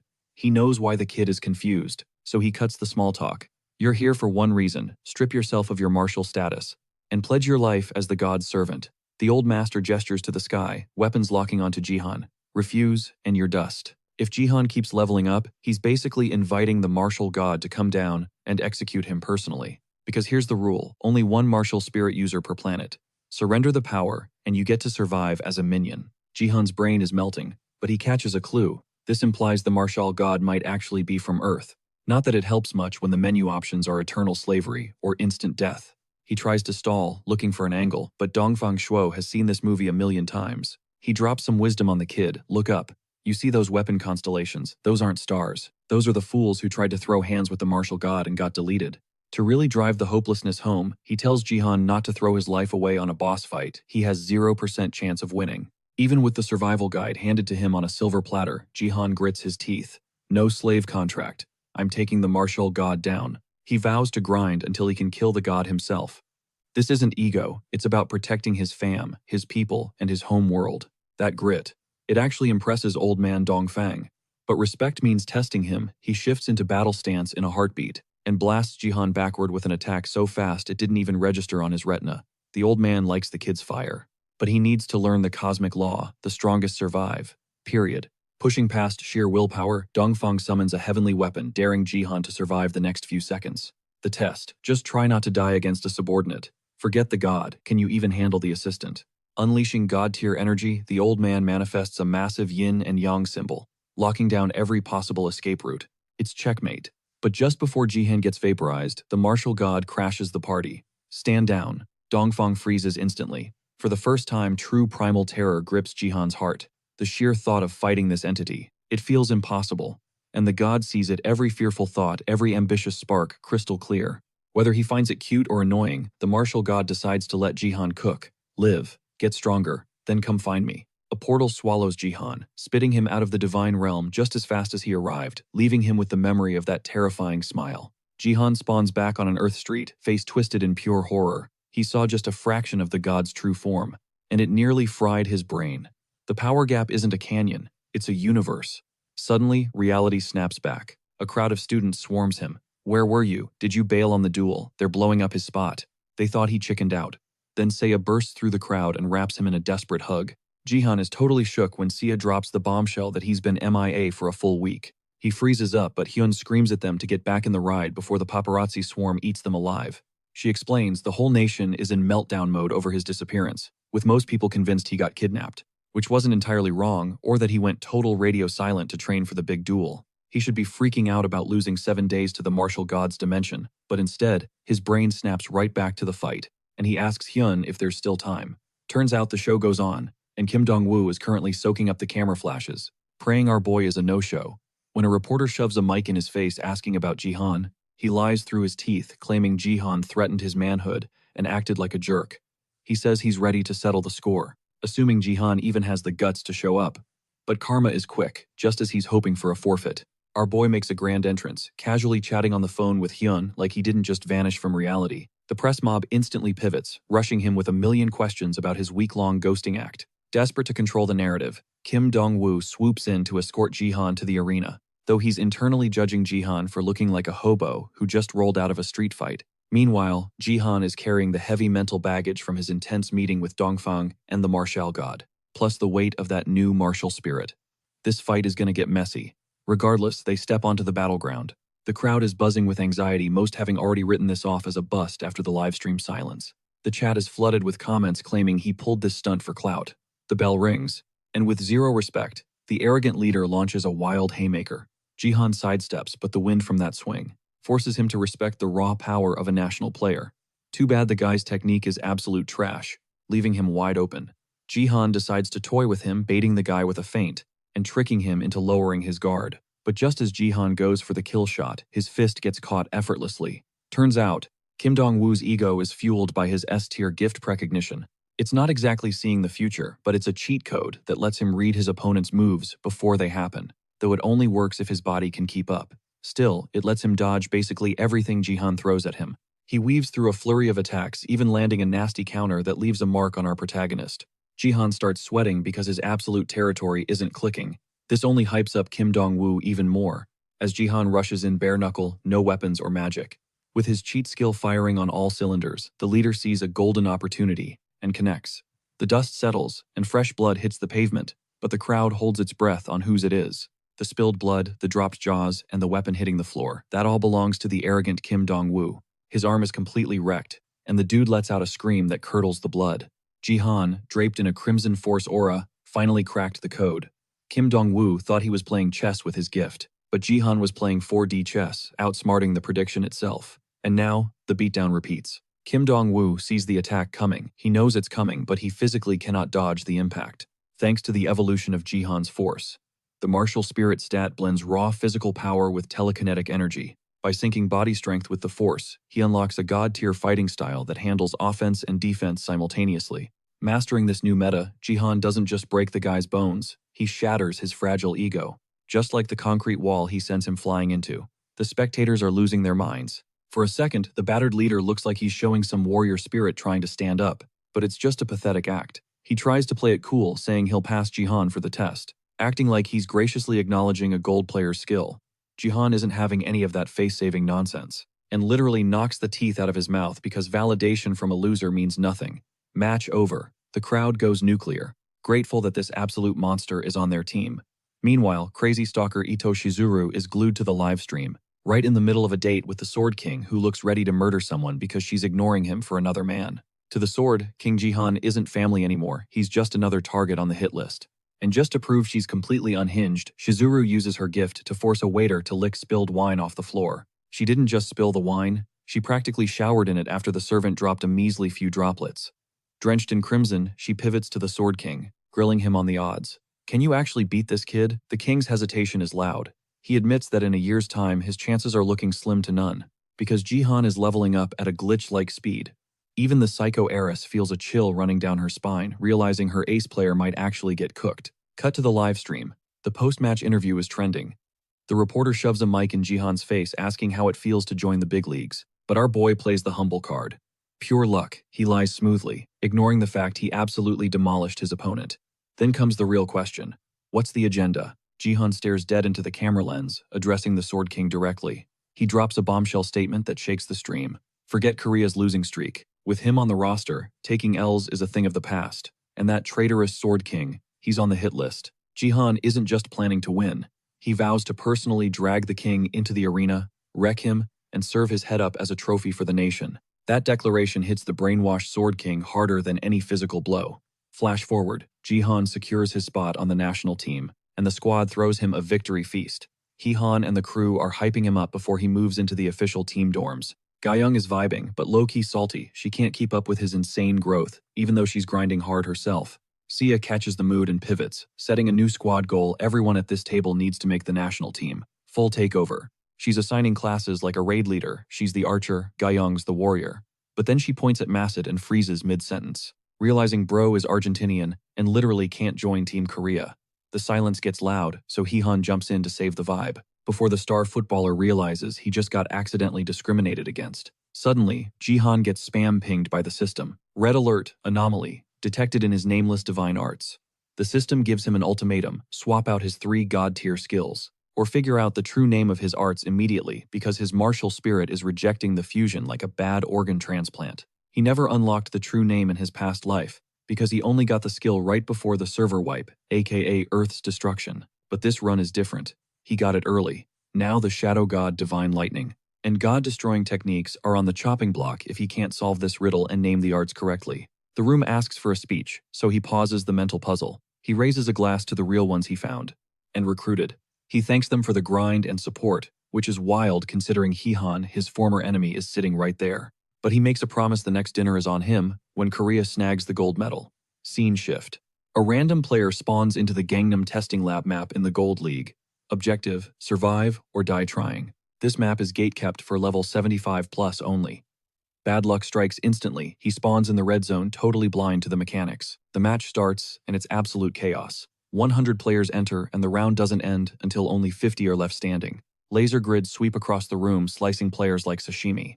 The map is split into red, green, and yellow sectors. The spawn is RNG, and the red zone is basically a meat grinder for noobs because it's rigged with endless traps. The initial slaughter slows down as the survivors catch their breath. The tension is suffocating. It's not just the traps, it's PvP. Out of 71 survivors across the map, only 14 are left shivering in the red zone. One guy suggests a truce. Let's turtle up until the other zones die off. Waiting for the count to hit 50. Focus on dodging the environment, not each other. Another guy backs him up, waving over the Gold League rookies who just hit level 75 and have zero clue how this map works.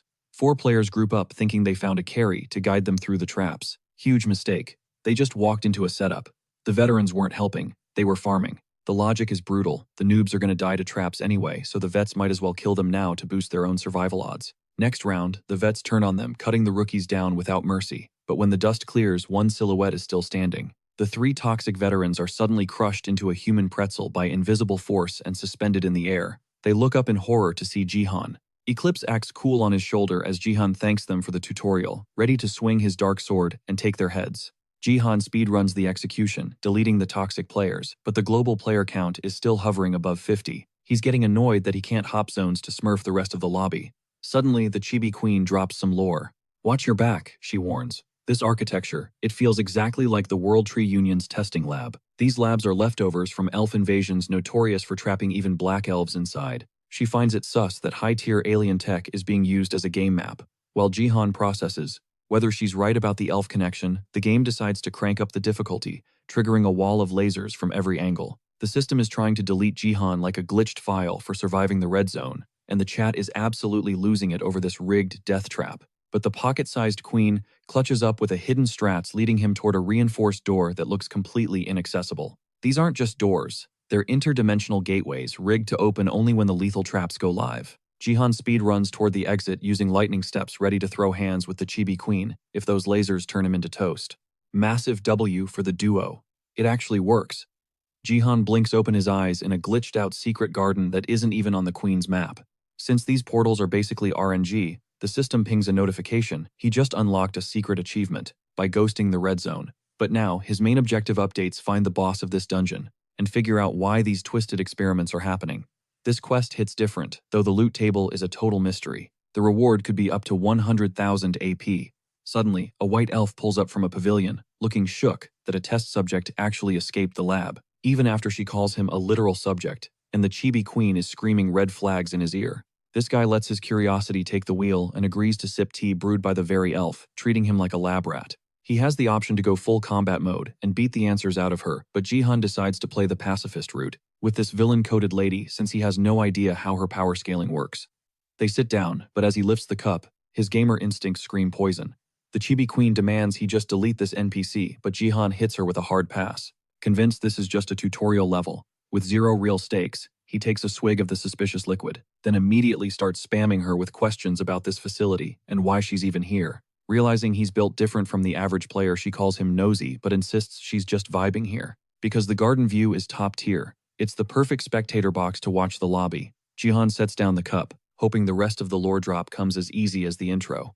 But when he asks why she's spying on humanity, the elf drops the mask and reveals her full psycho mode, casually admitting she wants to turn every unique player like Jihan into her personal collection of mindless puppets. The second those words leave her mouth, Jihan's system crashes. He hits the deck in total panic while the elf smirks at him for being such a total noob.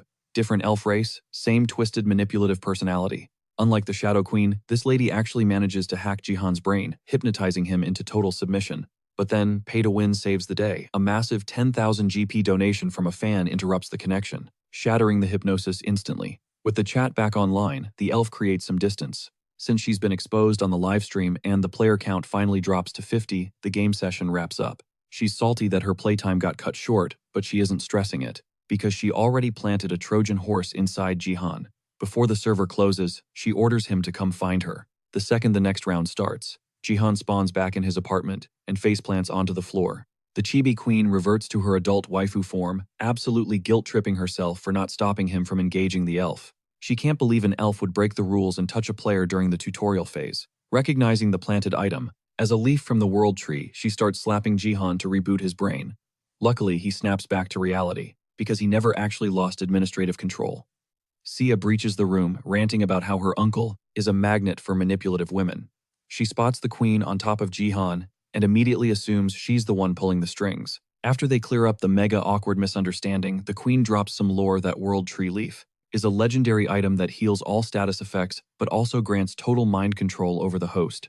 Which begs the question, how is Jihan not a zombie right now? He reveals it's all thanks to his martial spirit, a passive skill he unlocked by mastering his own body. He only lagged out for a second, because the energy felt familiar, but he managed to reverse engineer the hack before it took hold. Sia and the queen just accept that this dude is too OP to be nerfed. He wants to cut the leaf out, but that requires alien tech they don't have. Looks like he has to schedule a rematch with the elf lady. Sia is low-key panicking about the danger, but Jihan tells her to trust the process. He knows it's risky, but it's a calculated move for his master plan. A few days later, he gets escorted to the national team's base. He chats with Sia on the phone while walking the halls, mentally prepping for his upcoming training arc. The streaming schedule is a total nightmare, compounded by the cringe reality of cohabitating with his former victim for the views. Jihan keeps the line open with Sia to stay sane. It is a full-blown separation anxiety fest. They are both spiraling at the thought of surviving without their better half. Sia is especially down bad for her uncle's god-tier cooking. She is actually raiding the grocery store right now to fill the void, and hangs up to focus on the mission. Little does she know, a silhouette stalks her from the gloomy alleyway, eyes locked on the target. The predator is ready to strike, while the prey is isolated. It is the perfect kill window. But before she can lunge, the assassin freezes, surrounded by 1,000 jagged blades of pure shadow. The chibi queen has joined the server, and she is not here to play games. She demands answers. Trapped inside Jihan's contingency plan, the killer desperately computes an escape route. Then, serendipity strikes. Sia wanders right into the crossfire. She seizes the moment to blitz Sia. But the chibi queen has insane reflexes, intercepting the strike and skewering the assassin instead. Psych. The assassin baited her into hitting an afterimage. The real threat materializes directly behind Sia's unguarded back. Clutch play, the defensive lightning seal Jihan installed activates instantly, blasting the assassin backward with a voltage shockwave. Capitalizing on the stun, the chibi queen unleashes a blade barrage, backing the killer into a corner. It is checkmate. With 0 exit paths, the assassin gets turned into a pincushion by the shadow blades. Sia gasps, terrified they just caught a body. But the queen has surgical control. She rips off the mask to reveal a familiar face. It is Akari, another pawn of Ito Shizuru. Sia and the Shadow Queen groan in unison. These goons are becoming a major headache. Akari immediately launches into her tragic backstory, recounting the time she groveled before Shizuru to apologize for fumbling the Jihan capture mission. But that sadistic witch played dirty, using Akari's sister Hiyori as leverage. Shizuru threatened to hollow out Hiyori's body to use as her next vessel, a twisted punishment for Akari's failure. Even hearing this gut-wrenching tale of coercion, Sia is not buying the ticket. This involves Jihan's safety, so she hits call on her uncle's contact. No mercy for enemies. She plans to hand Akari over to the cops, but she makes a rookie mistake, forgetting that Akari is a diamond-ranked assassin, who treats handcuffs like paper. As Sia relays her coordinates to Jihan, Akari casually manifests a blade from thin air. She cleaves the chibi queen cleanly in two. Jihan is screaming through the phone, but Sia is frozen in pure shock. Akari smirks, mocking Sia's icy demeanor for ignoring the sob story of a desperate killer. But here is the twisted reality. Akari willingly surrendered her physical form to Ito Shizuru to shield her sister, sacrificing her own ego. Now her body is just a shell that Shizuru's consciousness can overwrite and hijack at will. Suddenly the vibe shifts. Shizuru takes the wheel, scolding Sia for disrespecting her future stepmom. Sia instantly recognizes the face of that psycho queen. She tries to warn Jihan, but snap, the phone is crushed. Ito Shizuru lunges, gripping Sia by the throat. She attempts to brute force obedience. Before the line goes dead, Sia screams the sadistic queen's name, loud enough for Jihan to hear. Jihan's face contorts veins, bullying his skin from sheer rage. Meanwhile, the obedience skill starts weaving its dark magic on Sia. Despite her burning hatred for the woman who stole her father, Sia's mental defenses begin to crumble under the seduction. Saved by the bell, the lightning seal triggers a hard reset, snapping Sia out of the mind control trance instantly. The queen is seething. First Jihan, now the brat. That makes two people immune to her charms. Sia shakes off the spell and delivers a savage burn, reminding the succubus queen that no amount of magic can fix her grandma aesthetic. That hit a nerve. Shizuru reaches out to strangle her, but poof, Sia dissolves into thin air. Consecutive failures are making Shizuru spiral. To add insult to injury, the chibi queen respawns from the shadows, but she has leveled up to her adult form. Shizuru figures she can at least torture some info out of Jihan's summon. Joke is on her. The stat gap is massive, rendering obedience useless. The Shadow Queen smirks at the pathetic attempt. That smirk plants the first seed of genuine terror in Shizuru's heart. Time to show levels. The Shadow Queen flexes her dominance effortlessly, pinning Shizuru under a colossal hand made of darkness. Since Akari's body moves like a rusty robot under the good-for-nothing queen's pilotage, the Shadow Queen decides to delete this trash permanently. But Shizuru activates a cheat code, an item that completely negates the attack. The Absolute Defense Charm, a one-time use S-ranked artifact designed for cowards. The Shadow Queen roasts her for relying on pay-to-win items instead of actual skill. Shizuru realizes she is cooked. She totally underestimated Jihan's familiar, and now her master plan is in shambles. Her only option is to kidnap Sia and tactical retreat. Slight problem, she has zero clue where the girl went. Meanwhile, Sia has not left the building. She is just chilling in a pocket dimension safe and sound. In a clutch, split-second play, Sia equips her shadow cloak and completely vanishes from the map, literally invisible to the naked eye. Shocked by the stealth buff's effectiveness, she decides to hang out in the void a little longer than necessary. Big mistake. If she had actually read the item description, she would know the void is a death trap. Out of nowhere, a chaotic storm starts brewing. Red alerts flash across her vision. The system screams at Sia to run before the void swallows her whole. Outside, the brawl between the chibi queen and the sadistic queen is raging, but the fight screeches to a halt when Sia suddenly glitches back into reality. Sia is literally shaking, realizing that if she had unequipped that cloak even 1 second later, she would have been Void Chow. Ito Shizuru grins, thinking she just hit the jackpot, but the chibi queen shoots her a smirk that says, "You have no idea what's standing right behind you." Enter Jihan. He blasts Shizuru with a bolt of lightning before she can react, then immediately pivots to check if Sia is okay. He turns his rage toward the woman he thinks is Akari, ready to end her until the chibi queen drops the bomb. That is not Akari. It is Ito Shizuru. Realizing she is completely outclassed, Shizuru triggers spiritification to flee, trying to steal Akari's body, because that vessel is way too valuable to lose. But tough luck, she isn't dictating the terms of engagement today. Jihan intercepts her mid-teleport, dragging her out of spiritification and absolutely demolishing the egoistic queen. She can't tank the damage. Shizuru is forced to bail, abandoning the custom vessel she spent so much time crafting. Even as she flees, she tries to get one last word in, but Jihan shuts that down instantly. He coldly tells her the next time they meet, it will be at her funeral before tossing the unconscious body aside like trash. He grabs Sia to leave, but they both spin around as something unexpected unfolds. Back at her complex, the sadistic queen returns, taking a massive L. The Simp Sword King notices she is rattled, and immediately comforts her, swallowing every lie she feeds him about, just wanting to unite his family. She claims she just wants to bring Jihan to Japan for a happy reunion. The foolish king falls for her innocent act all over again. Suddenly, a notification pings Jihan is going live. Shizuru pauses, wondering if he is going to leak today's fight, but she brushes it off, confident he has zero evidence to touch her. She arrogantly clicks play, and the first voice she hears literally sucks the soul right out of her body. It is the real Akari. She is live, addressing the entire world, exposing every detail of Shizuru's mind control schemes. Akari is spilling the tea on everything she witnessed while trapped in Shizuru's web, with Jihan and Sia standing right there as witnesses. Shizuru hits full panic mode. She thought Akari was dead, not live streaming her downfall. Rewind a few hours to the alley right after Shizuru ditched the body.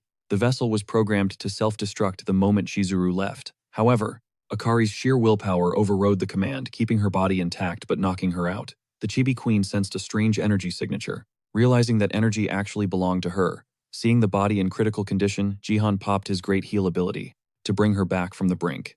Later, back at Jihan's apartment, Akari finally opens her eyes. No warm welcome here. Jihan immediately towers over her, grilling her about Shizuru, demanding to know why she aided that psychopath goddess. Akari recalls the horror of being turned into a meat puppet for Shizuru. Her first mission, Shizuru forced her to murder her own sister with her bare hands, just to test the clone's obedience. She had shown signs of resistance, so the test was brutal. Even though she wasn't in control, killing her sister shattered her soul. Now that she is back in the driver's seat, Akari wants blood. She tries to storm out of the apartment, to rip Shizuru to shreds, fueled by pure rage and sorrow. But Jihan blocks her path. He hits her with the hard truth: it is a suicide mission. If killing Shizuru was that easy, she would be dead already. Besides, running back just hands Shizuru, her favorite clone, on a silver platter. The reality check hits Akari hard, and she collapses, sobbing in hopelessness. That is when Jihan extends a hand, offering a different kind of weapon: expose her to the world. Back in the present, Akari is airing all of Shizuru's dirty laundry regarding the clone experiments. From cold-blooded murder to brainwashing, and using her abilities to seduce high-ranking Japanese officials. Shizuru had been playing the system with her clones, like a phantom. Seeing Akari break down live on stream, the chat goes wild in support, demanding justice and immediate regulation. Jihan steps back into the frame, issuing a grim warning to everyone watching: beware of Ito Shizuru. With the Northeast Asian League Games approaching, he is making his move to unite the top players from every nation against the real threat. They weren't about to get played by her femme fatale act. No way were they selling out their countries like the disgraced Sword King. This toxic Queen Bee completely lost it when Akari started exposing her crimes, dropping receipts left and right. With her control slipping, she went full victim mode, whining to the one guy desperate enough to listen. He bought her whole "I did it for my country" sob story, even as her actual supporters were waking up and jumping ship. The ultimate simp pulled her into a hug, basically promising to defend her even if she burned the world down. So she weaponized that loyalty immediately, ordering him to absolutely destroy Jihan the next time they crossed paths. While the outside world descended into anarchy, the elf lady was chilling in her lab, surrounded by rows of creepy biological specimens. She sipped her tea with a menacing smile, just itching for the moment she could get her hands on her favorite test subject.